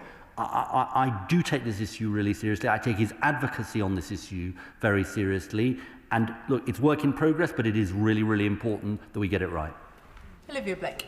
Thank you, Madam Deputy Speaker. The Shadow Minister would do well to remember the measly £60 million that was spent in the last government on community projects, and the fact that they were opposed to GB Energy. And today's plan sets out clearly the £1 billion for community projects coming through GB Energy. Community energy can deliver cheaper power, local jobs, and importantly, public support for clean energy and net zero. Can the Secretary of State set out how Great British Energy will be removing barriers to community ownership so communities communities can directly share in the benefits of net zero? Secretary of State. Well, I think my honourable friend speaks with great eloquence on these issues, and one of the things I became very interested in is this power that was passed in the 2015 Energy Act around giving local community groups the sort of right to buy a share of large-scale projects. That power has never been triggered. I think it may have been the fruits of the coalition negotiations. But we are very interested in making that power a reality. That's just one of the ways in which we can break down the barriers that my honourable friend talks about. Sir Julian Smith. Deputy Speaker, the Secretary of State will be aware that small businesses across the UK are really struggling with energy costs, and particularly in rural areas and communities like North Yorkshire. What role will this plan play, or what can small businesses get from this plan to lower their costs as quickly as possible? Secretary of State. Well, look, this plan is mainly about community groups and non-profit organisations, but I think the honourable gentleman raises a serious issue, and it is something that we're talking to the National Wealth Fund and others about, because it emphasises this point, which is there is sort of low-hanging fruit here. There are ways in which, if we can make it possible for small businesses and others to make these investments, they can lower their bills, and we might as well use these free resources, the free resources of the sun that are available, and obviously the solar panel cost has come down a long way. So it's something for me to take away and to work on. Clive Efford. Thank you, Madam Deputy Speaker. I'm really excited by this announcement today because I'm the chair of trustees of Semi Montague Youth Club in my constituency. We have a roof that would benefit enormously from solar panels that may generate income and make us more sustainable going forward at a time when local government funding is drying up. In addition, we have 13 acres of land, and I've always thought that we had the potential for ground source heating, and that if we could actually get some money to invest in that we can actually provide energy to some of the buildings that are around us as well. So I wonder if my right honourable friend agrees with me that when we delve into this issue, actually the scope is boundless. There's many projects that we could look into. The two ideas that my honourable friend has sound absolutely ideal for this fund. I mustn't sort of put my thumb on the scale too much on the eventual outcome, but they sound ideal to me, and I think he is right about this. You know, in a sense, I think what we're starting here is something that over time will grow bigger and bigger. And in a way, it's partly about raising our eyes and thinking, well, if it works in Germany and Denmark, why shouldn't it work here? And why shouldn't local people get the benefits of this? And I think that is why it is a big transformative shift, actually, in the thinking about what's possible. Graham Ledbetter. Thank you, Madam Deputy Speaker. The SNP have been very committed to community energy projects for a long period of time. Indeed, we've invested more than was invested by the previous government in community energy projects, over £67 million in nearly 1,000 projects. So a very much welcome, belated welcome to the party when it comes to renewable energy. But when you're talking about community energy, are you including community heat projects, which can be combined with community energy projects? You can have a turbine with a community heat network, for example, and that can drive a huge amount of benefit to the local community. State. Well, yes is the answer to that question, Madam Deputy Speaker. It absolutely includes all kinds of innovative projects. And I think one of the things that we're going to find as we open these funds for bidding, both from local authorities and community groups, is the innovative, imaginative potential ideas from local people about how they can drive this forward. And I suspect we're going to be overwhelmed with the sense of the imagination and innovation that we see, and that's what's so exciting about it. Jeremy. Thank you, Madam Deputy Speaker. It's quite clear that communities that host energy projects should in some way benefit from them, and I really welcome those principles being incorporated into this plan. And I particularly welcome the government's support for rooftop solar for Swaffham Community Hospital in South West Norfolk, not just from an environmental point of view, but as a way of reducing energy costs for public services and having that saving reinvested back into the front line. Will my honourable friend commit to tracking the financial benefit for these proposals so that we know the true benefit for communities up and down the country? Secretary of State. I think my honourable friend makes a really important point, and as a sort of super nerd, I'm very interested in these kind of analyses of the impacts, and sometimes governments do things and then you don't track the impacts and you can't sort of prove the difference it's made. So he makes a really important point, and his point about Swaffham Hospital also is really important. What GB is already doing with their work on schools and hospitals is making a difference to public services up and down the country. Ben Objective. Thank you, Madam Speaker. In his statement, the Secretary of State said, a stake for the British people in our energy system, generating returns for local communities and local people. And he went on to say that he was on the side of local communities. Now, I appreciate he was talking about Auction Round 7 and not about nationally significant infrastructure projects, but in my constituency, we have the East Park Energy Solar Farm, and at 1,900 acres, it's having a huge impact on local communities, a huge impact on both Great Staunton and Hale Weston in my constituency, and residents there are massively opposed to this. So what would he say to my constituents who feel that he very much isn't on the side of local communities, given the decision for this project falls squarely with the Secretary of State? I won't get into the details of a planning decision, but what I will say to him is local people that host, or local areas that host energy infrastructure should see community benefits. But what I'd say to his constituents and others, there should always be community benefits, but what I would say to his constituents and others is that if we want to bring bills down, if we want energy security, we've got to build the energy infrastructure we need. And solar is really a really important part of it, because it is the cheapest, cleanest form of power. And I'm sure some of his constituents won't like it, but sometimes we have to stand up and say we think this is the right thing to do for cheap, clean power. Catherine Fuchs. Thank you. And I thank the Secretary of State for his statement today announcing big investment in local energy. He mentioned the fantastic example of the Geraint Thomas velodrome in Newport, my neighbouring constituency, with its 2,000 solar panels. And this absolutely shows the value of those community energy projects, which will cut bills and tackle climate change and literally give power to those local people on bikes going around the velodrome. I'm delighted that Welsh Government and UK Government both have an exciting vision for community energy, and that Welsh Government created Uni Cymru in 2023. So what can the Secretary of State tell me about the further local energy plans and investment in Wales and in my constituency of Monmouthshire? Secretary of State. Well, look, one of the things I want to do is congratulate the Welsh Government on their initiatives in this area, because they are really important, and they are great leaders in this. I was whispering to my honourable friend whether he and I should be cycling in the Geraint Thomas velodrome, but he thought that was probably a bad idea. On balance, Madam Deputy Speaker seems to agree from the look on her face. I'd say to my honourable friend, I really hope that her constituents benefit from this. They will be able to see with the velodrome the potential benefit that there could be for them, and we look forward to working with the Welsh Government so we can supercharge the benefits from this plan. Tom Morrison. Mr. Speaker, too often my constituents, like many in the north of England, have seen such government schemes ploughing money disproportionately into the south of England. In fact, government figures show total investment per jobs is about £13,000 in London compared to £9,000 in the north west. So how will the Secretary of State ensure such regional inequalities are not reinforced where projects are funded? As a South Yorkshire MP, I completely agree with him on these questions. And look, he makes a really important point. He's put it on the record, and I'm sure GB Energy will be very conscious of this, which is to make sure that there is a fair balance across the country when it comes to the allocation of these resources. Adam Thompson. Thank you, Madam Deputy Speaker. And can I thank the Secretary of State for explaining very clearly how the local power plan represents the biggest investment in community energy ever, helping to create jobs, develop skills and generate growth. This ambition is shared very clearly by the redevelopment of New Stanton Park in my constituency. It's creating thousands of jobs and apprenticeships and returning industry to Ilkeston.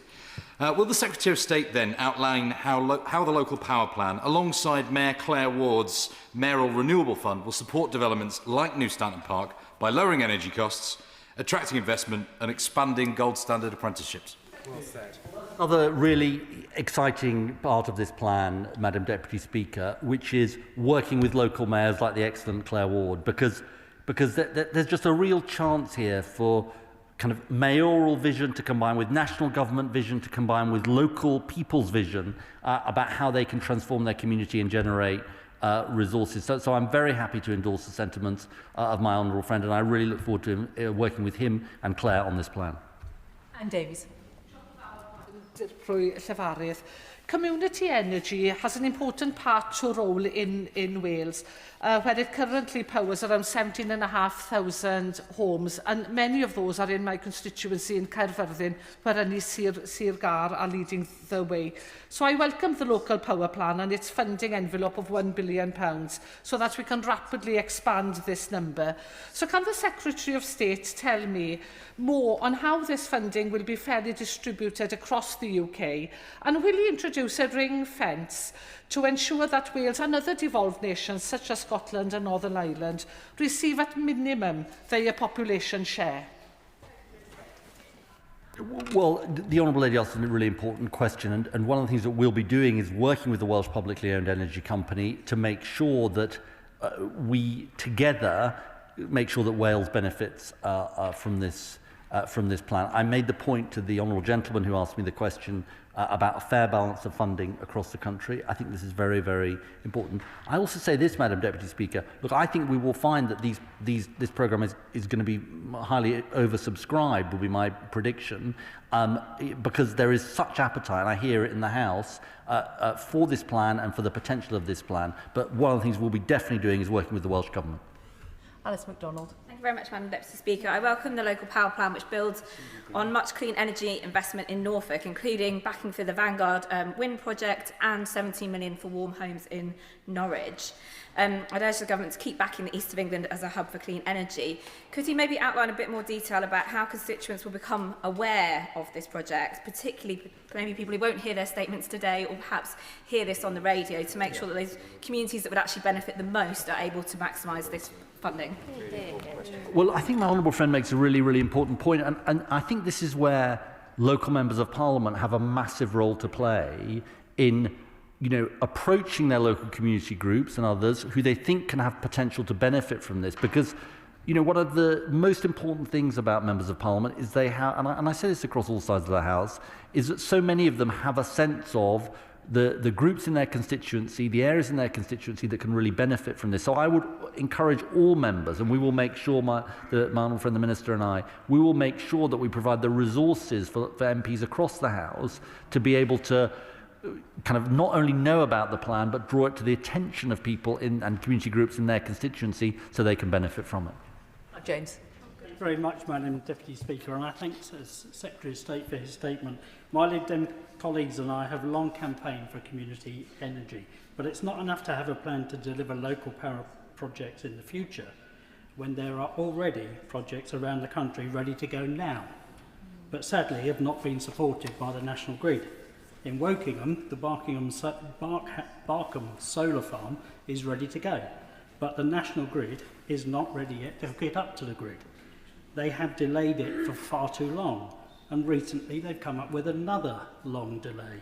So what is the Minister doing to fix this failure and get the Barkham solar farm hooked up to the grid to the benefit of our local community? I do think the Honourable Gentleman makes a really, really important point. One of the things that we've done is done a big overhaul of the grid connections queue, which is, as he knows, was the sort of Wild West, really, a sort of chaotic first come, first served queuing system, and NISA have done a big reordering of the queue. But one of the things that we've got to do is put pressure on the transmission operators to make sure they actually deliver.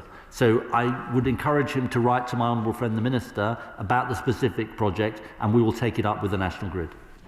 John Whitby. Madam Deputy Speaker, I've spoken to groups across my constituency such as Transition Crouch and Derbyshire Dales Community Energy, who are working to create new community energy owned energy projects in order to cut bills and drive down emissions, and the 1 billion announced today will significantly help with their aims. However, these groups will grow faster if they're able to sell their energy directly to households in their communities. So could the Minister therefore please update us on what plans he has to implement local supply rights for community energy schemes? We're right into the nerdery here, and it's really important nerdery, Madam Deputy Speaker.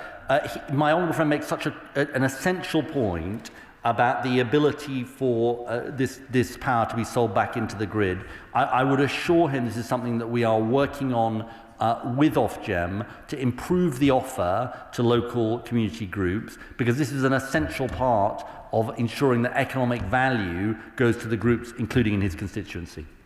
Paul Wall. Speaker, in Rochdale, we're the birthplace of the cooperative movement, so we all know what happens when local people come together to take back control when there's been a clear market failure.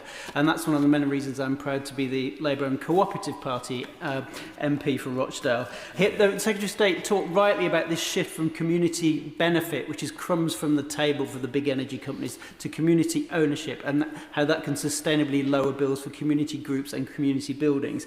Does he agree with me that today's local power plan is all about power to the people, not just in sense of clean energy, but in sense of power to communities to determine their own bills and their own future? Yeah. Power to the people, indeed, great slogan, Madam Deputy Speaker. And look, I really share the sentiments of my honourable friend, both about the cooperative movement and indeed Rochdale's pioneering place in the cooperative movement, which is so important in our country, but also the shift in thinking that this plan represents, this shift in thinking about ownership, that it always has to be done by the big multinational companies, privately owned, to a different way of thinking about this, which is, yes, they're going to continue to play a role, but why shouldn't local people be able to come together and own their own energy? That whole principle was founded in Rochdale, and this plan will, I hope, help the doubling of the cooperative movement that this government is committed to. Jonathan Davis. Thank you very much, Madam Deputy Speaker. I thank the Secretary of State for his statement, the publication of the local power plan and the £1 billion investment which is going to support community groups provide green and sustainable energy and help their financial sustainability as well. We've got considerable expertise in Derbyshire when it comes to using water to create power. In fact, the mills that were built on the Derwent Valley over 200 years ago were amongst the first to harness that opportunity, and now we have a number of hydro projects on that stretch of water. So can I encourage him to come to Derbyshire to see some of those projects, to look to see where we could add more, and if he wants some help from local people who have expertise in this space, I'm more than happy to put him in touch.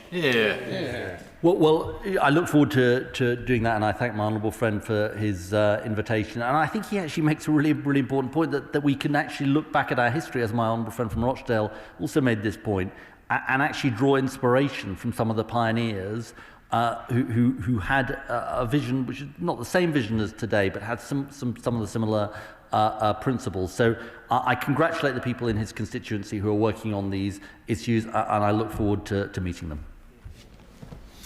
I thank the Secretary of State for his statement this afternoon, and perhaps for not doing it in Lycra. Point of order, Mike Martin. Thank you, Madam Deputy Speaker. Apologies for getting onto my feet when you were on your feet. So on a point of order, Madam Deputy Speaker, during health questions on July the 22nd, 2025, so over 6 months ago, the Minister for Secondary Care agreed to meet with me to discuss accelerating patient discharge from hospital. I wrote to her on the 28th of July to arrange that meeting and received no reply. I followed this up with a written parliamentary question on September the 9th. I remain still without a reply. Could you please advise me on what further avenues are open to me to secure a reply, given these commitments made in the House? Can I thank the honourable member for giving notice of his point of order? It is, of course, crucial that members receive timely responses to correspondence with ministers. As he will know, it is not a matter for the chair, but I'm sure the Treasury bench will have noted the honourable member's concerns, and if there have been any delays to responses to written questions, he can of course also raise that with the table office. Which brings us to presentation of Bill. Vera Hobhouse.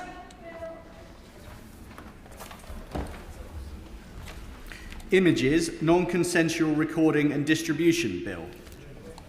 Second reading what day? 27th of February, Madam Deputy Speaker. 27th of February. Which brings us to the 10-minute rule motion. Mr. Richard Quigley. Thank you, Madam Deputy Speaker. I'm already excited about doing the walk, so forgive me if I start. I beg to move that we be given leave to bring a bill to establish a requirement for persons providing certain public services to undertake training relating to eating disorders and disordered eating, to make provision about the delivery and content of such training and for connected purposes. As many colleagues will know, this bill is deeply personal to me. I have spoken before about my youngest child's experience with an eating disorder, exposed me to the scale of failings across CAMS, wider mental health services and our inpatient system. This bill will not fix every one of those problems, but I do want to place on record my sincere thanks to the Department of Health and Social Care, particularly to the Minister for Care and the Minister for Health, Innovation and Safety, for their genuine commitment to understanding this crisis and their determination to confront it head-on. Turning to the bill itself, I have chosen to focus on training for frontline public service workers, ensuring they are equipped to recognise and safeguard those experiencing one of the most misunderstood mental health conditions. The evidence is clear. Early intervention, spotting the signs quickly and accessing appropriate care dramatically improves outcomes. It can reduce the need for inpatient or day patient treatment by around 35%, meaning fewer hospital admissions and far less disruption to everyday life.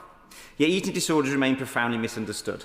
Unlike many other illnesses, the person affected may actively resist help. These conditions often drive secrecy, denial and a determination to mask the harm being done, both to the individual and to the people who love them most. As with domestic abuse, it's so often our frontline public service workers who, in those brief moments when a sufferer allows their guard to drop, are best placed to reassure them that recovery is both possible and within reach. Eating disorders do not only cause physical and mental deterioration, we must not forget that eating disorders carries the highest rate of mortality of any mental illness. The most recent confirmed data from the Office of National Statistics for 2019 recorded 36 deaths. Yet research from the US suggests that the true figure for the UK could be far higher, potentially closer to 1,860 deaths once underreporting and misclassification are accounted for. Hospital admissions tell a similar story. Admissions exceeded 30,000 for the first time in the year 23-24, a 60% rise compared with pre-pandemic levels. I fear that without legislative action, we will continue to reach these devastating milestones. More children losing their childhoods, more parents fighting desperately just to have their child heard, and more entirely preventable deaths. The framework for the training proposed in this bill already exists. As I have said previously, it mirrors the approach taken for domestic abuse inquiries, giving frontline professionals the skills to ask sensitive, safe and appropriate questions. I firmly believe that the vast majority of dedicated frontline staff want to help. This bill simply gives them the tools and confidence to do so. In 2023, the Royal College of Psychiatrists developed medical emergencies in eating disorders to improve the safe management of crises and prevent avoidable complications and deaths. Yet we still do not see consistent implementation across the UK. Far too many people with eating disorders arrive at A&E only to be turned away, with no follow-up support, and that cannot be right. Eating disorders also rarely appear in isolation. The Eating Disorders APPG has heard harrowing accounts of people undergoing cancer treatment whose chemotherapy was not adjusted due to a lack of understanding about their eating disorder, leaving those already facing the fear and loneliness of chemotherapy even more vulnerable. One profession where this training could have a profound impact is teaching. Body dissatisfaction, one of the strongest risk factors, is now being observed in girls as young as 6. That is a truly shocking fact, and many teachers feel utterly helpless when they see their students beginning to slip into harmful patterns of thinking or behaviour.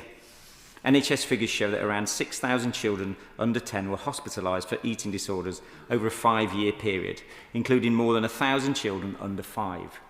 I do not believe for a minute that the hospitalisation of over 6,000 children suffering from an eating disorder was inevitable. And I can only imagine the helplessness felt by parents, carers, teachers and clinicians as they watch those children struggle. The training in this bill is designed to change that. It will give teachers and frontline staff practical, evidence-based tools to recognise early warning signs, noticeable changes in eating behaviours, obsessive thinking about food or exercise, rapid weight fluctuations, withdrawal from friends or sudden anxiety linked to body image. It would guide staff on how to ask sensitive questions safely, how to communicate without reinforcing harmful thinking, and how to signpost families quickly towards appropriate clinical support. Crucially, it would also help staff understand what not to do, avoiding language that may inadvertently validate disordered thoughts, resisting the instinct to often reassure that could make things worse, and recognising when urgent escalation is required. As I have set out, eating disorders are complex and often misunderstood. Conditions that present very differently every individual. Anorexia, binge eating disorder and other illnesses do not look the same from one person to the next. But we do know this. In a moment of need, having someone who can recognise the signs and intervene can be the first step towards a meaningful recovery, giving someone the chance to reclaim their life. As I said at the start of this speech, this bill is not a silver bullet for the crisis in eating disorder services. I have been candid with ministers about the breadth of change required across the system, and I suspect the department will be delighted to hear that I intend to continue campaigning. But this bill recognises the deceptive nature of these illnesses and acknowledges a simple truth. Families cannot and should not be expected to navigate such complex, deeply confusing conditions on their own, and frontline staff must have the tools to help where they can. For those such as Zara Taylor, who tragically passed away due to her eating disorder, we will never know whether the measures in this bill might have made a difference for her. But we do owe it to her and to many others who are no longer with us to do everything within our power in this place to ensure that those who are struggling can seek and get access wherever they are in their journey. The question is that the honourable member have leave to bring in the bill. As many as of that opinion say aye. Aye. Of the contrary, no. I think the ayes have it. The ayes have it. Who will prepare and bring in the bill? Vera Hobhouse, John Whitby, Yinos Mehdi, Baggy Shankar, Lee Barron, Sean Berry, Annalise Dodds, John McDonnell, Josh Newbury and myself, Madam Deputy Speaker. Richard Quigley.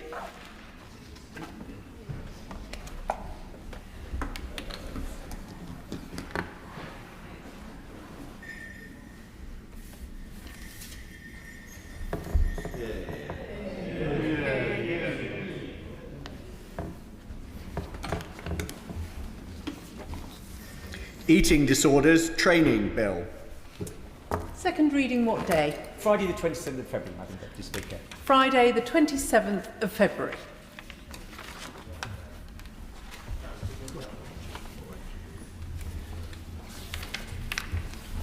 Motion number 2 on business of the House today. Minister to move.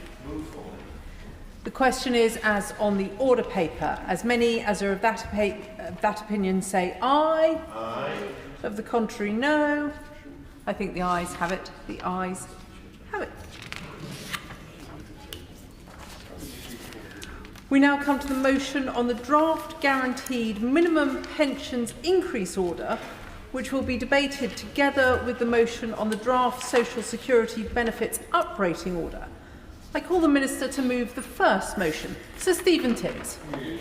Thank you very much, Madam Deputy Speaker. And I do beg to move that the draft Social Security Benefits Uprating Order 2026 be approved. And if I may, Madam Deputy Speaker, I will move both of these instruments at the same time and move that the draft Guaranteed Minimum Pensions Increase Order 2026 also be approved, both of them having been laid before this House on the 12th of January. And Madam Deputy Speaker, in my view, the provisions in the instruments are compatible with the European Convention on Human Rights.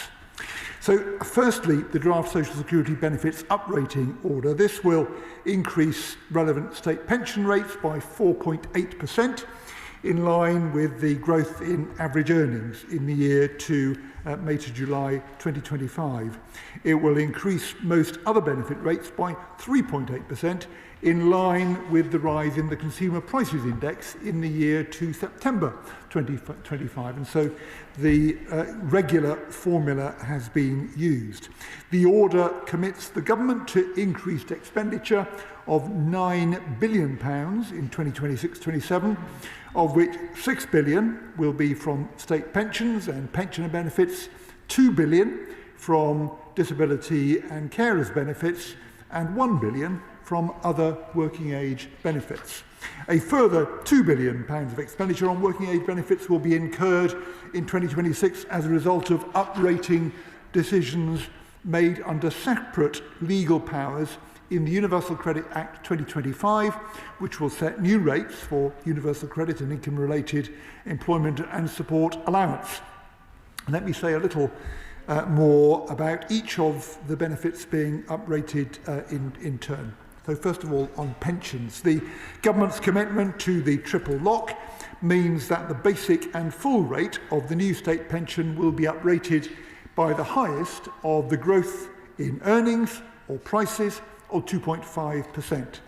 And that means the uprating will be by 4.8% for 2026-27. So as a result, from April, the basic state pension will increase from £176.45 per week to £184.90, and the full rate of the new state pension will increase from £230.25 at the moment to £241.30 per week.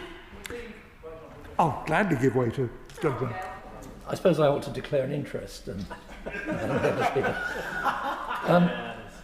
The Right Honourable Gentleman will understand that we welcome, of course, the adherence to the triple lock that my party introduced. He will also know that there are tens of thousands of expatriate United Kingdom citizens whose pensions have been and remain frozen at the point at which they left the United Kingdom, in spite of the fact that they have paid throughout their working lives in the UK their full taxes and national insurance contributions.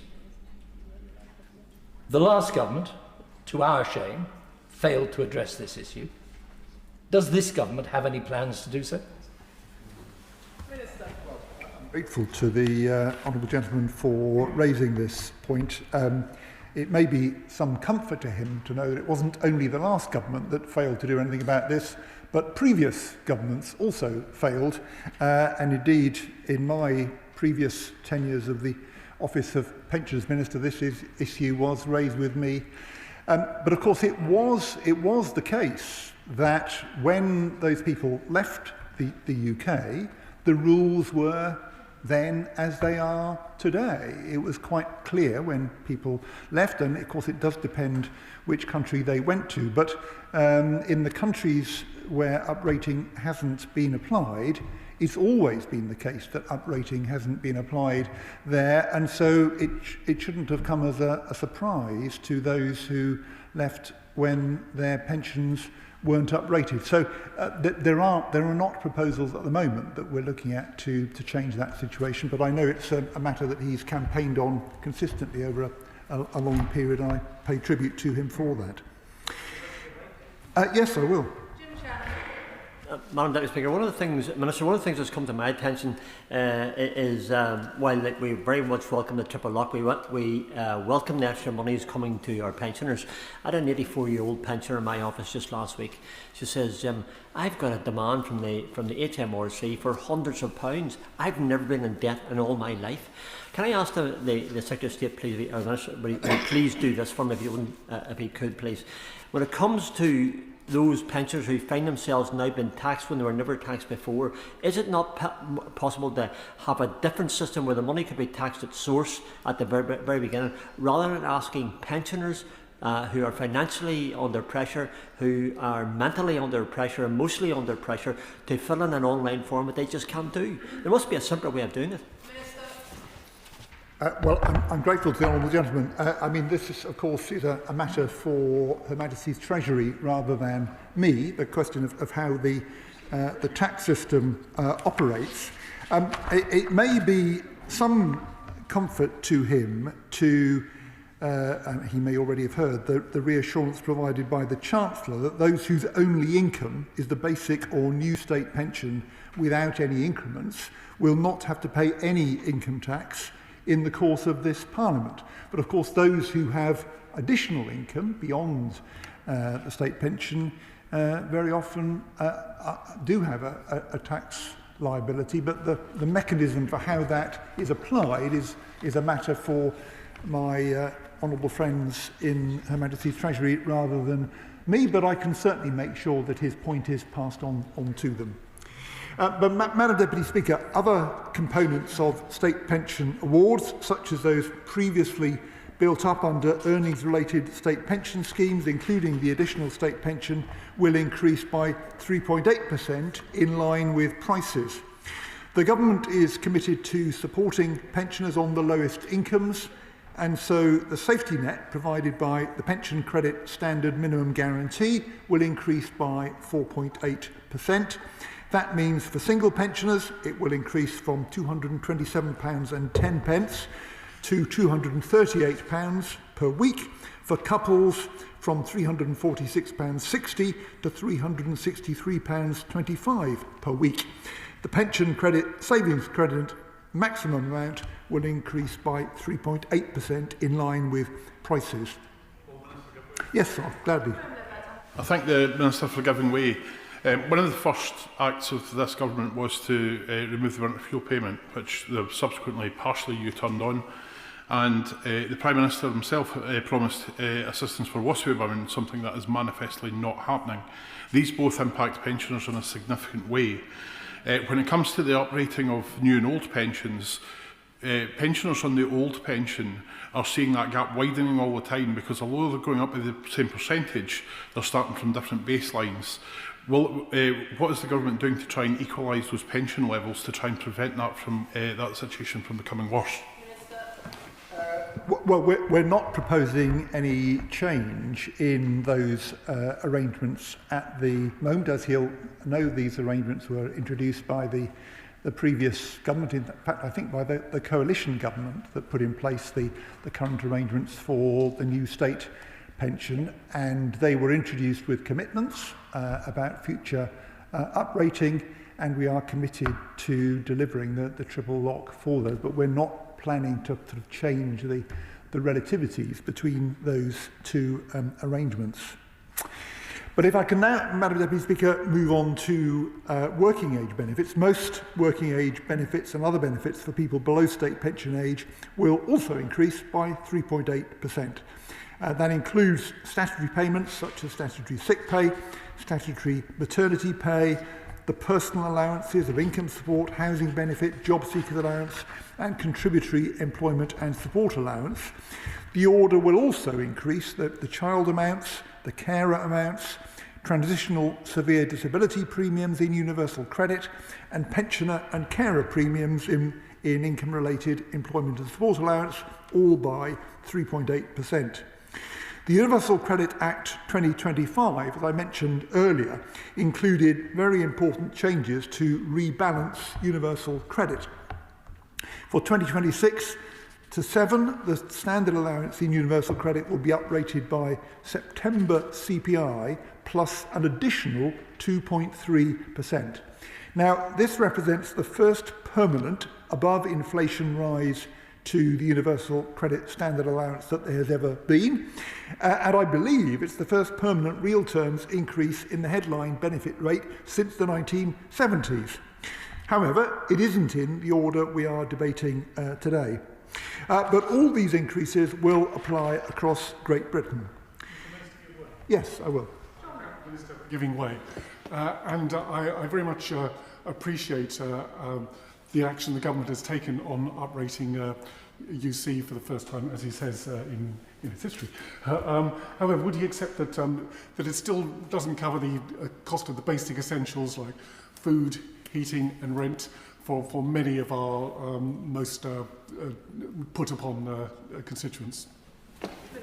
Well, I think perhaps the point he's making that it doesn't fulfil the aspirations of the Essentials Guarantee campaign, which he and I are familiar with, and that is true. But this uprating above inflation in April will be the first of 4 such upratings. So there will be a similar over-inflation uprating in each of this coming April and each of the following 3 Aprils. It will not end up at the level that there's been a campaign for the Essentials Guarantee around.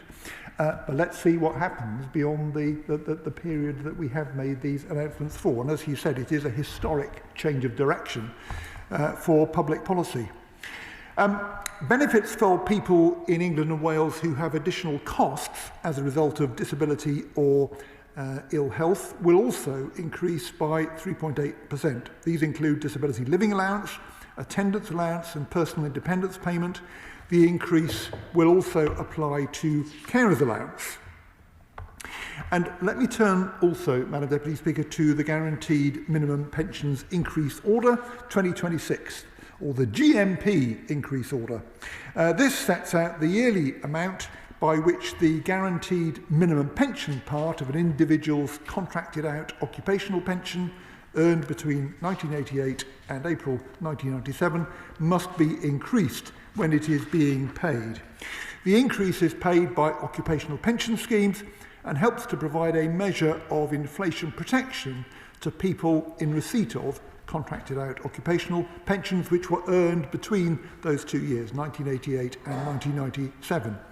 The law requires that GMPs earned between those two dates must be increased by the percentage increase in the general level of prices as measured the previous September, capped at 3%.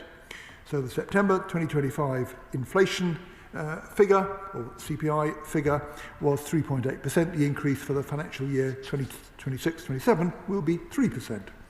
Having that 3% cap does provide pension schemes with more certainty, allowing them to forecast their future liabilities more reliably, and that is important when they're considering their funding commitments.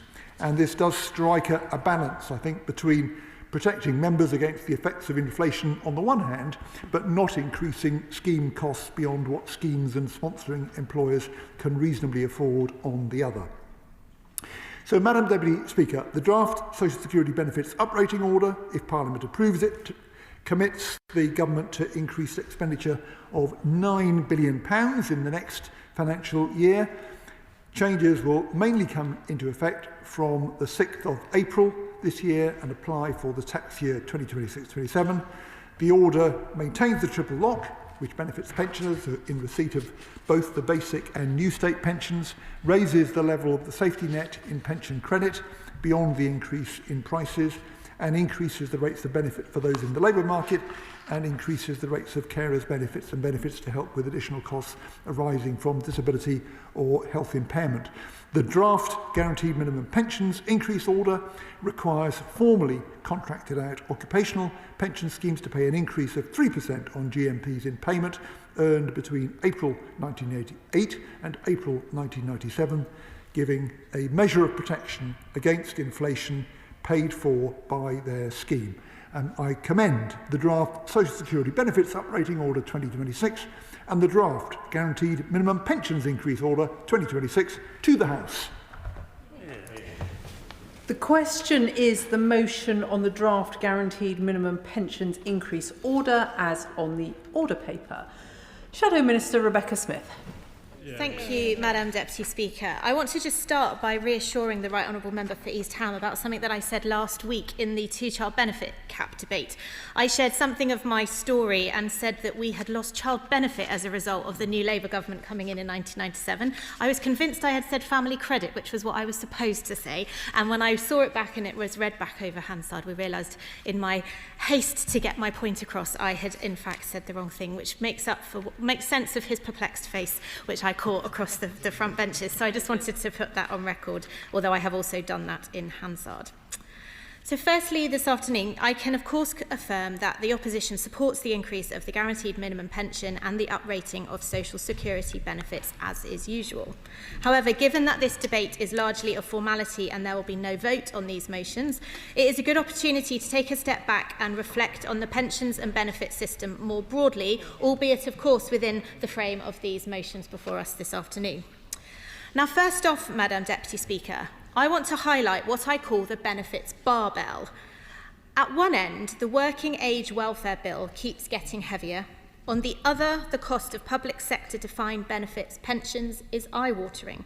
Yet in the middle of these two heavy weights is the hard-working taxpayer straining under the load. Welfare and pensions both matters. They are pillars of a decent society, but it is Britain's taxpayers who do the heavy lifting.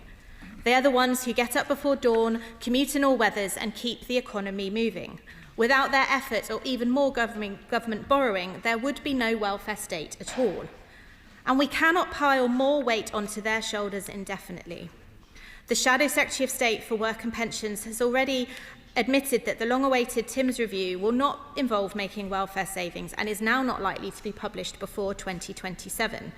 It seems that this government is shunning any attempts at reform over the coming year. And yet again, it is the taxpayers who bear the cost of this delay. Right now, the UK is on the verge of becoming a welfare state with an economy attached. Over 40,000 people were signed off work every day by GPs over the last year, according to the Centre for Social Justice. Over 5 million people are claiming benefits with no work requirements, and that is equivalent to a population over half the size of London. Now, concerningly, Madam Deputy Speaker, this number includes more than 300,000 people aged 16 to 24. Young people with promising lives ahead of them whose ambitions are being stifled by a benefit system which would rather write them off. Labour is presiding over a youth unemployment crisis and seems unable to offer long-term solutions. There are already nearly 1 million young people in the UK who are not in education, employment or training. Over 700,000 university graduates are out of work and on benefits. 1.5 years after taking office, this government is still failing to tame the runaway benefits bill and rising unemployment rates. By contrast, the Conservative plan is to get Britain working again, which will tackle youth unemployment by offering young people a first jobs bonus, which they can use to save for their first home. Now, living within our means is one of those sensible, mundane things which gives the Conservative Party its reputation as a safe pair of hands for the economy. Of course, making welfare savings is far less likely to grab headlines. Scrapping the two-child benefits cap or rolling out more free school meals is a far easier win. But getting the deficit under control is absolutely crucial to a healthy economy. When Conservatives took office in 2010, the government were running a deficit of 9%. By the time COVID struck, we had brought it down to under 1%. This in turn enabled us to provide generous support to individuals and businesses during lockdowns. Now, as I said in the debate on the two-child benefit cap last week, keeping the limit would have saved the taxpayer £2.4 billion in 2026-27, rising to £3.2 billion in 2030-31. Yet our current Prime Minister would rather throw some red meat to his backbenchers than exercise fiscal discipline. He has caved into their demands, even though scrapping the two-child benefit limit was previously ruled out by the Chancellor and was conspicuously absent from Labour's manifesto. Conservatives believe in fairness for the working parents who make difficult choices about whether they can afford another child. Many working families do not have incomes much higher than the threshold for universal credit, but are paying for others through their taxes. Why should we make these parents bear a double burden of supporting their own children as well as subsidising other people's? A fair system should not simply exempt families on benefits from making tough choices. Now, speaking of fairness, the issue of passported benefits desperately needs investigating. Last week, I highlighted the shocking statistic that 1 in 4 full-time UK workers would be better off on benefits than in work. But something that often gets overlooked is that people on universal credit also gain access to a raft of discounts and additional benefits, such as free prescriptions, discounted broadband, healthy food cards, and special savings accounts. There are over 20 of these schemes sprinkled across multiple government departments. Now, taken together, passported benefits give some families who are already on universal credit over £10,000 a year in extra support, costing the taxpayer over £10 billion, according to a new report from the think tank Onward. These benefits need rationalising and streamlining within universal credit, otherwise we will continue to face 3 serious problems. Firstly, these passported benefits disincentivise people from entering employment. Any sensible person would think twice about starting a job if they faced a cliff-edge denial of additional benefits worth thousands of pounds once their universal credit tapers away. Secondly, we have a 2-tier system. As a result of these linked benefits, individuals just outside the universal threshold often face greater financial hardship than benefit claimants. And thirdly, for those who really do need these extra schemes, there is a labyrinth of bureaucracy which slows down the process of getting help. These piecemeal entitlements distort the system. From a quantitative perspective, it's hard to see which poverty interventions are actually having a positive effect.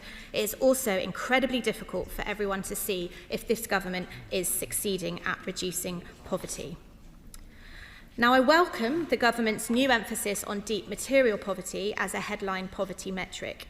This is a far more holistic measure which captures how poverty impacts people's daily lives and whether they can afford necessities. Last week, we heard endlessly that the government's child poverty strategy and the scrapping of the two-child benefit cap will bring 500,000 children out of poverty. But it is worth noting that we are talking about relative poverty.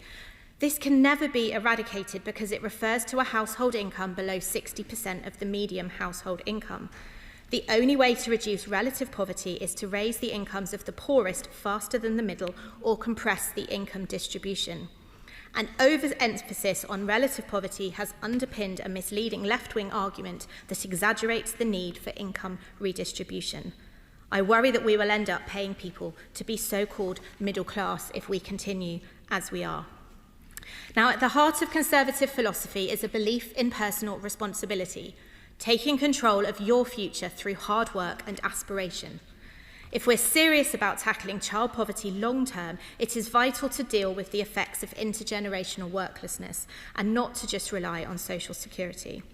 Children in long-term workless households are 4 times more likely to be materially deprived. They are 10% more likely to end up workless themselves. For every parent who does not go out to work, there is a child who misses seeing a positive example of work modelled to them. The early alarm clock, the daily routine, the reward for an honest day work, and the ability to save up to buy important things. Now, that's not to say that there aren't those in dire circumstances for a vast number of reasons, but ultimately, when we're looking at people in general, that is the reality we need to deal with. Under our watch, the number of children in workless households fell consistently. Under Labour, this number has reached a 9-year high, with 1.2 million children now living in homes where no parent has worked for over a year. Now, turning, Madam Deputy Speaker, to the topic of personal independent payments, I would like to ask the Minister about a disabled constituent I caught up with at the weekend. A veteran who served in the Royal Navy for 19 years and is now an unpaid carer for her elderly father. She works full-time, mainly from home, and commutes to London a few times a month. She had a Motability scooter, which enabled her to get to the office and around London when required. But after her last PIP review, which took place over the phone, she lost her higher rate of PIP and thus her scooter. She then received a puzzling letter from the Department for Work and Pensions, which wrongly claimed that full-time work indicated she had reasonable mobility, despite the fact that her entire home is adapted for her accessibility requirements. Now, my constituent is a highly capable woman who is skilled at advocating for herself as well as her father, and indeed for her fellow veterans. But she admitted that she felt too stressed to open the letter for a few weeks, meaning that the reconsideration window had timed out by the time she fully processed the DWP's decision.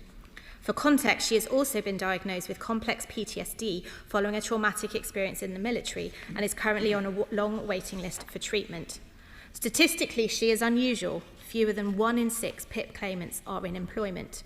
So it seems bizarre that the DWP assessors are happy to downgrade someone in this situation who is in work and genuinely needs the higher rate of PIP to help her carry out that work, yet the department seems reluctant to stem the tide of benefits claims from people with severe mental health issues. With less severe mental health issues, pardon me.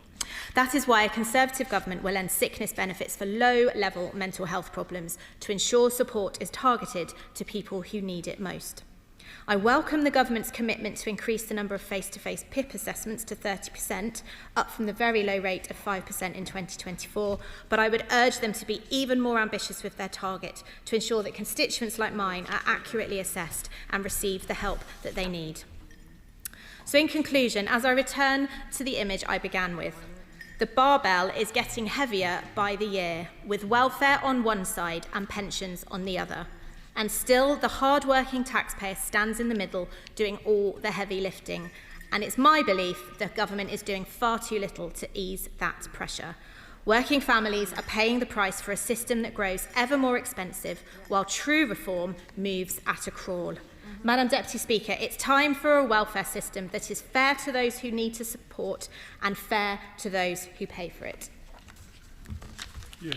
Chair of the Select Committee, Debbie Abrahams. Thank you so much, Madam Deputy Speaker. I'm pleased to be able to follow the Opposition Minister. If I could just pick up on a couple, there were several things really I would like to challenge, but I'm just going to pick up on a couple, if I may, at this moment. First of all, I think one of her opening statements was that hard-working people who get up at dawn and who go out to work basically don't approve of this increase in support. I would like to gently point out to her that most of the people who are on receipt of social security support are actually working, but they're in low-paid jobs presided over by previous Conservative administration. So that's point number one. Point number two, I think she was talking about the concerns about young people. Yes, absolutely. Nearly a million young people who are not in education, employment or training, and that concerns us all. But looking at the evidence, and we must all do this, looking at the evidence that the causes that underlie this, she may have not heard me say last week, and I've said it a few times, but the evidence from the UK Millennium Cohort Study is that half of that population have experienced childhood poverty and adversity in their young years under the former Conservative government. And that is the driver. You're five times more likely to be not in education, employment or training if you have experienced this long childhood poverty and adversity, which again, I don't think the Minister would claim that hasn't happened. But it is a pleasure to also to follow on from my right honourable friend, and I also give the uprating order for pensions and social security my wholehearted support. It is absolutely the right thing to do, and I'm going to expand on exactly why. So this year's uprating, confirmed last November by the Secretary of State, will see inflation-linked benefits and tax credits rise by 3.8% this April.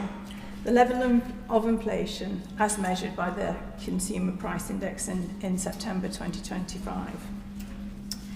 As a result of the Universal Credit Act 2025, some people didn't support that, but I did. Once we got rid of the bits that I had concerns about, the fact that we increase the standard allowance in universal credit is really important. This will mean an additional 2.3% in the standard allowance. And that will equate to a single claimant over 25 having seen their standard allowance increase from £400.14p to £424.90p per calendar month. I will. I'm very grateful to my honourable friend for giving way. I'm sure she may be aware of the Resolution Foundation report today that shows how an increase in incomes has significantly slowed over the past 20 years, particularly for those on low incomes, as shown by the basic rate of UC falling by 9% in real terms since 2010. So I wonder, would she think there is merit in the proposals from the Joseph Rowntree Foundation for an independent advisory process to inform universal credit rates, ensuring that the standard allowance reflects the real cost of essentials and the inflation experienced by those living on lower incomes? My honourable friend may not know, but the Minister and I were on the Select Committee at the time that Joseph Rowntree Foundation and Trussell Trust were presenting the case for the essentials. And there's overwhelming support, I think, for this, but it's a question of how we do it in a sustainable way. And if I could go on and develop my argument a little bit, but I think he will see that I'm moving in his direction. The state pension will also increase, as we've heard. In this particular case, it will be increased by 4.8% in April. So to £241.30 per week for the new state pension, in line with the annual increase in the average wage earnings index from last May to September. But I'm going to mention just very, very quickly why it's important that we do see the increase in UC above CPI inflation. Although state support for working age people and pensioners has been fairly similar when annual uprating was first introduced in 1972, the uprating or increase in working age social security support in line with inflation, such as UC, has not always happened. So in the last 15 years, social security support for working age people was only increased by 1% between 2013 and 16, and then frozen between 2016 and 2020. Now, if anyone who wants to go and have a look at the changes in inflation over the last 15 years, it makes interesting reading, particularly in 2022, 3 and 3, 4. This is much below inflation. And as a result of this, since 2012, you've seen benefit levels for working age people and their families have lost 8.8% of their value. The UK's social protections levels are amongst the least generous in the OECD. In 2021, the New Economics Foundation estimated that the actual loss in cash terms was equivalent to £14 billion. They also estimated that if spending had been maintained, there would have been 1.5 million fewer people living in poverty.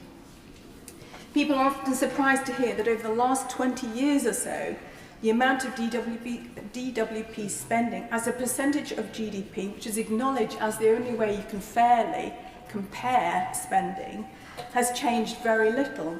It was 10% in 2025 and in 2005, and in 2025 was 11%. The slight increase being accounted for an increase in spending on pensioners, which I think we would all agree is the right thing to do and we would support. What is alarming is that although poverty levels have been stabilised and will start coming down this year as a result, for example, of the removal of the two-child limit to social security support and the increase in the living wage, the depth of poverty is increasing. The Joseph, very briefly. Thank you. I thank the Honourable Member for giving way. When it comes to tackling child poverty, there are many things that can be done, but one of the things that the Scottish Government has done, and which has massive backing from the third sector, is introducing a universal child payment. Would the Honourable Member agree that that's potentially a way forward? I'm familiar with the child payment. I need to understand it in the context of what else is happening in Scotland as well. So I'm aware of it, and I think it's an interesting way that Scotland have tried to address that. We also had a meeting with the Scottish Child Commissioner, and were impressed with what she was doing as well, but I'll reserve judgment until I understand it a little bit more in the round, as they say. So the Joseph Rowntree Foundation only last week published new analysis showing that in 2021-24, the average person in poverty had an income of 29% below the poverty line. And that is up from the gap of 23% in 1994-97. If we use equivalised figures, this means that for couples without children, they are living on less than £12,500 a year. For children, for couples with two children under 14, this is about £17,500 a year. So social security is complex, but the importance of looking at deep poverty, which my honourable friend is doing, is really, really important. And if we avoid the appalling situation with the needs that we have inherited, then this is what we need to do. Of the 14.2 million people living in poverty identified in JRF's most recent poverty analysis, 6 million are in severe and persistent poverty, and more than half are disabled or live in a disabled household. Whilst I recognise the significant moves this government has made to address the inadequacy of working age social security support to tackle the poverty and cost of living crisis that people are experiencing, I think personally we need to be a bit bolder. As I said last week, I would like to see us be clear about our vision and values which define what our social security system is for. It's 80 years since the 1946 National Insurance Act, which was introduced in response to the Beveridge report and to the outcomes, the appalling circumstances after the Second World War. I believe we need a new social contract which the British people can buy into, which spells out how all the elements of a comprehensive 21st century welfare state work together to deliver for them. For me, our social security system, like our NHS, should be there for all of us in our time of need. It should protect us from poverty if we lose our jobs, are born with or acquire health conditions or disabilities, and when we grow old. It should also be there for us if and when we need extra support, when we become carers, or sadly when we lose a loved one. But it can't work in isolation. It needs to be considered in conjunction with our health and social care, education and skills, and business and employment systems in particular, but there's more as well. Without a fit, healthy, working age population, a skilled workforce and a fair employment system providing quality, well-remunerated jobs, our economic productivity is known to fall. And our welfare system as a whole then becomes under threat. As an example, Health Equity North's Health is Wealth report shows that improving the health of the North to the same level as the rest of the country would add an extra 18.4 billion a year to the economy through enhanced productivity while reducing demand on the NHS. Last year, the Work and Pensions Select Committee commissioned Health Equity North to report on what the income could be generated through increasing return to work for people in receipt of universal credit by just 5%. Their estimates show that it would yield an extra 20 billion over the life of the Parliament, with a return on investment of between £5.21 and £6.63 for every £1 of employment support invested. This is the way we're going to reduce DWP spending. This is the way we're going to increase growth. So I look forward to how Get Britain Working and Keep Britain Working programmes such as Connect to Work and the Vanguards are expanded. They're a fantastic example of how we can proceed. I was so impressed when I met organisations that are delivering Connect to Work and the Select Committee had a session last week with Sir Charlie Mayfield and also small businesses to see how they could be involved in that. But I do hope that we can expand this and build on it. Thank you so much, Madam Deputy Speaker. Liberal Democrat spokesperson Steve Darling. Thank you, Madam Deputy Speaker, and it's always a pleasure to follow the member for Saddleworth and East Oldham. It's almost as if she'd been cribbing off my speech. Maybe it's because we are both on the DWP Select Committee. And the reality is that our welfare state is part of a society that should be at ease with itself. And I'd like to reflect that the old age pension was first introduced by Asquith in 1908 for 70-year-olds. That demonstrates that, the Liberals were there at the foundation of our welfare state. Fast forward a few decades and we found that Margaret Thatcher actually broke the link with earnings with pensions, and that had a devastating effect on pensioner poverty, increasing it significantly over many years. So it was really heartening that when back in government, the Liberal Democrats, as part of the coalition, was part of the government that introduced the triple lock, where we have seen pensioner poverty being driven down, but there's still too much of it. I'm also concerned that the current Conservative leader has mused about means testing the triple lock.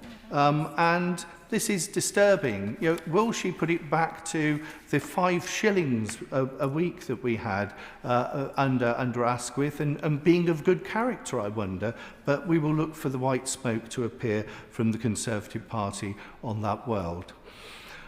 And reflecting on pensioner poverty, because as my colleague just before me was reflecting on, we've done a lot of work as part of the DWP Select Committee around this world, and it's interesting to hear from people, particularly people who we've heard evidence from in recent weeks, where as you get older, particularly manual workers find it harder to continue the jobs that they're in, and how we need to make sure that there's a whole systems approach, making sure that employers are more flexible, and the Mayfield report is important of that, how rather than just shuffling people off the books, we need to make sure that employers like our continental friends do see what reasonable adaptations they can do to keep them on the books. But also, pensioner poverty is something that we need to drive forward with. And I can only reflect in my own constituency of Torbay, where I've had people heading towards pension, wanting to still work, but not able to because they have had a dodgy hip and they're awaiting an operation. Sadly, the improvements at our hospital has been delayed by many, many years at Torbay Hospital. So again, it's as my previous colleague was alluding to, it is about making sure that we're sorting out our National Health Service across the country as a whole so that people are in a fit state to work, but also what causes Liberal Democrats concern is the way that social care has been kicked down the line and not being resolved sooner rather than later. I'd now like to move on to a key element of these proposals, where I'd like to welcome more generally the upgrading that we've seen from the Minister here today, but carers allowance and the fact that this is, carers, unpaid carers in the United Kingdom undertake the equivalent work to the value of the whole of our NHS, which is absolutely mind-blowing.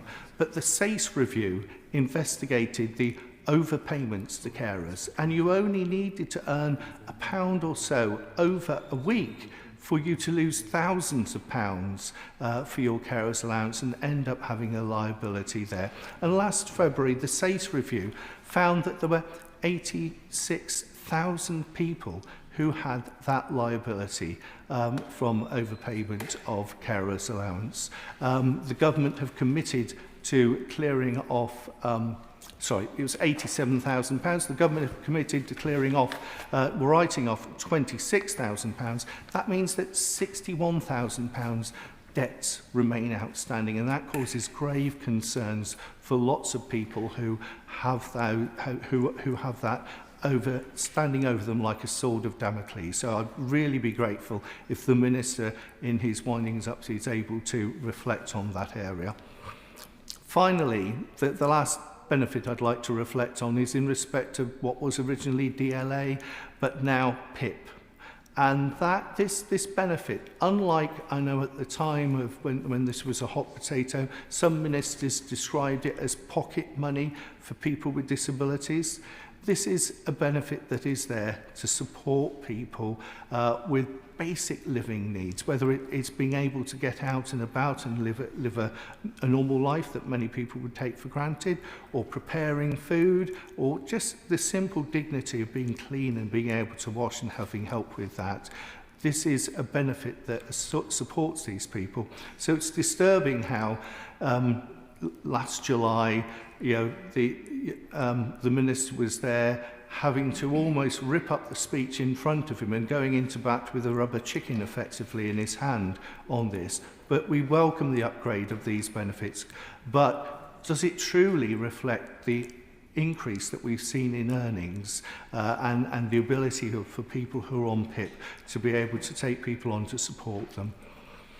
A colleague before me has already mentioned the Joseph Rowntree Foundation and the right to do so, because their report that was published last week shows that poverty has flatlined since 2005. And the really disturbing thing is, if you look at deprivation and deep poverty, the fact that I hear from church leaders in Torbay that they have seen destitution at much higher levels than what they've seen historically is absolutely shocking. So it's really disappointing that the government have not driven hard on trying to reform the welfare state in a positive way. making sure that we can tackle that deep poverty that many in our community suffer, making sure that we should be reforming the welfare state with those who use it so they can live their best lives. Thank you, Madam Deputy Speaker. Neil Duncan-Jordan. Thank you, Madam Deputy Speaker. Our social security system acts as the bedrock of our welfare state. But for years, the safety net it was meant to provide has developed more and more holes through which some of our most vulnerable citizens have fallen. Now, for our older generation, the state pension is absolutely the foundation on which a decent retirement can be built. The restoration of the triple lock has been key to raising the incomes of some of our poorest pensioners, which is why we need to see it continue, of course. But it would be wrong to say the job has been done when we still have 1.9 million older people living in poverty. And the weakness of our means-tested pension credit system is that around 750,000 older people are eligible to claim but have yet to do so. That is why we need to look again at the advantages of a universal system of income in retirement that reaches everyone. Even within the current uprating arrangements, there is an unfairness I want to bring out this afternoon. 8.3 million older people are in receipt of the old pre-2016 state pension, which is made up of the basic state pension and the second state pension, which for many would have been SERPs, the state earnings related pension scheme introduced by the late and great Barbara Castle. Whilst the triple lock applies to the basic state pension for these people, the lower consumer price index is used to uprate the second state pension. This year that will give a difference of 1%, and over time we have seen the gap between those on the old state pension and the new state pension widen. This is unfair, and we should consider uprating all pensions in the same way. Now, uprating, of course, is also a contentious issue that's already been mentioned in the Chamber this afternoon when it comes to overseas pensioners. Nearly 500,000 UK state pensioners do not receive the annual increase because they've moved to a country that does not have a reciprocal agreement with the UK. This means that their state pensions are frozen at the value they were when they left the UK. Now, for some, this will mean their pensions are now virtually worthless. So whilst today we can debate the annual uprating of the state pension, this process does not include the frozen pensions policy because that is dealt with through secondary legislation. Now, given the serious impact on many voters living overseas, this lack of scrutiny and the opportunity to vote means that this House is unable to hold the government to account on this issue, and I think that needs to change. Now, finally, Madam Deputy Speaker, I'd like to address the issue of our social security system needing to provide for the essentials of living, which a number of members have already raised. This April, for the first time since universal credit, as the Minister said, the standard allowance will increase above inflation. This will certainly go some way to close the gap between the cost of essentials and is welcome, of course. But despite this boost, too many families will continue to face a significant shortfall between their income and the daily costs of living. Now, the Joseph Rowntree Foundation and Trussell estimate that a single adult needs at least £120 a week and a couple £205 a week to afford the essentials. Universal credit sadly falls short of this. We know that the vast majority of people referred to a food bank were in receipt of a means-tested social security payment, such as universal credit. And at the heart of the problem is the fact that there is no evidence-based foundation for setting benefit levels. As a result, updated rates don't properly reflect people's needs. That is why there is a call for an independent process that draws on research, including from those with lived experience, to advise ministers on how much universal credit needs to be to afford essentials like food, utilities and vital household items. The protection, Madam Deputy Speaker, offered by our social security system should be to ensure that no one in need falls through the gaps. This is a mark of a compassionate society and one we should be proud to advance. With leave of the House, Minister to wind up. Thank you, Madam Deputy Speaker. With the leave of the House, I'm grateful to have that opportunity to do so, and I welcome the contributions we've heard to the debate. There are a number of points I'd want to make in response to those that have been made. But let me start by just thanking everyone who's taken part. We've had some constructive and helpful contributions. I'm grateful to the Honourable Member for South West Devon for clarifying her point about what happened in 1997. She read my facial expression correctly. I was perplexed when she told us that child benefit had been abolished. I think it was 1999. I've done a little bit of checking since she made that clarification. It was 1999 that family credit was replaced, but it was replaced, of course, by the much better tax credit system, a much stronger system. And I don't know whether the decision was made in her family not to apply for that, but there was big progress made, particularly in reducing child poverty across the country, thanks to the introduction of the working tax credits and then the wider tax credit system in 1999. She was absolutely right to draw attention to the scale of the challenge that the country faces with the number of young people not in education, employment or training. Nearly 1 million left behind by the previous government. And we are very energetically on the case now to address that problem. It should have been addressed long ago. It's encouraging that the proportion of young people out of education, employment or training has fallen over the last year, but we don't want anybody left behind. So we're investing £820 million into the youth guarantee over the next 3 years to make sure that every young person, every single young person, can access the support they need to earn or to learn. Nearly 900,000 young people will get intensive one-to-one support. We're expanding youth hubs to every area in the country, creating around 300,000 additional opportunities to gain valuable workplace experience and training, as well as under the youth guarantee, guaranteed jobs for some 55,000 young people aged 18 to 21. So she's absolutely right. There's a great deal to be done on this. We are finally doing it. And I'll be looking forward to reporting back to the House on progress as the progress develops. She referred to her party's reputation as having a safe pair of hands for managing the economy. Well, I think following the Liz Truss debacle, that reputation was sadly destroyed. And I think it's going to take the party opposite a long time to rebuild that reputation. The people have a long memory about the awful turbulence that the country was plunged into in that period, and that party reputation, her party's alleged reputation, is sadly long gone.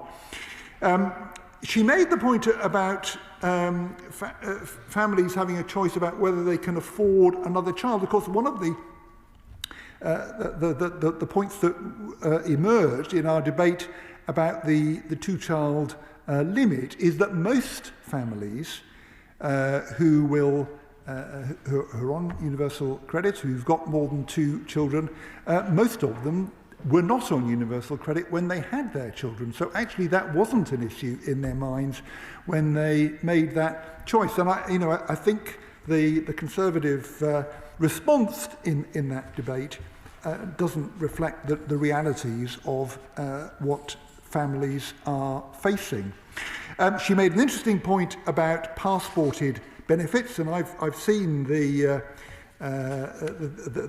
publicity around what the think tank Onward has said about this. I mean, it is understandable that service providers use an existing means test to target their provision. That's what the last government did on the cost of living payment, for example, during the pandemic.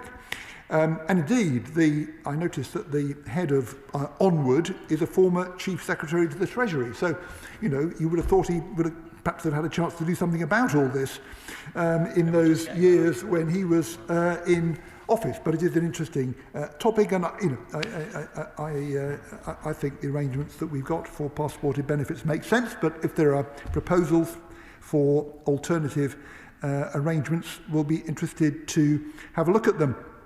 She was critical, as her honourable friend was last week, of the use of the relative poverty measure for assessing the number of children growing up in poverty. But the relative poverty measure is the standard measure. It's the international standard measure, widely respected, used for all international comparisons on this measure. The reason I think the Conservative Party has always been so reluctant to refer to relative poverty is because its performance in government on the relative poverty measure has always been so dreadful consistently in the government that left office in 2024 and before that as well. And so the point was made rightly in that debate on the two-child limit bill that it was quite an important part of David Cameron's work to bring the Conservative Party up to date, that he embraced relative poverty as a valuable measure that ought to be taken into account. We now seem to have moved back to the pre-Cameron era in the Conservative Party, and I think it will take perhaps some time for the party to recognise the scale of the change that's needed in their thinking to reflect the country's current situation. I was interested to what she said about her constituent on PIP. I would very much like to see the letter that she referred to, because she's absolutely right. PIP is an in-work benefit as well as an out-of-work benefit, and I would be extremely concerned if people are being told, well, you're in work, you can't have PIP anymore. So I'd love to see that. And I think there are disincentives of that kind in the system that need to be addressed. I'd be grateful to have a look at that. As she knows, I'm co-chairing a review of PIP, which will conclude by the autumn of this year. She said she didn't think it would happen until 2027, but it will conclude by the autumn of this year. And she's right as well that we need to increase the proportion of face-to-face assessments for benefit. I'll just make this point and then I'll gladly give way. The reason that face-to-face assessments are such a small proportion of total assessments at the moment is because of the contracts which the Conservative government entered into towards the end of their term in office, which had no requirements for an adequate number of face-to-face assessments. And indeed, the Conservative government sold off most of the premises where many of these assessments took place, where they were undertaken. So, of course, it's taking some time to build up again the capacity to deliver those assessments. We are doing so. We are putting right the mistakes the previous government made, and we are seeing a steady increase in the proportion of both work capability assessments and PIP assessments that are undertaken on a face-to-face basis. I'll gladly give way. Carla Lockhart. I thank the Minister for giving way. And accuracy and fairness is really important, and I think the face-to-face assessments are vitally important. I suppose when one looks at the trajectory on the 30% increase, I think it is a little bit less than what I would like to see it at. I would like to see it at more. And can he give assurances to this House that it won't sit at 30%, that you will actually strive, that the government will actually strive for greater face-to-face assessments? Nothing beats the white of the eye. We would certainly like to do so. I mean, let's get up to that level that we've set, which is a dramatic improvement on the situation that we inherited. And once we've done that, then we'll certainly learn the lessons and see what more we could do from there. I very much welcome the comments made by my honourable friend, the chair of the Select Committee, and commend her and her committee on its work. She referred to the research published, I think, towards the end of last year, showing that children who suffer poverty and adversity in childhood are, as she said, 5 times more likely to be neat as young adults. And I looked at that paper. It's a very interesting paper, and I think I'm right in saying that the paper did say if it was just below the poverty line, in other words, without the childhood adversity as well, so children who've grown up below the poverty line are 3 times more likely to be neat as young adults. So just looking at poverty on its own has a very big effect in increasing the likelihood of being neat. And so in order to tackle this big neat problem, and the opposition spokesperson was right to say that it does need tackling, then we do have to tackle child poverty, as we are doing with the scrapping of the 2-child limit in universal credit. I'll gladly give way to my honourable friend. My right honourable friend is absolutely right about those 2 figures, but also the fact that it's over half of the current NEET cohort, 52.9%, who have experienced not just child poverty, but also family adversity. So, and that is the 5 times figure. I'm grateful to her, and that's an interesting, a very interesting paper, and I very much welcome research along those lines, and I know that she does. She's right to make the point that spending on social security is not rocketing. It's not sort of out of control, as one sometimes reads. Between 10 and 11% of GDP. If you look just at the working age benefits, that's sort of 4 to 5%, also pretty consistent, not changing rapidly at the moment. She makes an interesting point, as my honourable friend, the member for Poole, did, about the current depth of poverty, and I think that's an important part of the picture that we need to address in our work. I agree with her that the social security system has a very important job to do. You cannot just sort of freeze it for a year and uprate it for another year, because if you do, you inflict harm. And we've seen that harm inflicted and the consequences of it. And she's absolutely right as well that we need a properly functioning health service again. We need support for good employment. And I'm pleased to hear from her, and indeed the point was raised by the Honourable Member for Torbay as well, that the Work and Pensions Select Committee has been listening to Sir Charlie Mayfield and the excellent Keep Britain Working review that he has published, at the work that he's continuing to develop on that. And the Honourable Member for Torbay rightly referred to the practice of shuffling people off the books. I think too often what's happened is that people have run into a health problem in the course of their work. They have to take time off, and then kind of by accident, really, those people lose touch with work, they lose touch with the workplace, they become unemployed and inactive. And if there'd just been a bit of flexibility, a bit of continuing communication, then that outcome could have been avoided. And I really welcome the work that Sir Charlie Mayfield is doing, with now over 100 Vanguard employers looking at how best to put these lessons into practice. The Honourable Member for Torbay also referred to the carers allowance overpayments problem, scandal, over which we appointed Liz Sace, OBE, to, as he said, publish an independent review that looked at how overpayments had occurred, how affected carers could be supported, how to prevent future problems with overpayments arising. The review made 40 recommendations. The government has accepted or partially accepted 38 of them.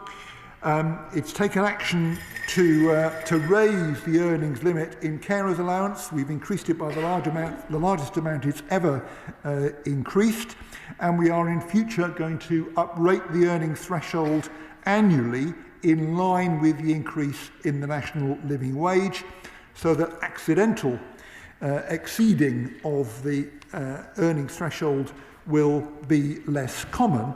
But the Honourable Member for Torbay also pointed out the difficulties that there are with the current cliff edge arrangements for the carers allowance earnings threshold, and that's why the Chancellor announced in the 2024 budget that we are looking at the introduction of an earnings taper instead of that cliff edge, and I think it may well be our conclusion that that would do a better job. My honourable friend, the member for Poole, I don't think I ever expected there would be a Labour MP for Poole, but I'm delighted that my honourable friend was successful in being elected to that role, and long may he serve there as well. He's absolutely right to highlight the continuing scale of the challenge of pensioner poverty. I think if you look back over the record of the former Labour government, we saw dramatic reductions both in child poverty and in pensioner poverty. Now, with child poverty, those reductions were reversed under the Coalition and the Conservative government. With pensioners, towards the end of the term of the Conservative government, we were seeing the number of pensioners in poverty, that number going up again.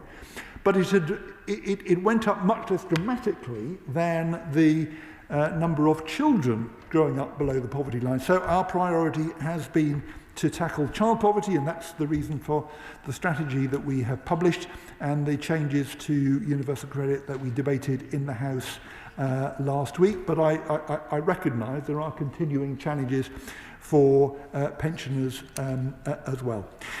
So, Madam Deputy Speaker, to conclude this uprating debate, the government is increasing the basic state pension, the full rate of the new state pension in line with earnings growth by 4.8%, meeting the government's commitment to the triple lock. We're increasing the pension credit standard minimum guarantee in line with earnings by 4.8% to support pensioners on the lowest incomes. We're increasing benefits to meet additional disability needs and carers benefits in line with prices by 3.8%. We're increasing a number of working age benefits, statutory payments and disability benefits in line with prices by the same amount by 3.8%. So the GMP increase order requires formally contracted out occupational pension schemes to pay an increase of 3% on GMPs for the reasons that I set out earlier on, in payment earned between April 1988 and April 1997 to give a measure of protection for those pensioners against inflation that is paid for by their scheme. And I commend both of these orders to the House. The question is the motion on the draft guaranteed minimum pensions increase order as on the order paper. As many as are of that opinion say aye. Aye. Of the contrary, no. I think the ayes have it. The ayes have it. We now come to the motion on the draft social security benefits uprating order. Minister to move formally. Formally. The question is the motion on the draft social security benefits uprating order as on the order paper. As many as are of that opinion say aye. Aye. Of the contrary, no. I think the ayes have it. The ayes have it. I'll now give a few moments for the front benches to swap over.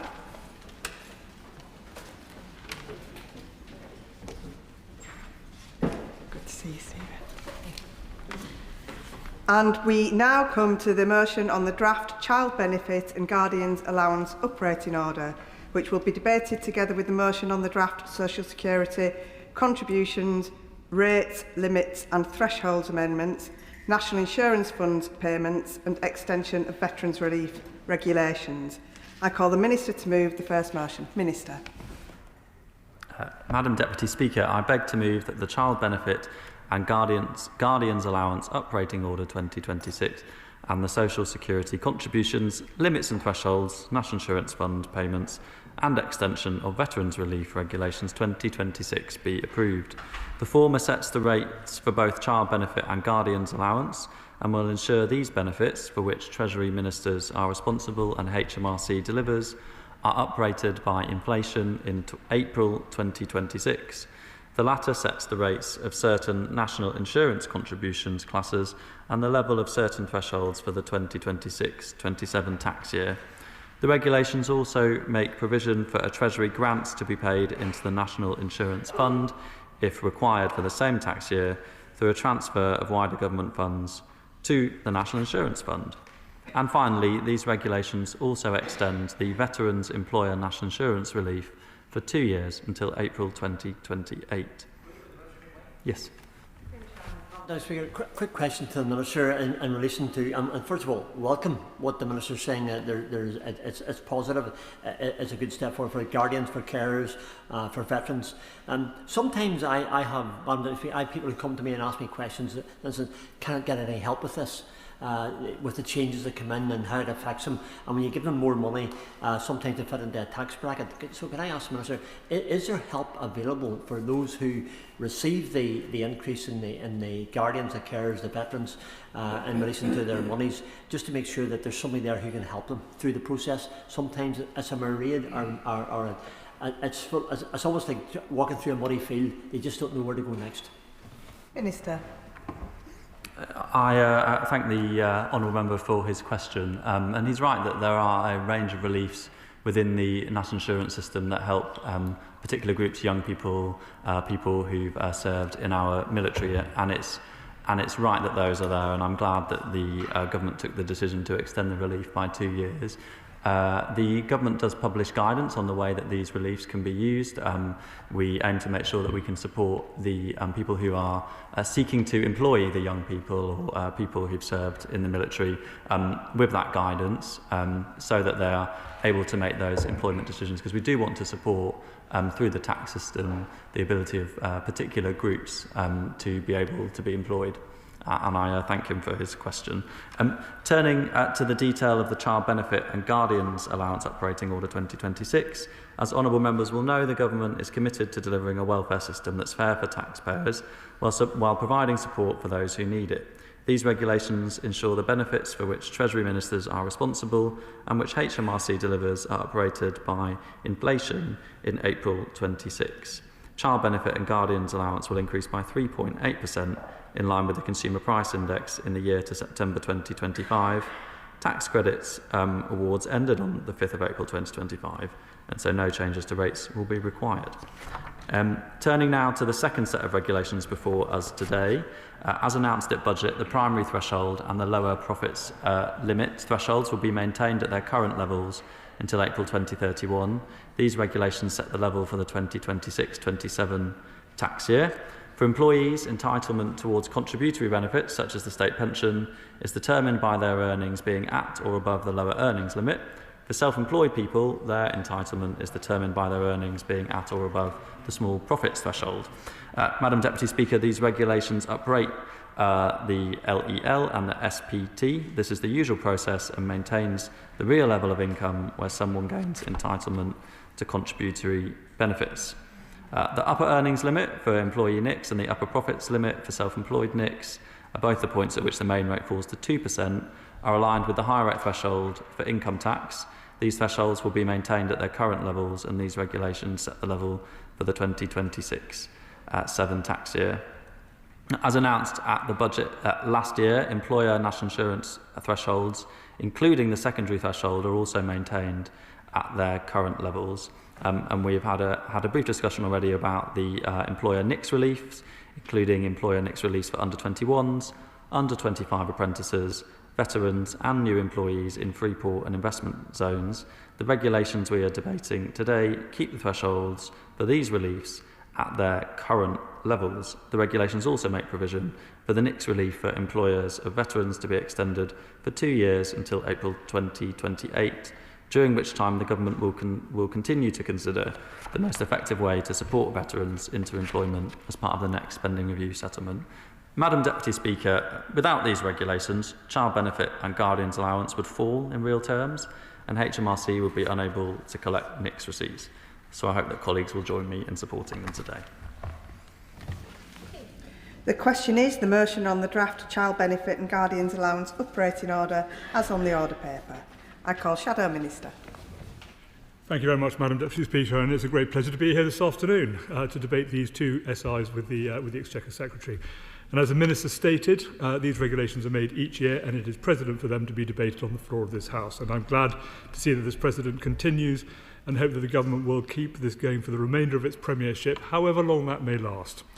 So turning to the measures in front of us today, I want to make it clear that we will not be voting against them when the debate concludes. However, I'd just like to comment on each SI and the wider political discourse around them. The first set of regulations about social security set the rates of certain national insurance contribution classes and the level of certain thresholds for the 2026-27 tax year. Specifically, it will uprate the lower earnings limit, the small profit threshold, and the rates of Class 2 and Class 3 national insurance contributions. And this will be increased by 3.8%, which is the Consumer Price Index figure from September 2025. All other limits and thresholds that these regulations cover will remain frozen at their current level. But what has been highlighted here by this is that the increase last year was 1.7% compared to 3.8% this year. Both of these percentages represent the rate of inflation that is being paid by that our constituents are suffering under. And of course, the 1.7% is what we left the government when they came to power. 3.8% is the level of inflation that the government is now delivering to consumers. As I say, when we left office, inflation was at 2%. We had managed to get this down following a once-in-a-generation pandemic and Russia's illegal invasion of Ukraine and the subsequent energy crisis. So since Labour has come in, inflation has risen almost every month and is now stuck at around 3.6%. Why is that?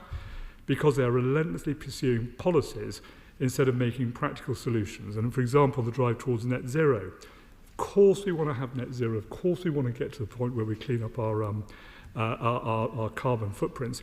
But by going too far, this government has managed to put up energy bills by £300 since they were elected. Is it any wonder that inflation is so high and shows little sign of coming down anytime soon? So I don't want to press the Minister on too many questions, but could he, in due course, let us know when the government expects inflation to return to the target rate of 2%, which everybody agrees is where it should be. The other point I want to make is, about this particular SI is that it extends the employer national insurance contributions for veterans to 2028. And this means that businesses will continue to pay no employer NICs on salaries up to the veterans' upper secondary threshold of £50,000, £270 for the first year of their employment. A very good thing. I think the Minister will agree. We introduced this relief in 2022 as we wanted to encourage as many employers as possible to help our veterans. These people have done a huge amount to protect our country, and it is important that we show our gratitude to them. The Minister is nodding, and I'm sure he agrees with this point. Therefore, we welcome that the government have committed to extending this relief for the next 2 years. However, I do want to point out that in the budget document, the government did say the following, I quote, "The government will extend the employer NICs relief for employers hiring veterans in their first civilian role to April 2028, from which point support for veterans into employment will be covered through spending review settlements rather than through this tax relief." So I know that the government have committed to consult on which way would be best to do this.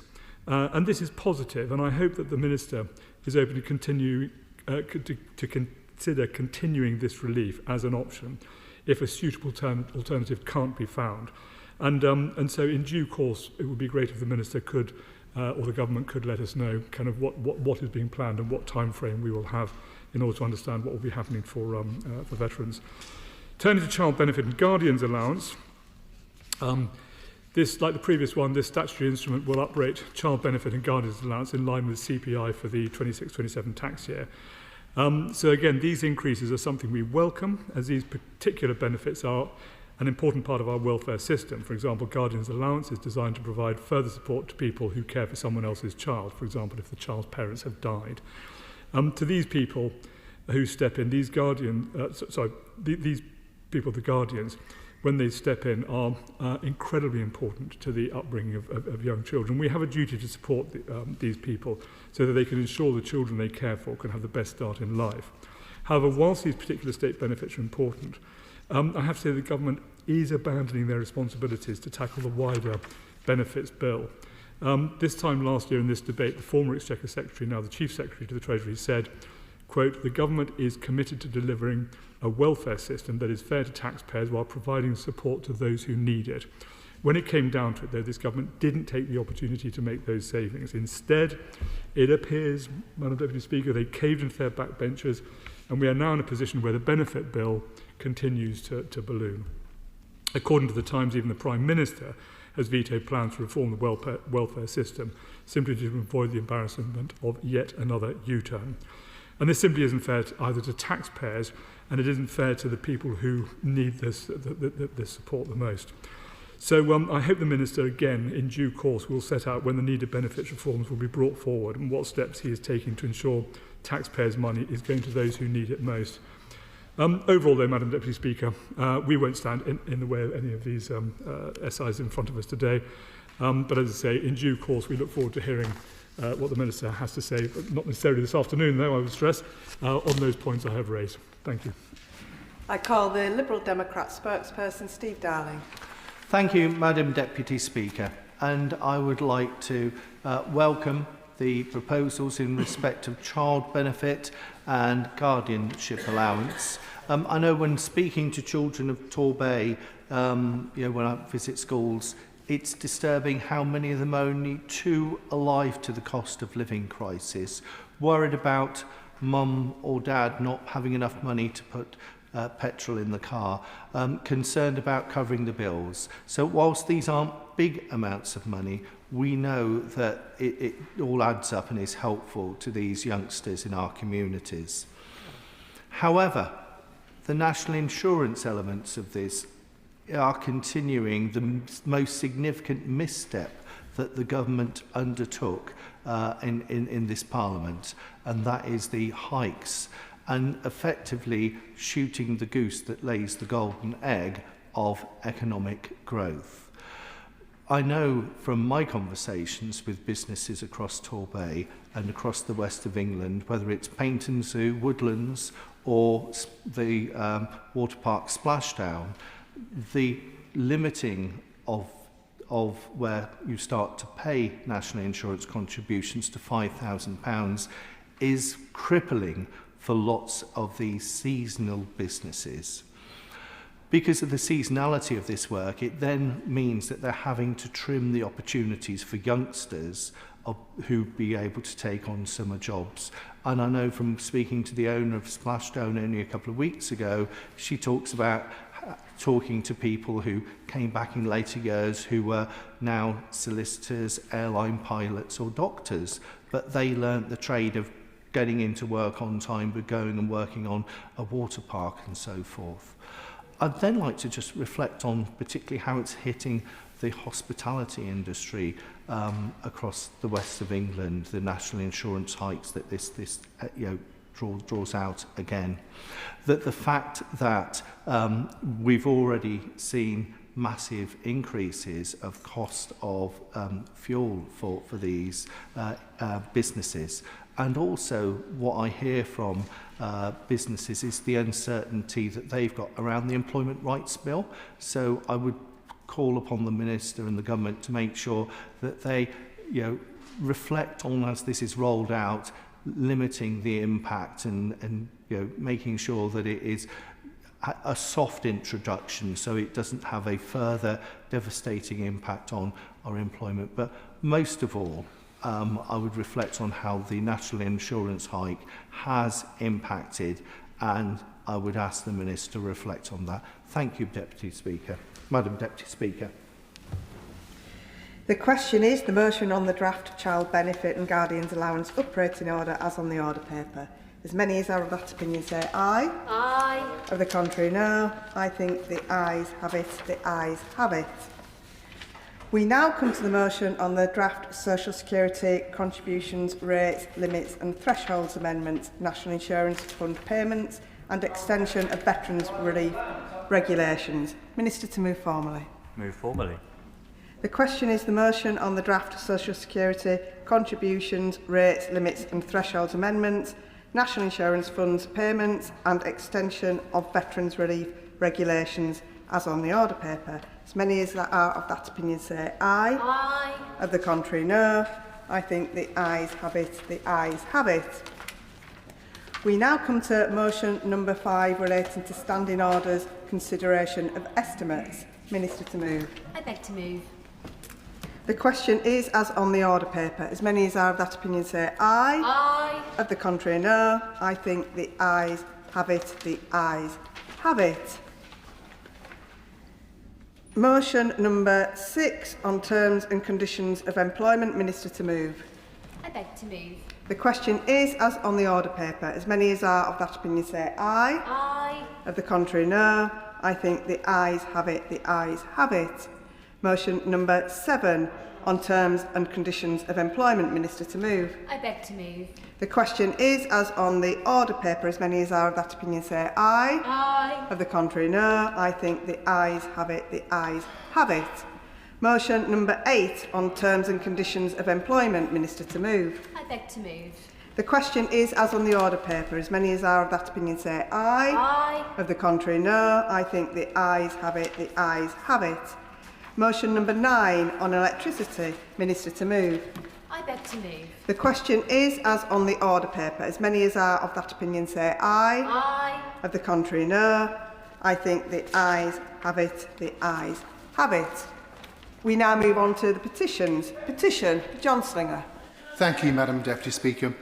I welcome the investment that has expanded and improved services at the Hospital of St Cross in Rugby, but my constituents want urgent treatment to improve further and include more doctor-led services. I've raised this issue with ministers and in the House. Locally, I've convened roundtables with stakeholders, including community health organisations, councillors and campaigners, to ensure their voices are heard by local health leaders. I have asked these leaders when their review of urgent emergency care will conclude. Now I expect local health leaders to take note and, more importantly, to take action. The petitioners therefore request that the House of Commons urge the Government to work with NHS Coventry and Warwickshire Integrated Care Board to ensure that urgent care provision at the Hospital of St Cross is retained and enhanced to include doctor-led urgent care services. And the petitioners remain, etc.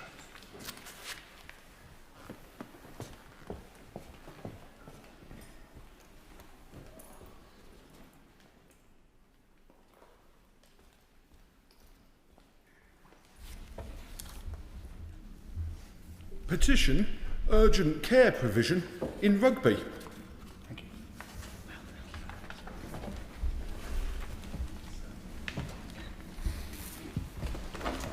I beg to move that this House do now adjourn. The question is that this House do now adjourn. Alan Mack. Thank you, Madam Deputy Speaker. On behalf of Havant constituency residents and NHS patients, I welcome the opportunity to urgently raise in Parliament the sudden and distressing removal of diagnostic services at Oak Park Clinic in Havant. Oak Park is a vital community asset which has long played an important role in local healthcare provision. In particular, it has provided a range of services including therapies, outpatient clinics and diagnostic checks.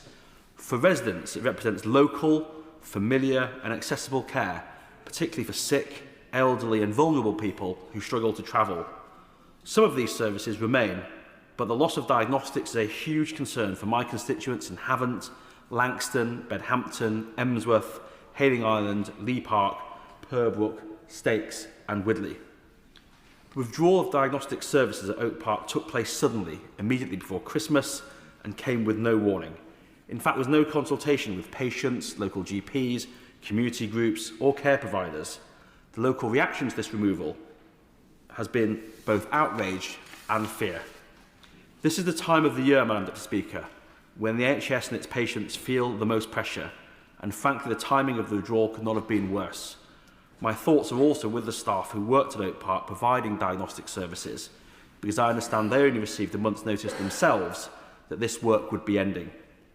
Personally, I was not notified before or even immediately after the withdrawal of services by any of the local NHS bodies or service providers.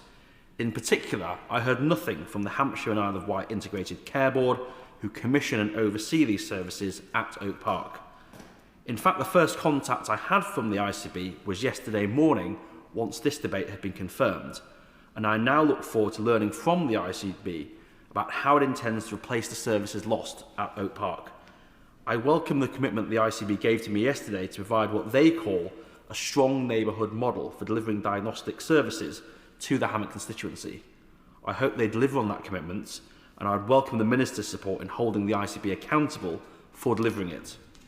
The ICB has told me that the ending of diagnostic services at Oak Park was taken by the NHS provider and that it was not an ICB decision. But the general failure to communicate with people affected by the closure has caused widespread confusion, anger and fear. It is disappointing, Madam Deputy Speaker, that nearly 2 months on from the removal of diagnostic services at Oak Park, there is still no clear information in the public domain about the background behind the removal, no agreement about a way forward, and no news about whether temporary vision, for example through a mobile diagnostic unit, is feasible. Madam Deputy Speaker, the importance of diagnostic provision in Havant cannot be overstated. Havant War Memorial Hospital closed in September 2011, and at the time, local people were assured that replacement facilities would maintain accessible healthcare in the community. It was Oak Park Clinic that provided the reassurance that healthcare would indeed remain close to home. The message from residents, patients, GPs and the whole community is clear. Diagnostic services must be restored locally by the NHS and the ICB to a central location in the Havant constituency, either Oak Park or another suitable site. In the meantime, there must be interim provision, again in the constituency, for example via a mobile unit or temporary facilities. Local people deserve nothing less, and my campaign to get the government, the ICB and the NHS to deliver will continue. As the Minister knows, diagnostics are the gateway to treatment. Oak Park offered X-ray, ultrasound and echocardiogram services. These are basic but vital services which inform clinicians quickly about the health of a patient and allow them to decide what further tests or treatment are necessary. If these checks are delayed or unavailable, it can have appalling health consequences for patients, slowing their access to treatment or even cutting it off altogether. The cumulative effect is to increase referrals into already pressured acute settings such as Queen Alexandra Hospital in Portsmouth and undermine the cohesion of local NHS services. Madam Deputy Speaker, the alternative to the facilities at Oak Park is to divert my constituents to St Mary's Community Health Campus in Portsmouth. This is hugely inconvenient for them because travel into Portsmouth from communities in the Havant constituency is difficult at the best of times. St Mary's is located on Portsea Island in the city, and there are only 3 roads on and off the island. The road most likely to be used by people travelling from my constituency, the Eastern Road, has been closed in one direction for several weeks for sewer repair works. It will remain closed until next month at the earliest.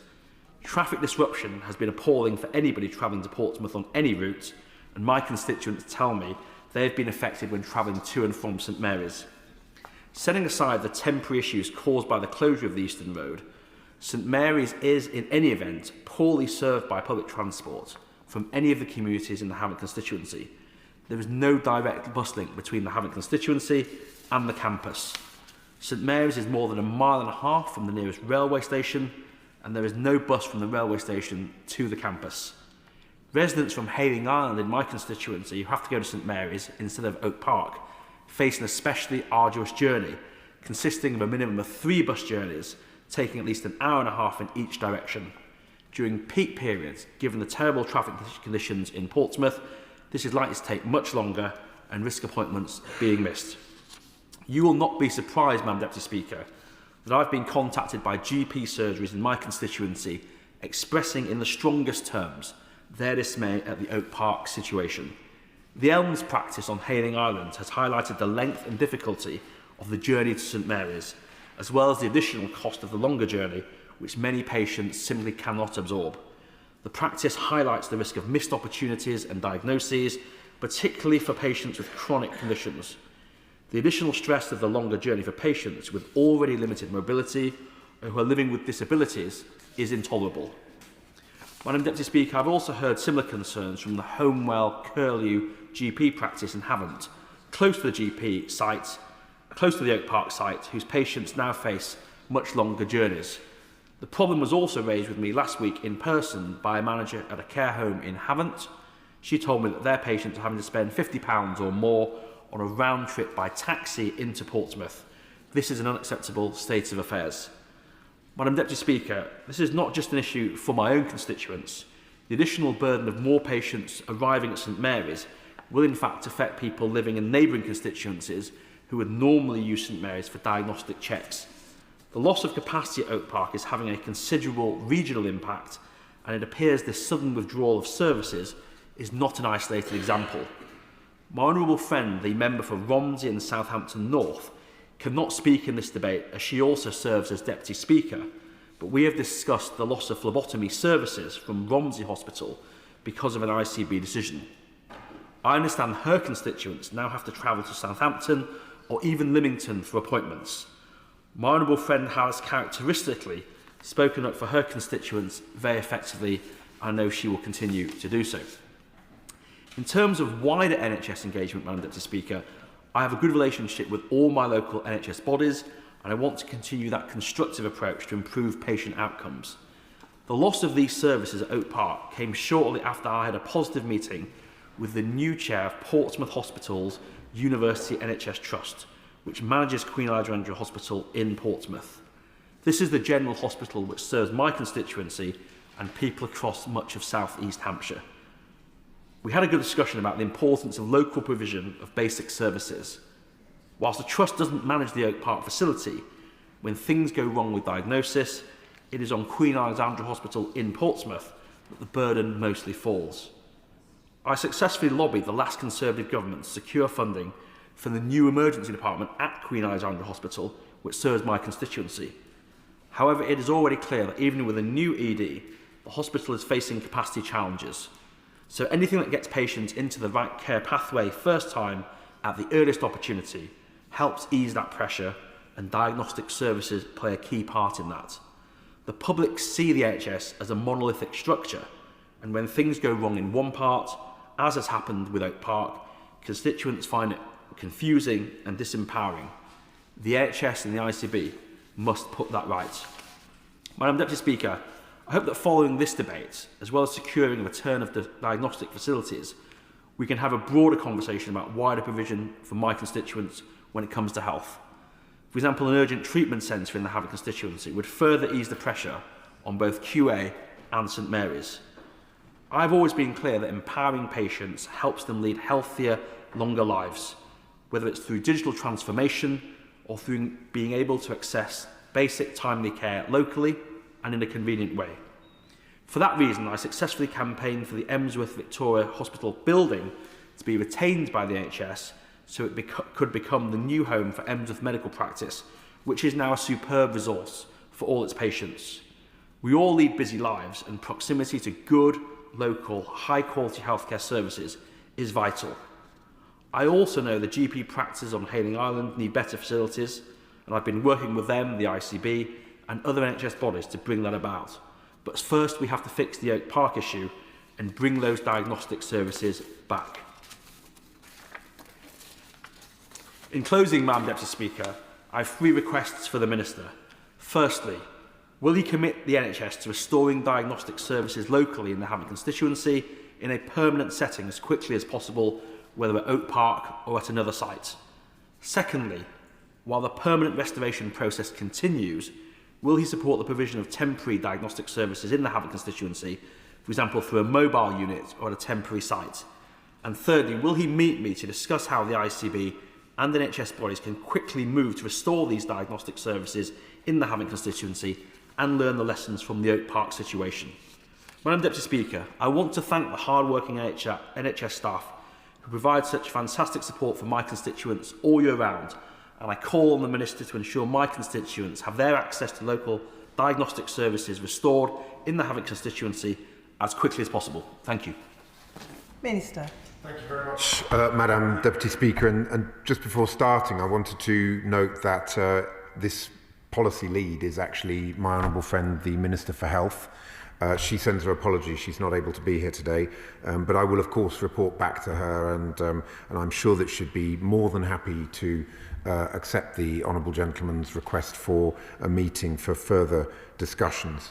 I congratulate the member for Havant on securing this debate on the provision of diagnostic services in Havant and specifically at Oak Park Community Clinic. This is a very important matter to his constituents, and of course it resonates more broadly across communities right across our country. Diagnostic services are a critical part of our NHS, and for patients they are crucial to helping them get peace of mind about their symptoms or clarity on the next stage of their care. Reducing the waiting times for diagnostic tests is critical to achieving both our elective waiting times and cancer waiting time ambitions.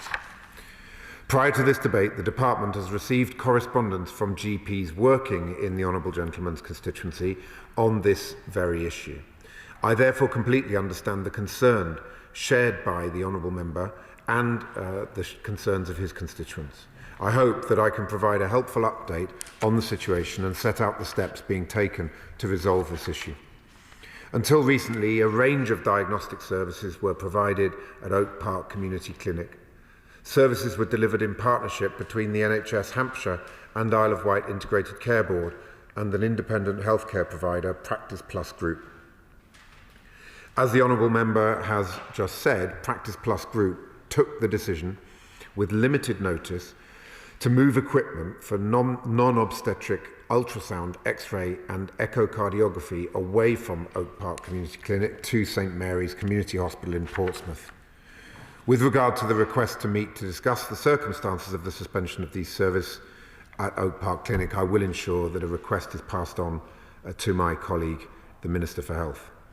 I can inform the Honourable Gentleman here that the closure is because Practice Plus Group took the view that the lease no longer represented value for money. I can fully appreciate the disruption that this is causing in the Havant area for patients who now face longer travel times and inconvenience to receive care. I am aware that the ICB has communicated with all referring organisations affected and is working to mitigate disruption, including reviewing alternative provision to ensure continuity of diagnostic services for patients in the Havant area. In the meantime, patients can be referred to Practice Plus Group services at the St Mary Community Campus in Portsmouth for these diagnostic tests. Queen Alexandra Hospital in Cosham is also providing diagnostic services and is of course accessible to many patients across Havant. For some, it is likely that this will be more convenient and should be offered as a location for diagnostic tests. The Honourable Member for Havant will be aware that Oak Park Community Diagnostic Centre is also located at Oak Park Community Clinic. The non-obstetric ultrasound service at Oak Park Community Clinic was until recently provided as part of the Community Diagnostic Centre.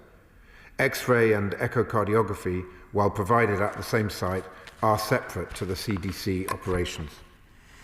When the Community Diagnostic Centre was first approved, Portsmouth University Hospital's NHS Trust commissioned Practice Plus Group to deliver non-obstetric ultrasound activity for the centre.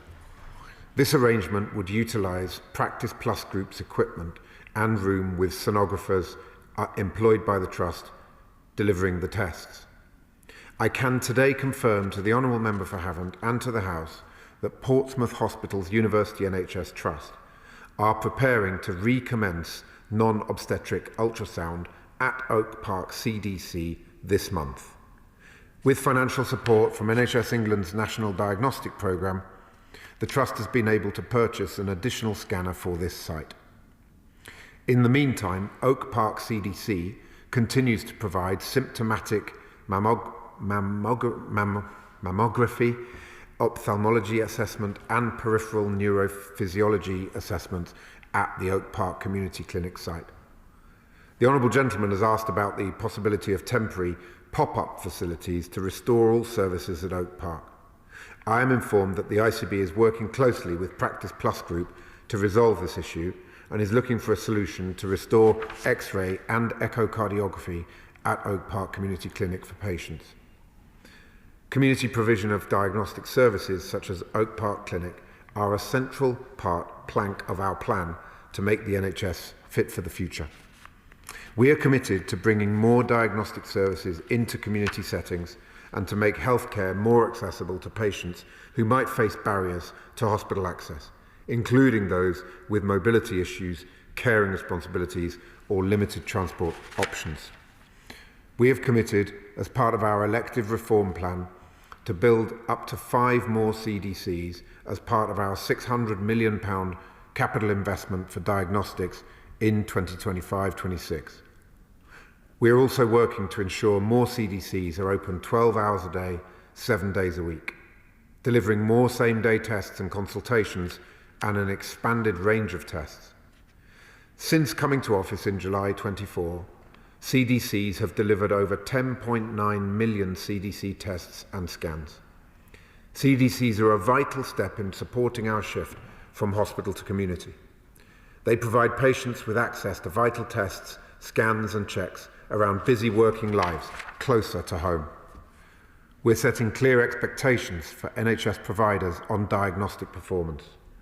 Our medium-term planning guidance sets out the ambition that performance against the diagnostic 6-week wait constitutional standard will improve, so that no more than 1% of patients wait more than 6 weeks from referral for a diagnostic test by March 2029.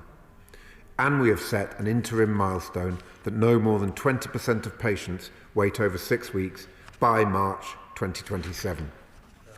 For NHS Hampshire and Isle of Wight ICB, we recognise that significant improvements in performance will be required. Performance is currently at 29.5% at November 2025, so there is clearly a long way to go. In 25-26, NHS Hampshire and Isle of Wight ICB were allocated £49.3 million of capital funding from the Constitutional Standards Recovery Fund announced by the Chancellor at the Spending Review, aimed at supporting NHS performance across secondary and emergency care. This includes supporting new capacity and productivity improvements in diagnostic services. This is part of over £6 billion of additional capital investment over 5 years across new diagnostic, elective and urgent care capacity to deliver the improvements to the NHS that patients need and deserve, so that the NHS is there for them when they need it. So I want to end by again thanking the Honourable Member for tabling this important debate and raising this issue, and I congratulate him once again on securing this important debate. Thank you, Madam Deputy Speaker. The question is that this House to now adjourn. As many as are of that opinion say aye. Aye. The ayes have it. Order, order.